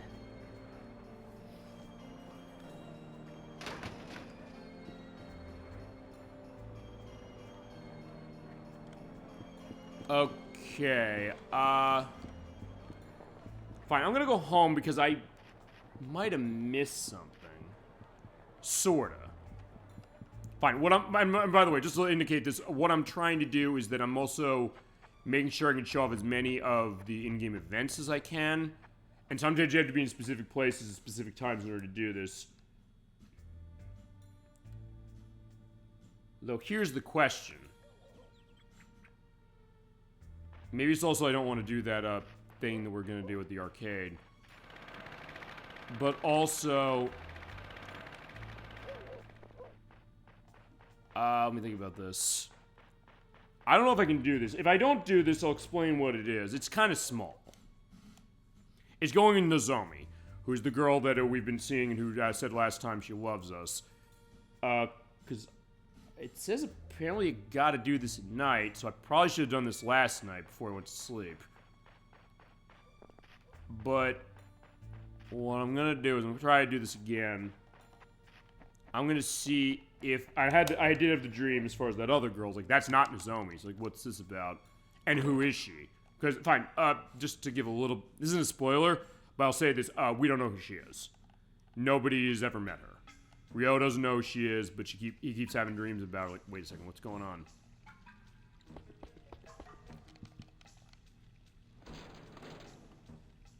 Okay, I'll say this. If I do miss, this...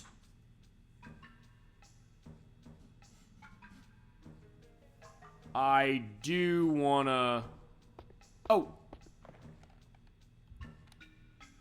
I didn't take my allowance. All right, because right, the cutscene. Okay, so the cutscene overwrites that. I actually did not know that.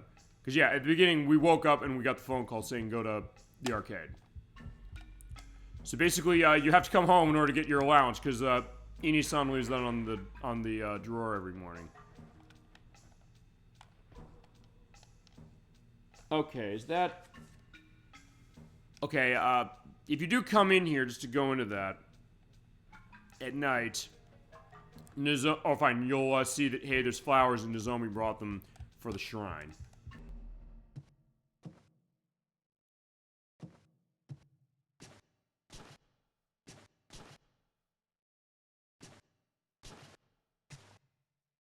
Nozomi-san was nice enough to bring those flowers. Nozomi brought these? She even remembered what your father's favorite flowers were. Really? She's such a nice girl.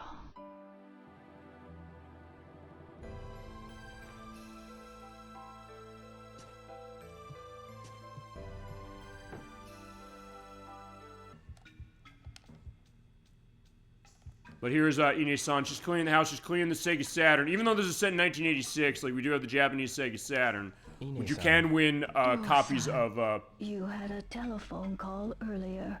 Who was it? Friend. It was a friend. Oh, I see. Fine, yeah, she's cleaning our Sega Saturn. As I mentioned, if you win a lottery at the Tomato Convenience Mart, you can get a home copy of Space Harrier or Hang On, and you play it at home. That being said, not this is gonna matter, I don't think, but I want to go in my room. I want to save. I don't know if I want to, as is known, save scum this. Where it's like, if I don't do this, that I come back and try again. I'm honestly very nervous as far as what this is. And honestly, this is the most nervous I'm going to be for this entire play, because this is a one-shot deal, and if you screw it up, you're not going to get another chance. I mean, it doesn't change the way the game goes, but if I can make this happen, I want to make this happen. Or if I don't, I'll edit in footage from the HD version, because I'm playing it. Fine, I have a couple of files running that version, because I'm running on the Dreamcast, because the HD version, they have issues with how they emulate it.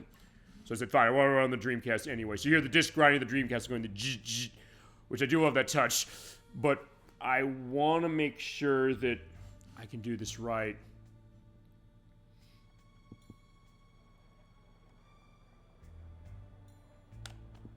Okay. Because if I do this right,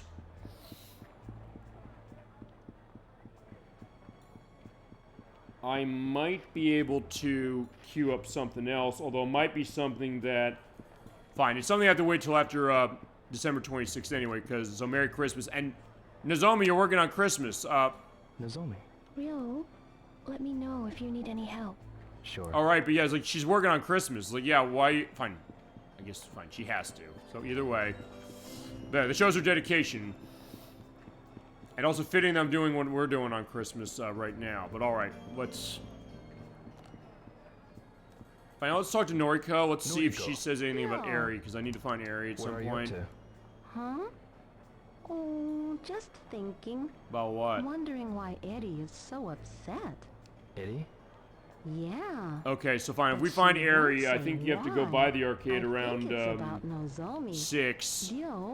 We'll be able to see her. Although, fine, it also, I think, ties to that thing that we have going on after the holiday. But then again, I don't know if... Yeah, I don't... Okay, I don't want to necessarily miss that. Okay. I don't know if I'm ready for this.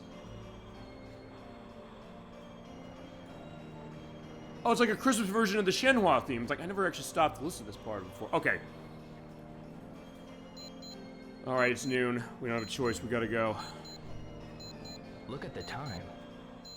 Yeah, we're in. Alright, we gotta do this. Okay, so they force you. Alright, I'm nervous. And I'll mention this in a second. As to why.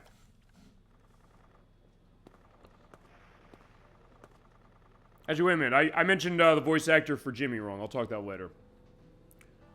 I was mentioning somebody else, so it's not Rob Crocker playing him. But fine, you come here and look, it's Chai.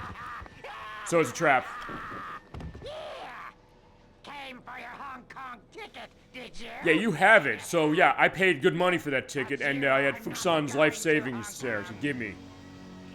Right, he's eating it. I love that look. He's like, he's twisted. You work for Landi? Yeah, she's like, you work for him? Work for Landi-sama? That's my dream. You are voiced by the same guy who's Landy, so I'll say that, but alright, fine. What do you want with me? You know Oh. You know. So, he wants you to rat on Juyen Da. We don't know much. We only got that letter. Rewarded for this information. So, he does know. So you know about Landy. Just who the hell is he? I'll only tell you if you prove stronger than me. Oh boy, here we go. This is the hardest fight in the game. It's worth pointing out, if I fail this, I don't get another chance and we get sent home. I gotta beat him. I want to try and beat him, and he takes a lot of punishment, and he can block my shots very easily unless you get him into a corner. And even then, I'm very nervous. Already, look at my health. It's going down ridiculously low. Yeah, because he'll do that a lot. He'll do the blocks. He's the first opponent who really runs the blocks. So, yeah, use that dodge. It's on the Y button to dodge. If I can pull this out, it's going to be a miracle. Because I've done this a few times, and also your health does recover, but because you're in tight quarters in here, it's not going to be good. I'm going to lose, I think. No, no! Oh, no. Eh.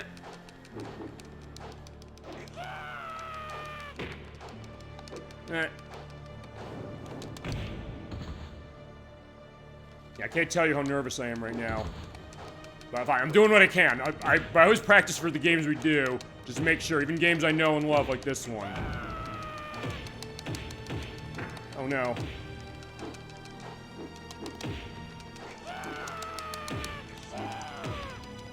Oh no. Ah, shit. Throw move. Yeah, I tried the throw. Didn't work. Okay. I lost. If you do lose, Fuku-San comes by and saves me.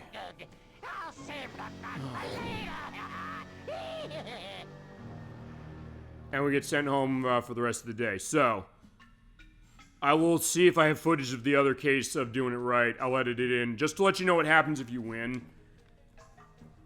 You find out that the owner of the arcade is tied up. And he says, that guy Jimmy from Asia Travel Company, he did this to me and he tipped off Chai. By the way, I was wrong on Jimmy's voice actor. He's voiced by Greg Ladd. The only role he has is as Mr. Engel in the 1987 film Gold Through the Fire. But yeah, I lost that battle and you don't get another shot.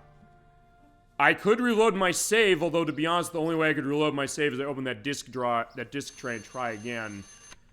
But I'm not going to do that.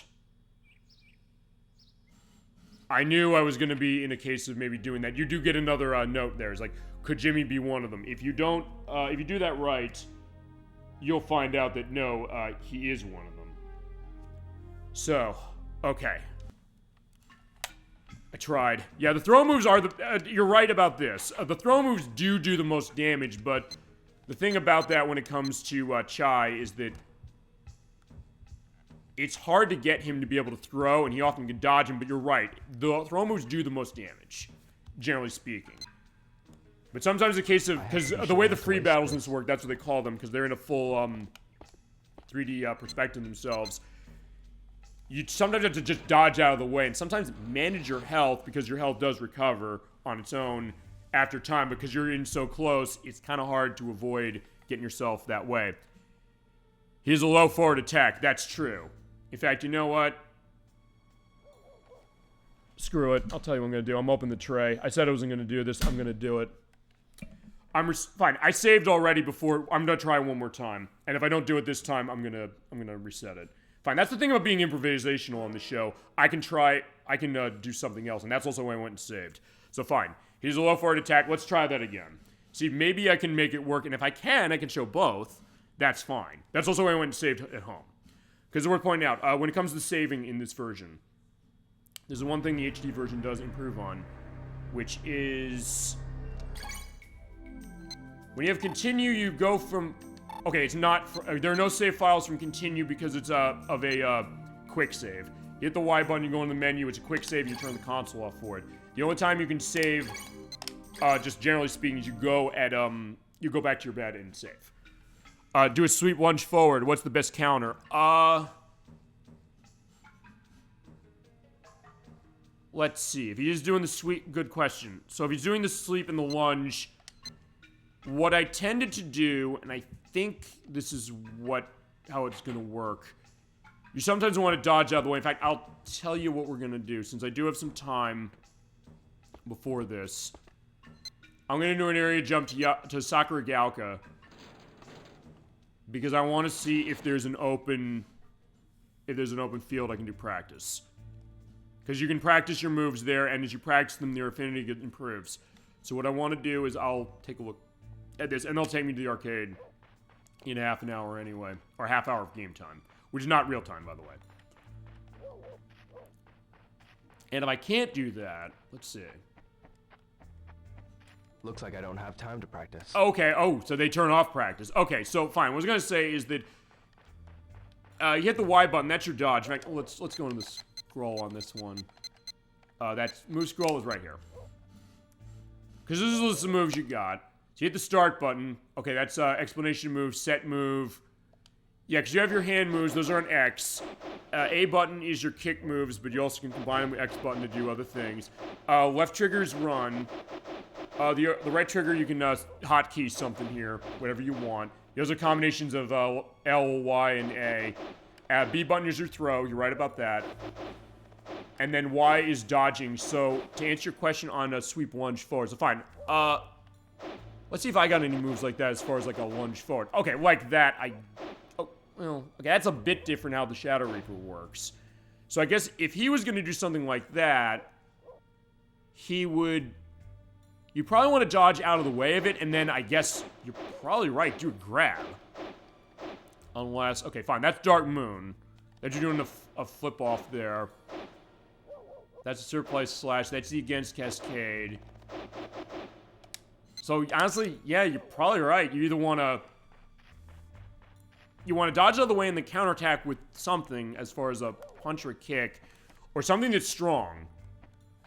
Or if you can get a grab on him and toss him, particularly a strong grab move, that might help. So I'll give it another shot. I'll see what we can do.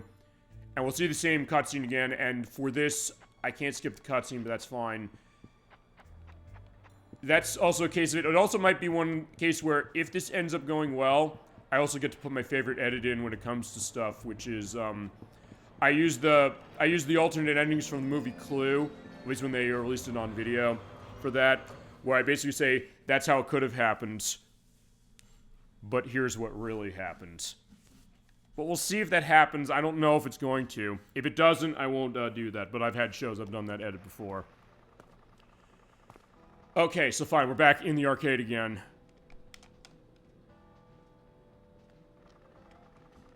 Okay, we're here in the same case as far as what it is. So, alright, we'll give it another shot. Good suggestion, and good to talk that out, say, what do you do? And sometimes, even for me who's been playing this game for 25 years, sometimes it's a case that sometimes I might have to stop to think about what am I really doing and what's going to go on. And maybe the case of what should you do if you're looking at this and seeing me saying this is the hardest fight in the game because it's fine, it's a fight you don't have to win. But I want to win. Fine, the hardest battle in the game is later at the end of the game, as you'd expect.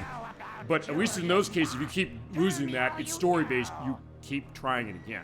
Do you get it? Okay, so, yeah, Juyenda is apparently an enemy of Landi. As we said. So let's try again with Chai. Who the hell is he? Is he in the darts machine? And everything's out of order. Look at this place. It's a... Okay, let's try that. So fine, we'll use that method. You're right. So fine, he's gonna do a sweep forward. Yeah, so he does that, try and counterattack. Well, or he'll also do that. He can grab you and he can also do that kick off of you, but he can grab you and slide underneath you. So, yeah, like that, but also he can... But he is dodging all my throw... Well, like that. Perfect. Okay, there you go. So you were right. Ace Rodale, Riverside, you're right. But fine, I'm exclusively trying to throw, so like, when can I get him into a hole that way? But also, if he's gonna fall there. Okay, it's fine. I got him there, so that's good. Also, to pointing out, unlike other battles in this game, you do not have a life bar on him. Sometimes other enemies will. Oh, I tried to do that new move I got, but it didn't work. The thing about, as you mentioned, you're right on how Chai operates. He's very fast, and he also is a case where he'll try things and you have to kind of back off and kick him. And sometimes you might get a case that might be the only thing you can really do. He's dodging most of my throws. So if you can get a throw off him, you're right, try that.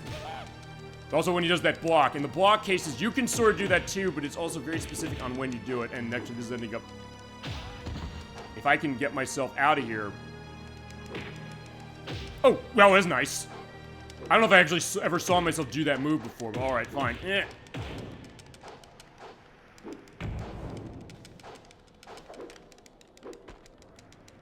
we go. Okay. We're getting somewhere, but it does take a lot of punishment.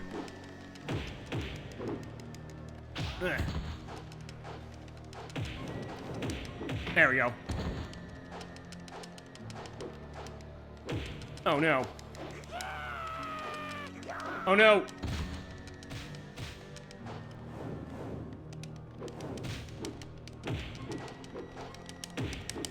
Oh no! Oh no. That was close. We almost had him. I felt myself getting close. I'm not gonna try again. But yeah, we almost had him. But good thought, good strategy saying, look, what do you do?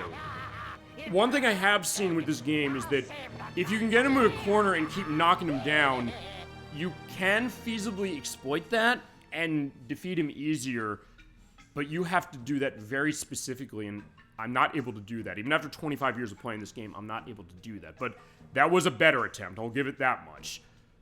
And it goes to, if nothing else, I guess we have not talked about this yet enough when it comes to the free battles. And there's honestly the one battle in the game where I think you really have to think about that the most, which is, what are you really doing when it comes to dodging attacks and counterattacking? Just take it easy. Because it's the one where you have no safety net below you. And it's a case where, fine, some of the other enemies you fight are not too bad to fight. But in this case, like, yeah, he is a stronger opponent. It is more tense as far as what's going on.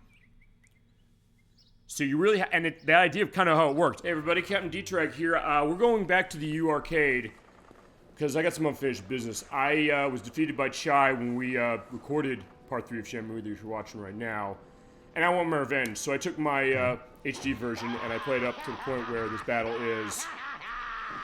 After multiple attempts, I'm going to try and get him to show what the difference is. But yeah, this is not an easy fight, as I indicated.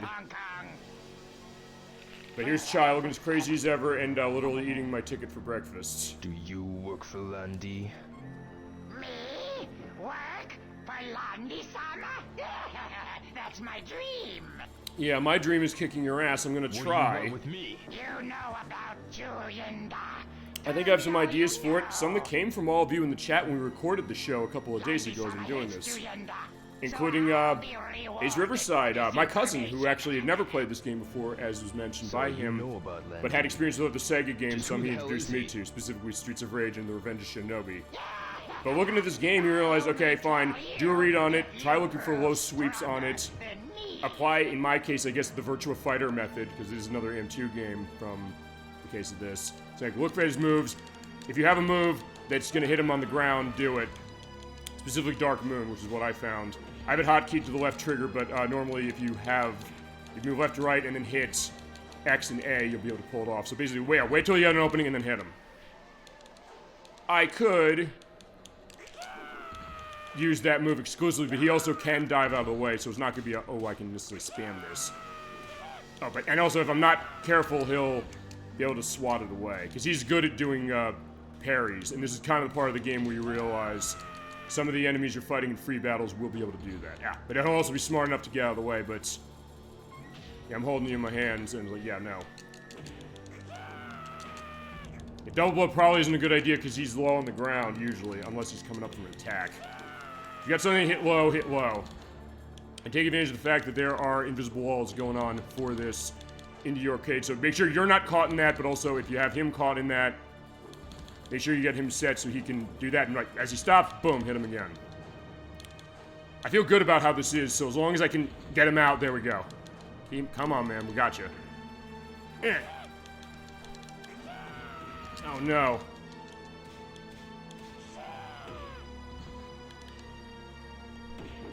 Oh no. I'm doing good. I don't want to necessarily lose this again if I can avoid it.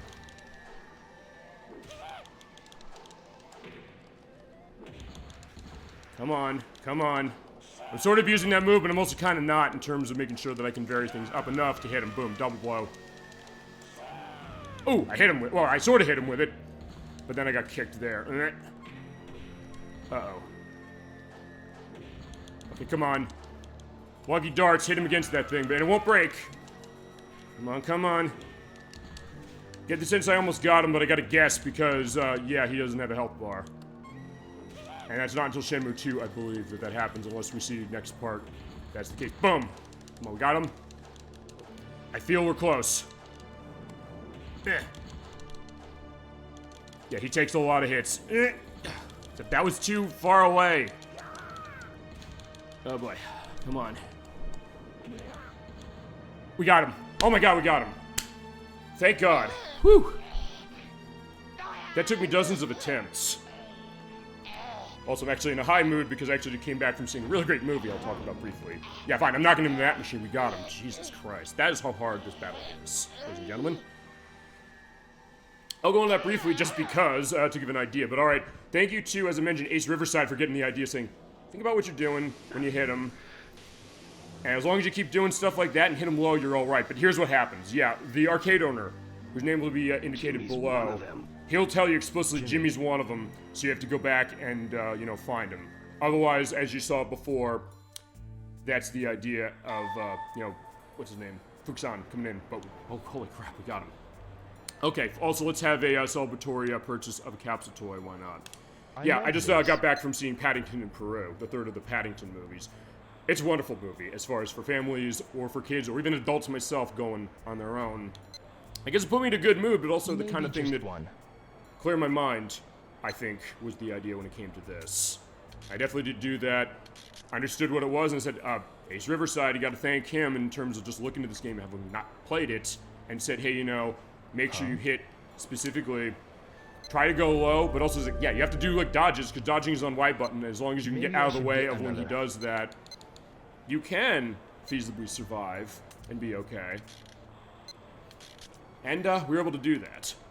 Yeah, so, yeah, also, that's the other thing. There's also an impromptu review of my just-out-of-the-theater reason to Paddington Peru, the third of the Paddington films, as we're having, nights. Another case, I guess, of a, whimsical entertainment that's probably for kids and adults, but also something that... I should try again. There's such a charm and an innocence, but also an authenticity to itself. Kind of like Shenmue, when you really think about it. In its weird way, although, except for the family-friendly part, in terms of Shenmue. Because, yeah, this is not necessarily a game for young children. It's definitely for teenagers in terms of its language and violence, as we also got the A button from the Dreamcast.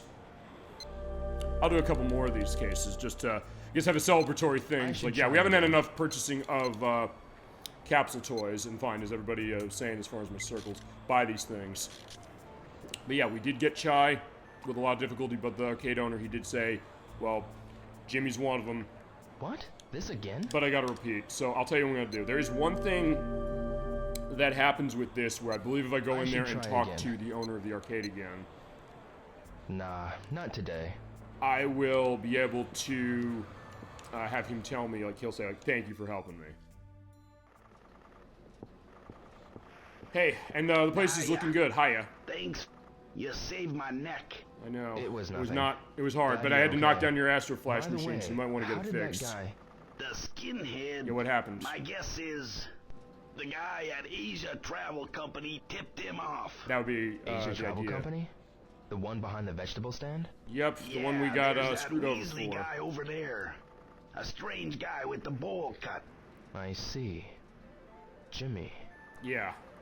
Keep talking on Jimmy if you don't mind. I was in a real fix. I know. I wonder where that skinhead creep went after that. Yeah. Goodbye. But yeah, as that's the case, there we go. We did save him. There we go. So good to have that case of it. And also of finally being able to show that. Yeah, all the other attempts I made on this will not be edited, but it took me almost 20 attempts off screen to make that happen. But there you go. Okay, and again, thank you to everybody for the purpose of the support during the show. Sorry I couldn't show live on the show, but of course, as Electverse once said, thank God for the edits. We got the edits for purpose of showing stuff that maybe we couldn't show on the show. And I do have that case of there's all me fighting alongside you when it comes to the fight in Sakura Galka Part with Inoki-san and not Nagasaki. I guess that's the name. Fine. The other guy, as far as the other bully around town, that'd be an idea. Or fine, I guess going to the Paddington thing, he'd probably do what he does in the movie. He's like, "What are you doing?" He's like, "That's called a vacant stare. It's when people have forgotten their manners." They're like, fine. Ryo is not exactly that kind of a polite guy. Fine, he is and he isn't. In case it's fine. He's focusing on revenge, but the idea is like clear his mind, and that's gonna be a case. I think we get to the next game, and later on in this one, and also very vital what was said a little earlier, saying like, hey, where's that skinhead? Will we see him again? I think we will, maybe. But that being said, I'll end this specifically as far as it. Thank you so much. Hope you enjoy the rest of the video, and remember, 2 weeks from air date of this, that's gonna be March 1st. We'll be back for part 4 Shenmue, but enjoy the rest of part 3, everybody. A good fight. Well, thank you. I appreciate that, but also good idea as far as what are we really thinking here? What are you really doing? Kind of going in that methodology, which is, when you really think about it, kind of what this game kind of talks about, which is the thought of what are you doing with martial arts? Because it's the one thing, if nothing else, is that, fine, given this, the people made Virtua Fighter, maybe this goes without saying, but just in case it doesn't, Virtua Fighter is not a fighting game where you can press buttons and win. And because people say, sometimes when it comes to games, like a fighting game, they call it a button masher. That's sometimes the discussion point where you say, hey, keep hitting the X button, you can win forever. And have no, the enemies won't fight back, or they won't be able to fight back. I remember I played Inuyasha Feudal Combat, which is on PlayStation 2. It's by Aiding. The people made Bloody Roar, and they made Tatsunoko vs. Capcom. That's a game where I was able to hit the square button and beat the game on, I think, it's medium difficulty. It's like, wait, hold on. That's kind of weird. But like Virtua Fighter, in some cases, you have to read the opponent. You have to see what is their style, where do you look for, as you mentioned, that exploit of what they're doing. When they're doing a sweep lunge forward, what do you do? How do you counter that? It's like, hey, look for where they have a stoppage. Where can you find an opening? So, honestly, thank you for bringing that up. That was a great way to kind of go into it, but this place is closed for this Asia Travel Company, and we lost our ticket to being eaten.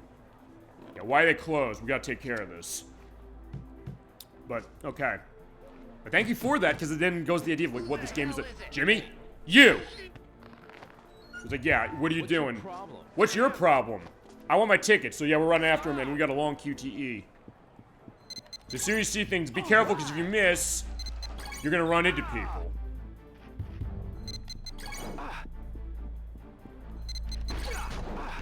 But also, if you do hit someone, it's like, yeah, what the hell are you doing?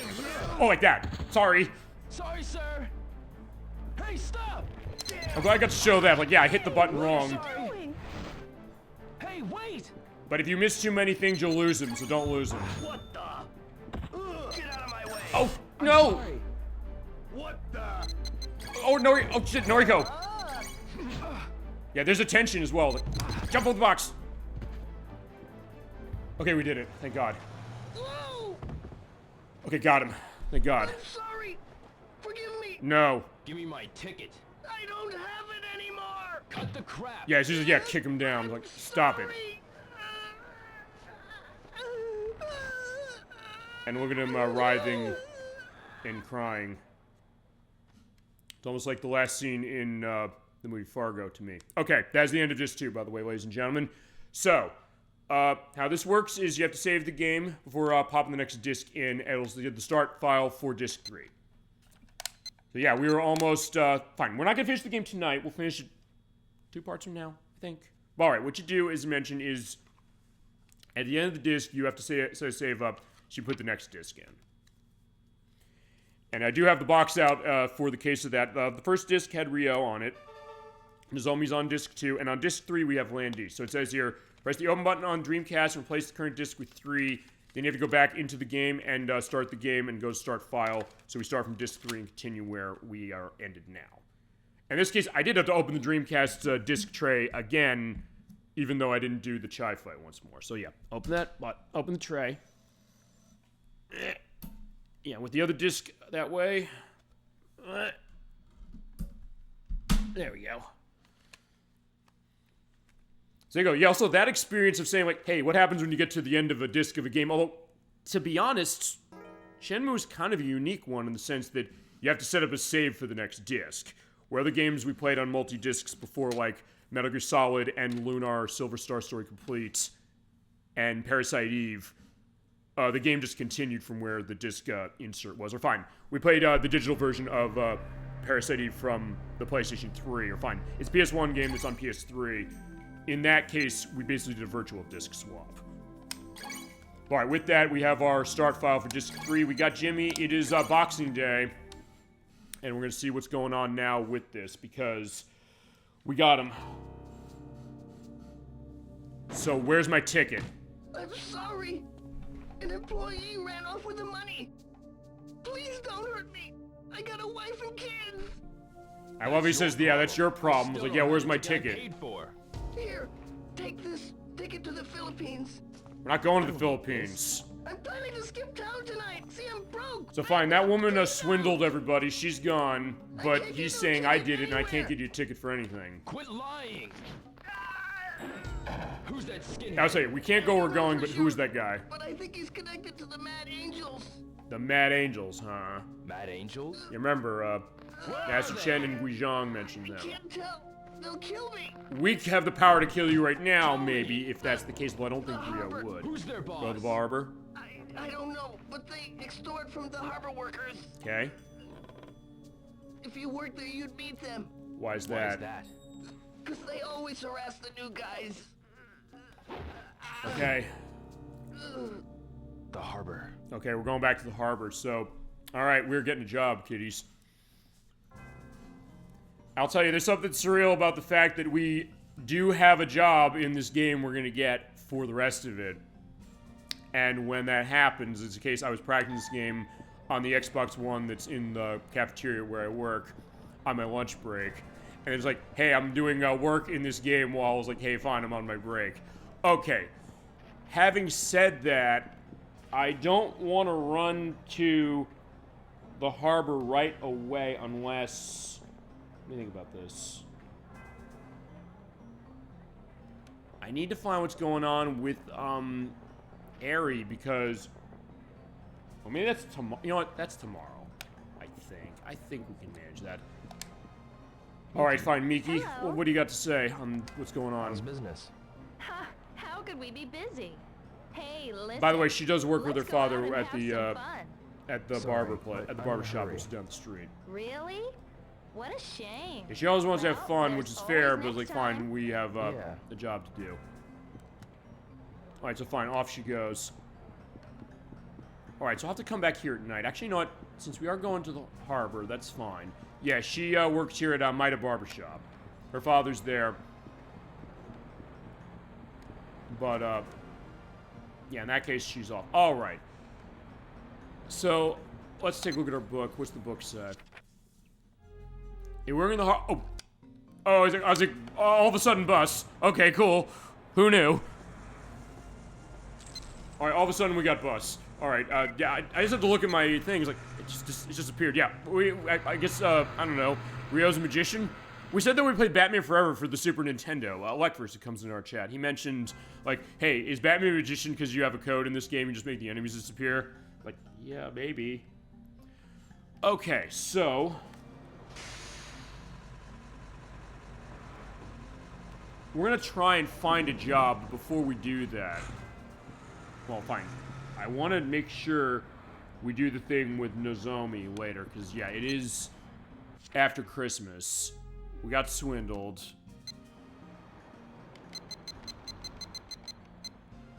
You have to go back to Sakuragaoka Park at night after, the 26th, although it is the 26th, so I don't know if maybe that's gonna change things. Huh?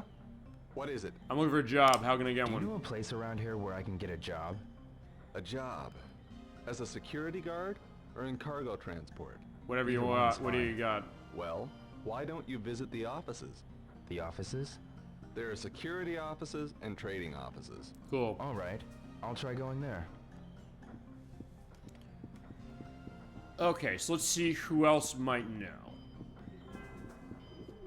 Actually, we can go to... let's go to the cafeteria, because the person who runs the cafeteria, she does know a lot about the area. And it's also worth pointing out, we'll be almost done. We usually run 5 hours as far as show for multi-part games, so we maximize as much as we can. Unless it's the case where we start early, like with Shadow Hearts Covenant, where we do 9 hours. But that being said, for this one, I'll probably end around mid. Excuse me? More or less. Yes, what is it? Job. Where can I find one? Can you give me a job? Is work at the harbor difficult? I don't know. I don't know. Out of work? Yes. Yeah, kinda. I'd love to help, but I just work here, you see? So you don't know who's hiring? About finding a job? You look strong. I'm sure somebody will hire you. I'll ask the people who come here. Oh. Thank you. Although, whether she actually follows up on that, I don't know. Because I've never actually asked her before. But the thing about this game that's interesting is you can talk to a bunch of people, and they might give you the same answer that other people give, so you kind of can find your way differently.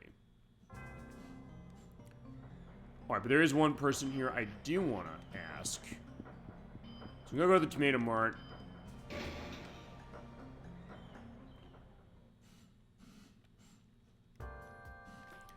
Yeah, the woman in here, she has dreams of being a singer.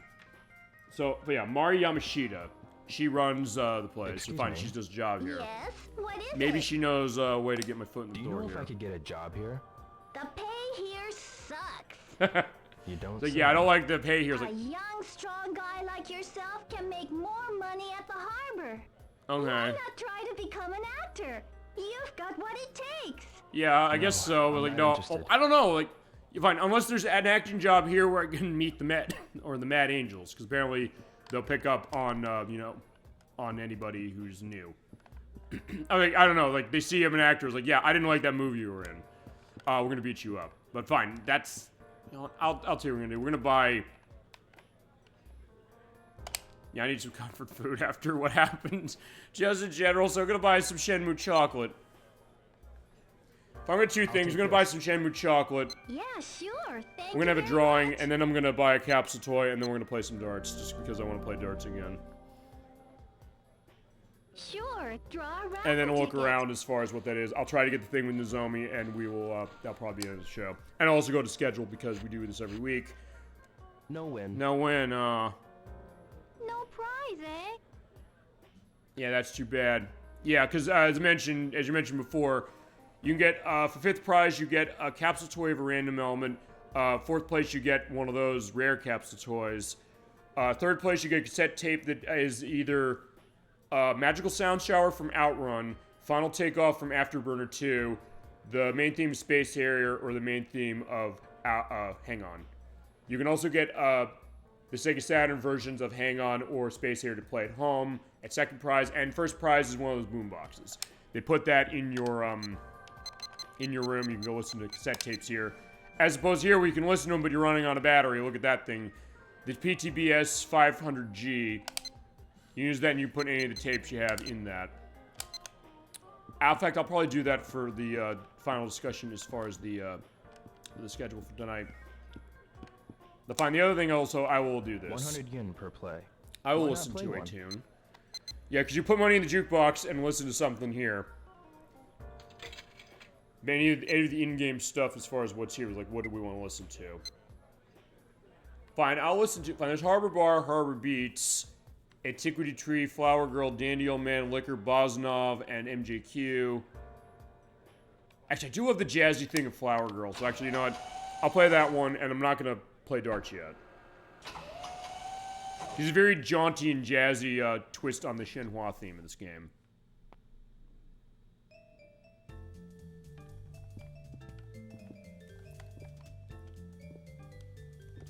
Yeah, because you're... Okay, I don't... Well, no, fine. I'll buy one out of each. Why not? And that's the other thing. Like, yeah, just buy capsule toys. See if you get something nice out of them. Because, yeah, have you ever heard, like, the Shenhua theme? It's this kind of serious song of... Huh?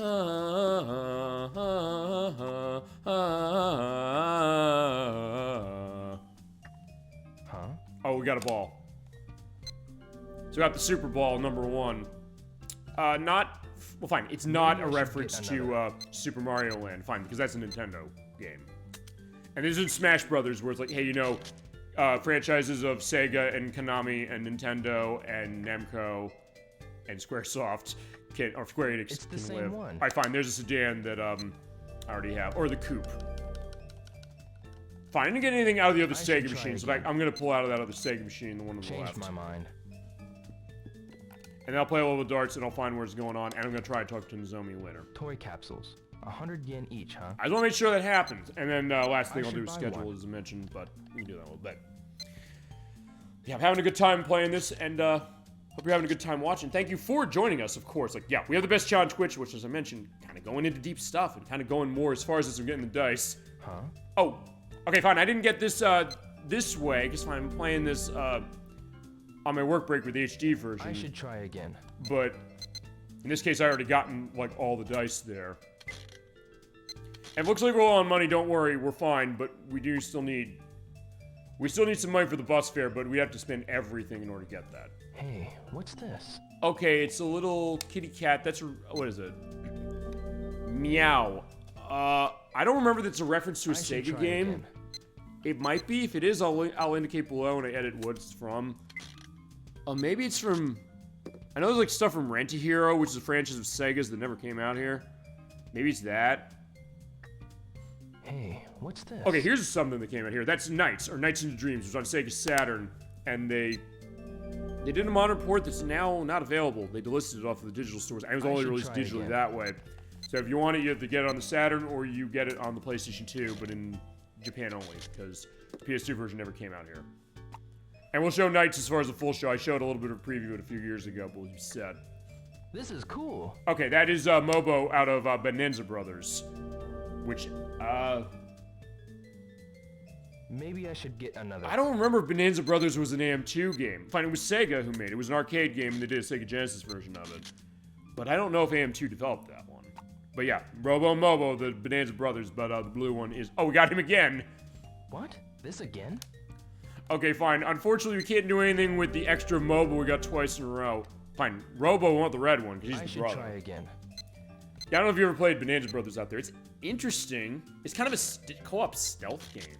A little bit. You're kind of sneaking around in Badville and trying to be helping people if you're playing the US continuity, but in the Japanese continuity, you're robbing the place. That's Ida 2. That is from Fantasy Zone, another Sega arcade game. Maybe I should get another. And some of these are actually pretty deep references that also at the time I didn't actually know like where they come from. I don't think I'd played Fantasy Zone or Bonanza Brothers actually at the time this came out. Fine, there's the red ball again. We already got that one. It's the same one. And unfortunately, you can't go and sell these because yeah, Shenmue 2. One thing they do nice in that one is that if you buy all these old capsule toys that way, or buy them in your extras, you go to the pawn shops and sell them, and based upon the pawn shop you go to, they actually give you higher prices. So it pays to shop around to like find everyone and like look at the flyers, like where can I get the most money? It's the same one. We got the 16-ton, which, the heavy bomb. I believe that's a Fantasy Zone thing as well. There's a lot of stuff in Fantasy Zone in this game. Actually, I don't even remember if Yu Suzuki worked on that one. Actually, he didn't even work on Nights. Nights was not his case. That was Sonic Team. This again? Okay, he says this again. But we'll do one more, and then I'm gonna darts it up, and we're gonna see where we can find a job. Maybe I should get another. And then we'll go home, and we'll see if we can talk to Nozomi and figure that. And if I can't do it for this time, I'm definitely gonna do it for next time. Even to the point where I will use the save for this. Ooh! Great. Oh, this is great. This is a rare drop. Oh my god, I'm so glad I got this. And this is from a Yu Suzuki AM2 game. It is the Hornet. The car from Daytona, USA. Oh my god. If anybody's played Daytona USA before, it's great. We have shown it. I had audio problems as far as mic when I did it, and it killed me when that happened. So we're going to redo it. Yeah, this car, by the way, the most famous racing car as far as this franchise, themed after the 1994 Shenmue Lumina in the arcade game. But there it is. The Hornet. There we go. Oh my god. I love the fact that we got the Hornet. All right, that was totally worth it right there. I should try again. We'll try one more, and then darts, and then we're doing everything with the finding the job. He's like, yeah, we gotta find a job, otherwise we're gonna be running out of money. Huh? Okay, fine, that's a different, heavy bomb. Okay. I should try again. I'll pass. Also, by the way, when he does say great like he did, that doesn't mean that's a rare, hit. Alright, let's play some darts. One game, 100 yen. Dollyfin, by the way, was the champion of the darts, at least until tonight when I got 493 points, but fine. She's the one who got the capsule toy for getting over 300 points for that. So Dollyfin got that for us on part 1. Yeah, that was not me doing that. I did the one on Space Harrier last time, so I'll at least take umbrage in saying, hey, I was able to manage that. Okay, darts. He's gonna move his hand on his own, hit the A button at the point where you think he's gonna throw it correctly, and boom. Hey, not too bad. Hey, not too bad. And standard darts rules apply in the sense that you want to either go for the bullseye or go for the inner ring where the 20 is, because you get triple points on the inner ring. But uh-oh. No good. No good. If you get to 120 points, you get a free game. And if you get to 240 after that, you get another free game, and that's the last one. Too early. No good. No good. I was 2. I'm doing awful now, but that's fine. I'm getting it. Alright, on the side, that's 25. And you get 5 darts, by the way, for each game. This is it. Yeah, this is it. I need a bullseye in order to make this happen. Or I could hit it there, but we'll have to try. No good. Alright, that's 1. Game over. No more darts. No more darts. Alright, fine, we gotta quit. I'll quit. Fine, we have elements of darts, like, fine, that's the idea. Like, Dollyfin is the expert on Shenmue darts. As far as our play of this game, that's the idea. Even with me doing, as I did tonight with it earlier, like, fine, Dollyfin is the one you talk to about that, but fine, we need to find, some case to do, what is it? Job.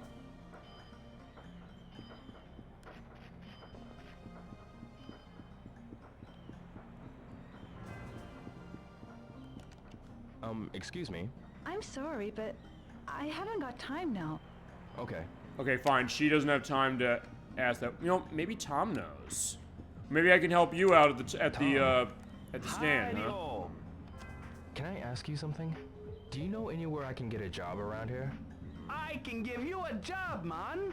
Oh, we can. Yes, but I want to work in a warehouse or on a ship. Man, my buddy's ship just left the harbor recently. Aw. Really? That sucks. Yeah, we just missed him, Know any place that's hiring? Sorry, I have no idea, man. I see. Thanks. Okay, fine. The reason he's saying no, I don't want to work for you is because, hey, Yo. he thinks that they're gonna, the Angels aren't gonna harass us. A job?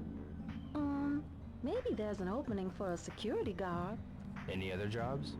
You know, Tom knows about the harbor much better than I do. So, if Tom doesn't know, I have no idea. Okay, well, there's the security thing. That's a possibility. I mean, if we can find something like that, maybe that'll help. How about you? Maybe you can. Huh? What is it? I'm wondering where to place the hiring. A job? Yes. Try asking at the offices. Offices, I huh? see. Alright, one other place I can go. Let's go to warehouse number 18.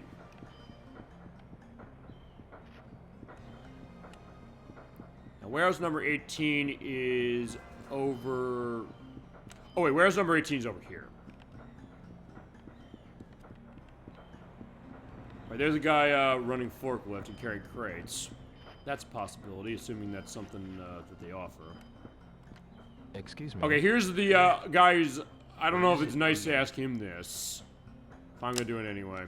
Because he is a homeless man who lives here, but he's helped us with a lot of martial arts stuff. He's like, yeah, don't gainfully point to you.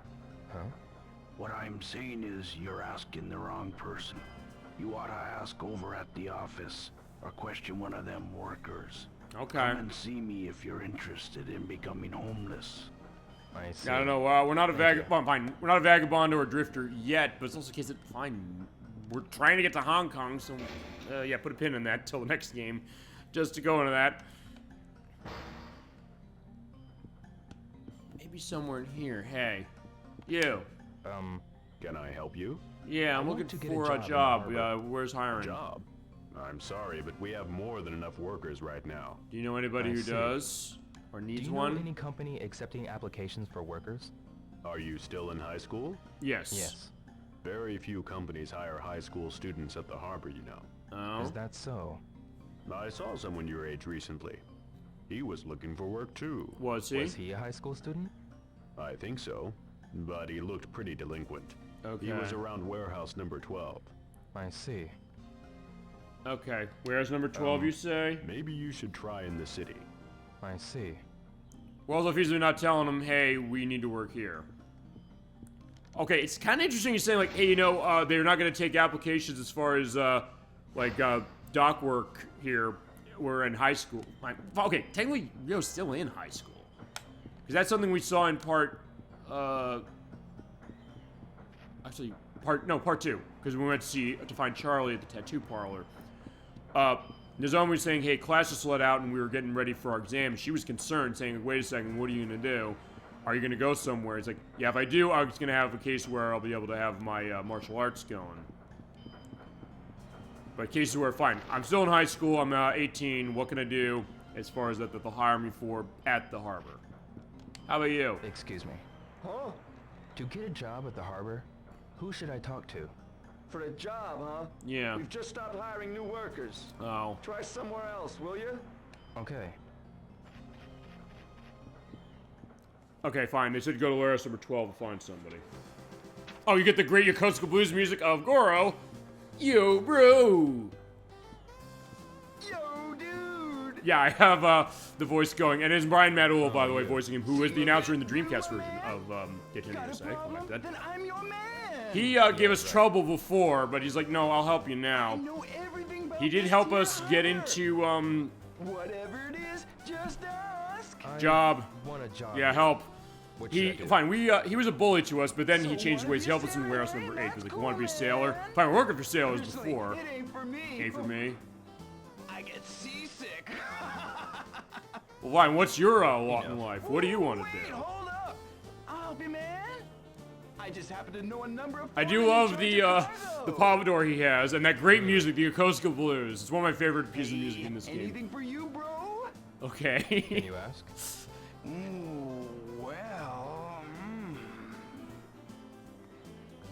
Okay, meet me at noon tomorrow. Okay. Just what I like to hear. All right, we'll come back tomorrow. 12 noon, warehouse number 1, in front of the big blue door. Okay. So we'll come there and we'll get a job. All right, thank you, Goro. Actually, to be honest, Goro, there are characters in the Yakuza games. I think the guy who's in the Yakuza, or the Like a Dragon Yakuza pirate game that's coming out next week. Yeah, they're kind of like that. So honestly, it's one of those things that when Yakuza kind of tried to do that, it's something that it reminded me of this, number one. But number two, it's also something that it made me think, oh yeah, there's kind of a style to that, and also the case that complexity, but also kind of an entertainment value to him as it is. Because first we came here, it's like, he was picking on, you know, the base workers as it was, and then we kicked his ass. So it was like, okay, fine. He easily learned his lesson, but he said, like, oh no, I want to help him. I want to get in with Ryo that way. But also, he has his complex elements too to himself. For that reason, but also the idea that, hey, he's kind of going all over the place and then willing to help us. Okay, so fine, we gotta go home. And fine, since we are running to the end of the show, what is today? Okay, I think we'll figure the thing with Nozomi first thing next part, I think. Although if I can make it happen here, I'll make it happen. But alright, fine. He said come by noon tomorrow for that. That will come later.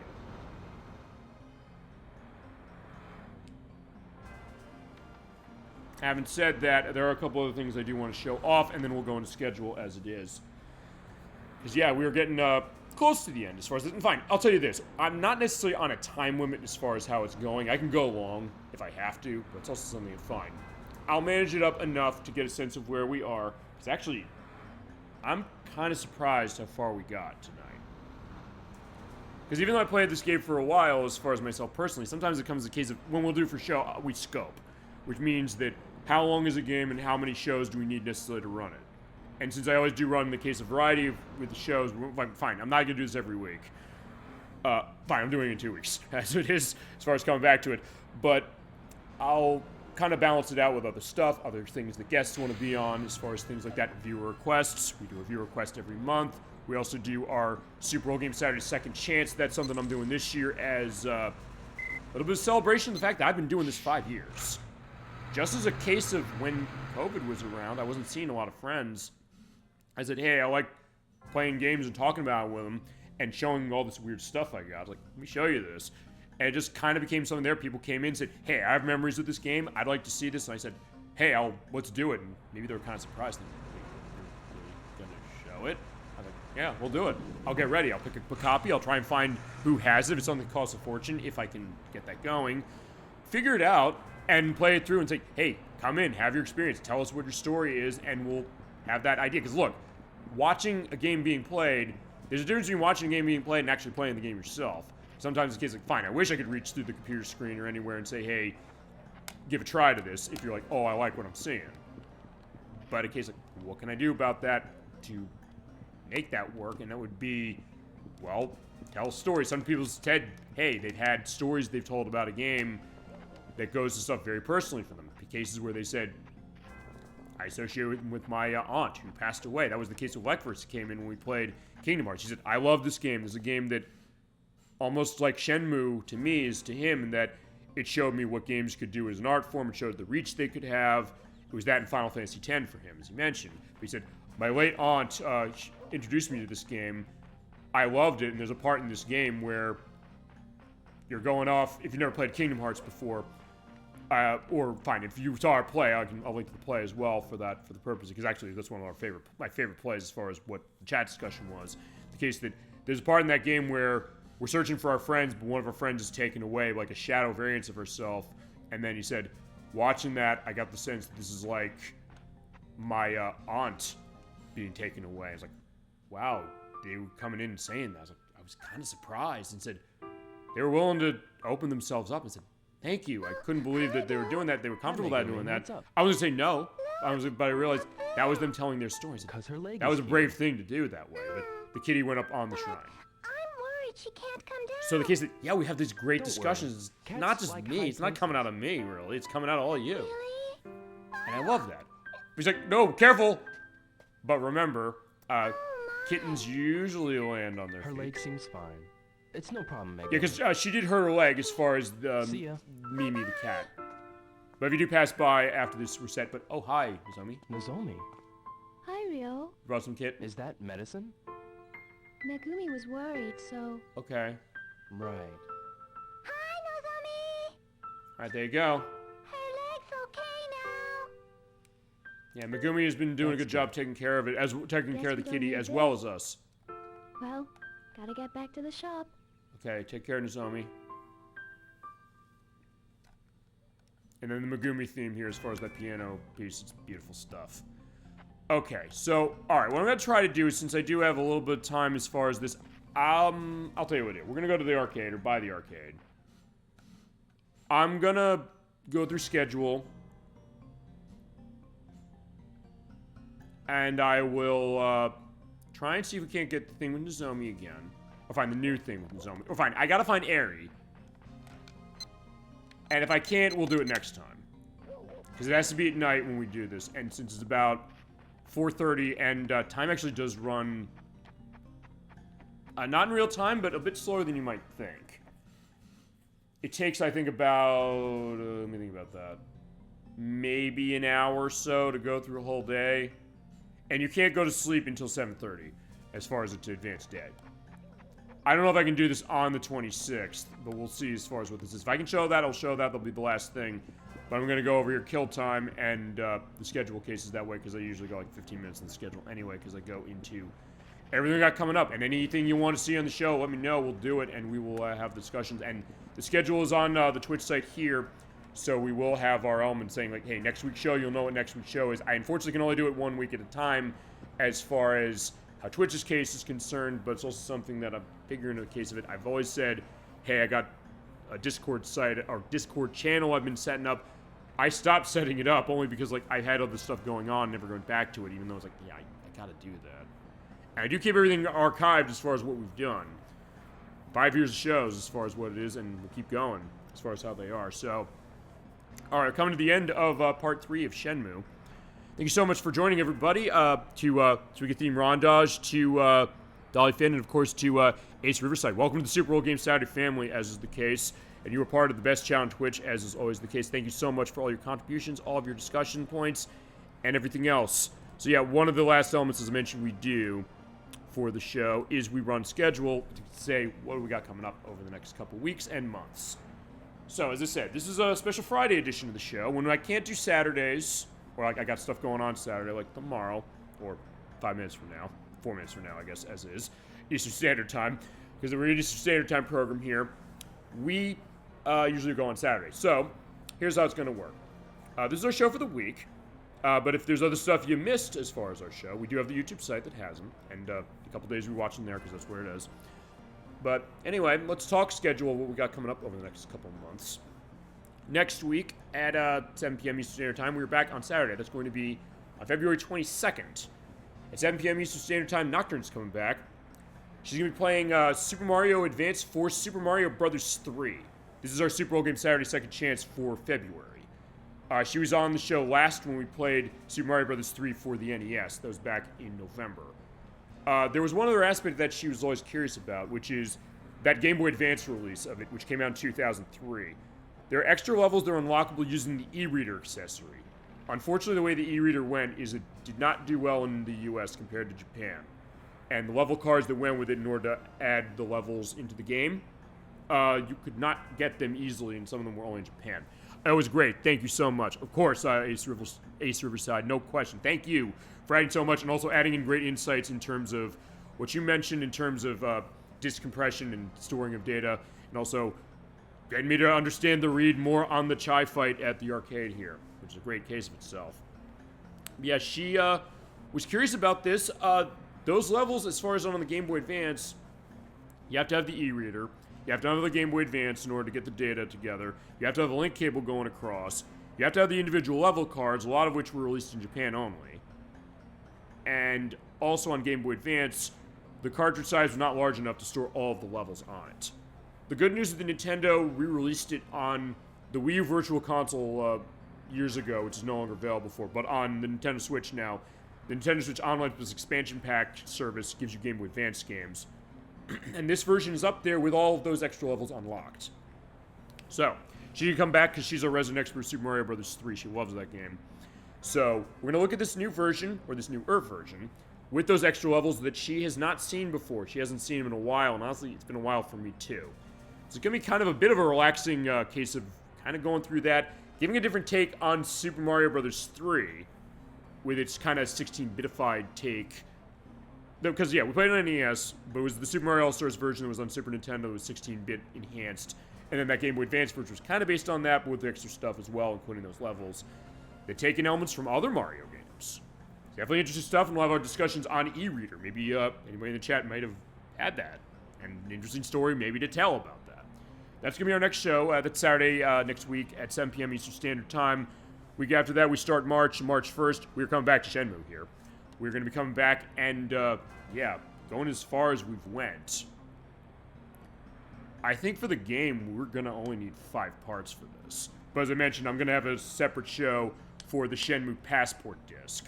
And you're seeing the A button go around. It's all those people walking and saying, like, hey, you can talk to them. So, what we're going to do next time is we're going to get our job.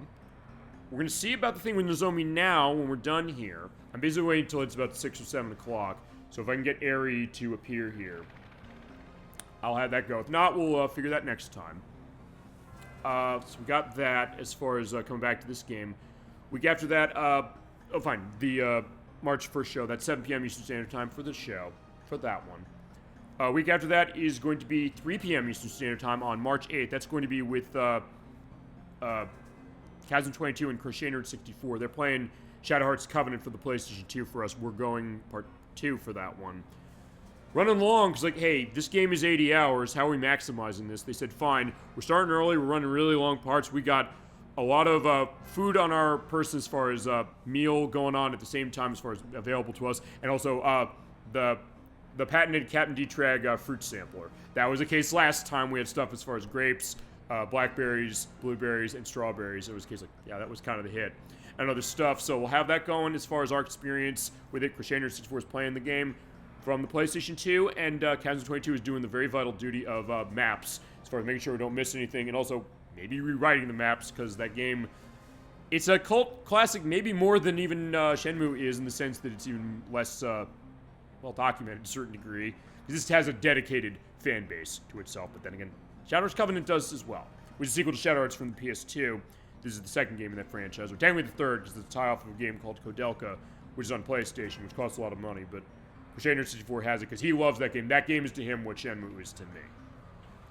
We'll have that going at 3 p.m. Eastern Standard Time on March 8th. March 14th, we are going to have a Friday show again, because Edwak and Nikki, they come by, and they usually need Fridays. In fact, they almost always need Fridays. But in Edwak's case, he has a game that is something very special to him, and one that, and I guess that's the theme we're seeing so far, games that mean a lot to us personally, because that's what we do. It's all about what is our experience in gaming, and other things that kind of tie to that really can kind of bring us together, but also this idea of saying, sometimes it's as simple as the idea like, hey, I played this game that means a lot to me, let me show you, and just show people that way. But Edwak wants to show a game called Smart Ball. It came out on Super Nintendo in 1991 in Japan. It was called Jerry Boy there. The US got it in 1992. It was published by Sony before they were involved with PlayStation doing their own stuff. It was developed by Game Freak, who made Pokemon, although one thing I actually didn't mention was come to this, is that they co-developed it, or they did the game design of it, but there's another company called System Sacom that did the programming, and they co-developed it together. It's a game that he has a lot of experience with. He said, it's a game that brings me right back whenever I think of my childhood of early games. Cases of the second game by the people who made Pokemon. It's like, wait a second, what's that about? You think, well, we know them for this big franchise, but what were they doing before? What was their second game? That is the second game of Game Freaks, as far as their involvement. And we're going to go into that on March 14th, Pi Day, so a month from tonight. Yesterday, as it turns out now, because it's midnight now. Then the week after that is going to be March 22nd, 7 p.m. Eastern Standard Time on the Saturday again. It's actually following the same theme as far as this, mostly next month, as far as how this is. I'm playing Sonic the Hedgehog 2 for the Sega Genesis. We've not played this yet for the show, or more accurately, I did 5 years ago, but I don't have a recording of it anymore. It's a Super Bowl Game Saturday Second Chance for March.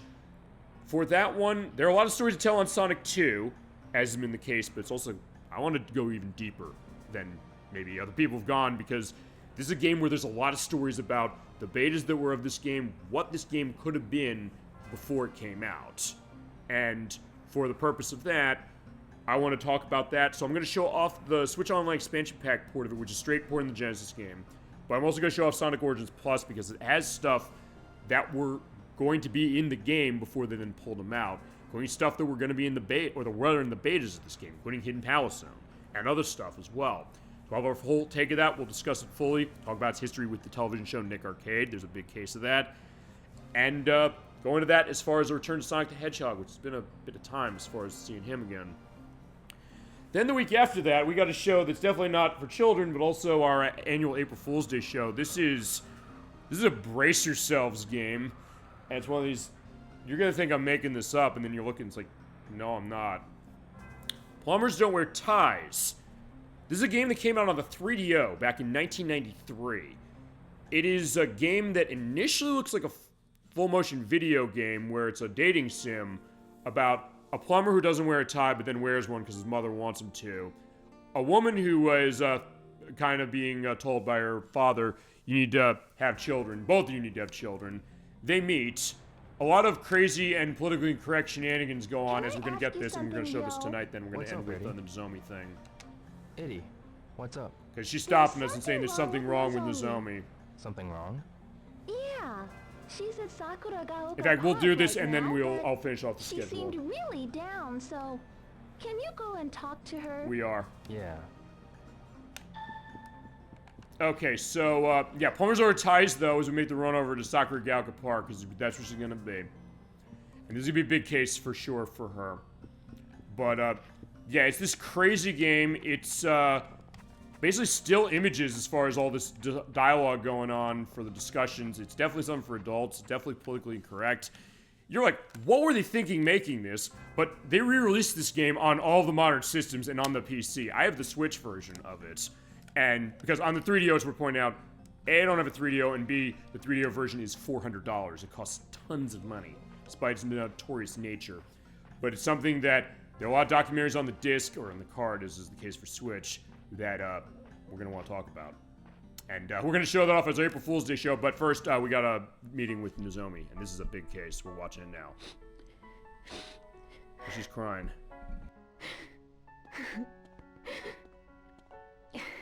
And this is why I did the day skips, by the way, earlier in the show tonight. Because you have to go out here after Christmas. Nozomi?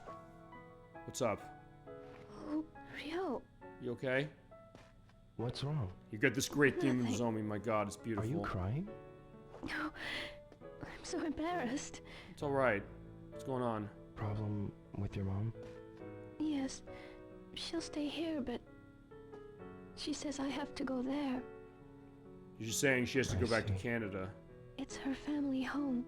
She's worried about Grandma, so she's staying. But you have to go and take care of it. You want to be with your father? Well, our father lives there, right? It's not that. I don't want to be away from you.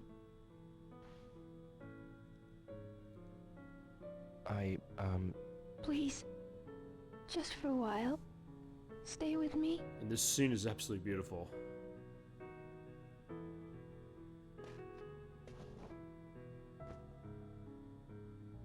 Christmas is already over. Right, this is why you have to wait until after Christmas. Yeah.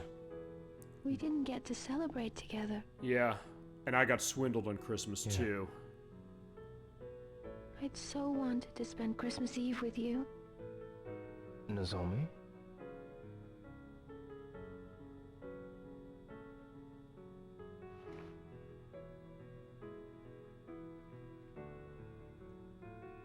Stay with me for a while. We will, and that's going to be the thumbnail. Yeah. I think I might have said earlier what I might have had the thumbnail for, but it has to be this. Time would just stand still. Yeah, she clearly loves us. And she's worried about us being gone. But we are going home. Okay. So there you go. That we did get to show that. I'm glad we got to show that. And fitting for the ending of tonight's program. Okay, so what we're going to do is we are going to save. And I'll go into the schedule for the rest of what we got. And then we will end the show for the night. In fact, I'll tell you what we're going to do. After this save goes, I'm going to pull out the cassette player and we're going to play something on the cassette.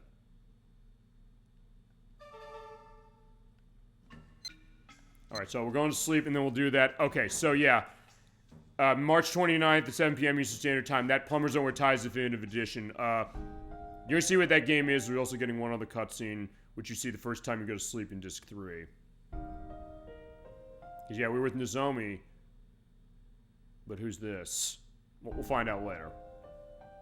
But that is, you're not going to want to miss it for the craziness that game is, but also the great behind-the-scenes documentary footage that explains how does this game exist and what is it. And when I heard that, I said, I got to buy this. Even though I was like, is it a bad game? Yes. But then again, as Dolly Finn can attest in chat, I put her in front of NBA Unrivaled on 360. It's like, might not be as bad as that, and I didn't think I would say that until we, when we came to that game as far as that extra case. But yeah, we got that going. It's going to be an interesting one for our April Fool's Day show, because we always do an April Fool's Day show of a game that's either notoriously bad or not very good, or maybe there's a debate of whether it's good or bad, you know? And of course, I met Nozomi, but she cried and I couldn't comfort her, so please don't leave without saying goodbye. So clearly Ryo is feeling something a little bit on this one too. Let me get the cassette out, and let's run the MJQ. As far as that, that's a good case as far as that. Okay, and then we get to April, where on April 5th, Suiki Team Radash in chat wanted to see Bakugan Defenders of the Core for Xbox 360. It's also on PlayStation 3, Wii, and DS. I'm on the 360 version per her request. If you could correct me which one that is, that way. Because actually, I don't know everybody in chat, so it's worth pointing that out at least. But I'm glad in case that I have people I know, and that idea for sure. And I appreciate it, of course. It is a game that is based on the anime series that kind of passed me by. Also, this game, by the way, came out on October 26th, 2010. I was buying Rock Band 3 that day, so that's why I missed this, but it's also something that even by the standards of this, I didn't play it as far as until just recently, and I didn't know much on Bakugan, but well played, it's interesting. We're going to go the whole way on that one, and we'll definitely have stuff showing off with the adventure and also eventually with the multiplayer. Starting part 1 of that on April 5th at 7 p.m. Eastern Standard Time. You're not going to want to miss that for sure. And the Swiki Theme Ronda said, want to see it, we're delivering. That's the idea. We deliver that. And I'll prep everything. We'll have the notes. We'll have everything going. And it's going to be a great time. Then, middle of the month, we're going to have probably the finale of the gameplay of Shenmue on either the 12th or the 19th. I don't know when. Because the other one of those weekends, one of those two, Ultra 94T is joining us. He's going to be bringing 2 very rare demos of The Legend of Zelda Twilight Princess from Wii and Legend of Zelda Skyward Sword also from Wii that came out of kiosks at stores. He was able to get his hands on these things back when they were kind of easy to find, sort of, kind of.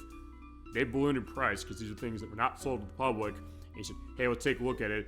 It's going to be technically our Super Bowl Game Saturday second chance, but I'm twisting the logic on that one because it's going to be my second chance on Twilight Princess because I like Twilight Princess, but I don't love it. And maybe this is my case of giving it a second chance before we eventually get to that game at a date to be determined sometime.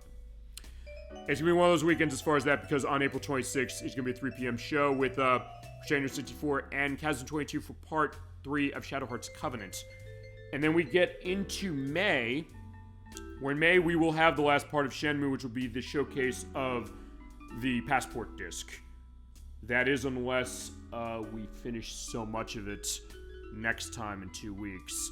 They would have squeezed that into part 5. In that case, I'll figure something else out on what the schedule is going to be for that. Also, we have another annual show we do in May. That is the either Cinco de Mayo or for this year I'm going back to Memorial Day compilation program. We play a classic game compilation. We look into everything that's on it, as I'm also blowing off my phone that is my schedule, going through it as far as the stuff with the show. I do want to remind myself of what's going on, because May 24th, Electverse wanted to see Taito Legends 2 for PlayStation 2. We're going to take a look at that. We'll get some stuff of Taito, stuff that's kind of not known, and I don't know most of this stuff. There's a game that's Space Invaders, but it's not one of the big ones. We showed the main one, the first one, as it was. The Space Invaders 95 in that. And other stuff like Camel Tree, Violence Fight, and Elevator Action Returns, amongst other stuff. We're going to show it all off. We're going to go over what the collection has to offer as far as your gaming money. If you're a fan of Taito, you're not going to want to miss that one. Well, the next parts of Shadow Heart's Covenant, probably at dates to be determined. And next part of Bakugan Defenders of the Core. I got an open show. I got to figure what I'm doing with the second chance. Then June, we'll have Shadow Heart's Covenant and Bakugan Defenders of the Core still going. I think I have an open show for a second chance. I'll figure what I'm doing with that. I might have an answer on some of that next week. And then I'm not going to be here on June 27th to 28th. So I have warming up the bullpen. I got an off-screen play of The Wolf Among Us for Xbox One. I'm prepping that. I've started doing the recording of that. I have to do that one off-screen, by the way, because there's visible nudity in that game. And I'm going to have to censor it out. So I'm recording this game already. I'm recording it in episodes. I'll cover weekends I'm not going to be here this year, which there's at least 3. And I'll cover all 5 parts of the game. We'll get to that. And then the only other cases I know are September's going to be one of those cases where I'm going to be away, so I'll have parts 3 and 4 of that at that point. I have 2 open shows. I think I'm starting Halloween Block early, honestly, for this, because there are 2 games I was requested that I think I need 2 parts for, those being Medieval for the PlayStation, which came from I'm Laughing to Death, and Dolly Finn. She wanted to see Scooby-Doo Night of 100 Frights, which I have the PlayStation 2 version. We're going to show that off. I can do those in 2 parts, so I'll have those set. And in October, we do have our Halloween block, all Halloween stuff of those 2 games as mentioned. I guess Shadow Heart's Covenant will still be going, or something. We'll figure. Maybe that Directive 8020 that we talked about earlier in the show. Mega Man 7, we're trying to figure that one as far as Nocturne itself, but we'll see. Maybe up to on that next week. And on Halloween night, we have Castlevania Chronicles for the PlayStation, which I first wanted to see. And then getting to November, and this is the last part of this, is going to be The second chance is going to be for Shadow the Hedgehog for its super hard mode, because it's 20 years since the game came out. Our pre-Thanksgiving Disney show is on Dolly Finn's request of Pinocchio for Super Nintendo. I don't know what the other week's going to be. If we still have Shower's Covenant going, it might be the end. If it's that, if we do it every month, we'll figure. And the Delicious Xbox Live Showcase Volume 2, we do that on the Saturday after Thanksgiving. We have a big gaming smorgasbord, gaming feast of stuff. We're taking a look at games on Xbox 360 that were downloadable that you can no longer purchase. But this year I'm also including stuff that went backwards compatible with the later Xbox consoles. I got some interesting stuff in there. This was one I got to thank AJ42 for. He said, you did the one last year, but there's other stuff that I forgot to mention that would be interesting to see. I know I mentioned Penny Arcade Adventures on the Rain-Slick Precipice of Darkness. We're going to take a look at that. I got some other ones set for that. And anything else you want to see. So I think with that, that's going to be the end of our show for tonight. Thank you so much, everybody, for joining us. Having a great show, as we always do. Definitely have a great show, and the best chat on Twitch, which you're all part of, as I mentioned, Sweet Team Rondage, Dolly Finn, aceriverside. Thank you so much for everything you've added to the show, and for everything. And I'm looking forward to stuff in the future, and seeing you later, of course, so the people I know, as is the case. So thank you so much for joining us, and for spending your Valentine's Day with us. Good night. I'll try to tune in for Super Mario 3. Yeah, it's next Saturday for sure, but thank you so much. No problem. Glad to have you, and feel free to also request anything you want to see. We'll definitely go in, I promise. But thank you so much for joining us tonight. Have a great rest of your weekend starting. Great Valentine's Day weekend. And have a great week coming forward next week. I'll see you next Saturday at 7 p.m. Eastern Standard Time with Nocturne for Super Mario Advance 4 Super Mario Bros. 3 for the Game Boy Advance. Till then, keep being awesome, everybody. Have a wonderful night. Thank you so much for everything from the bottom of my heart. And take care, everyone.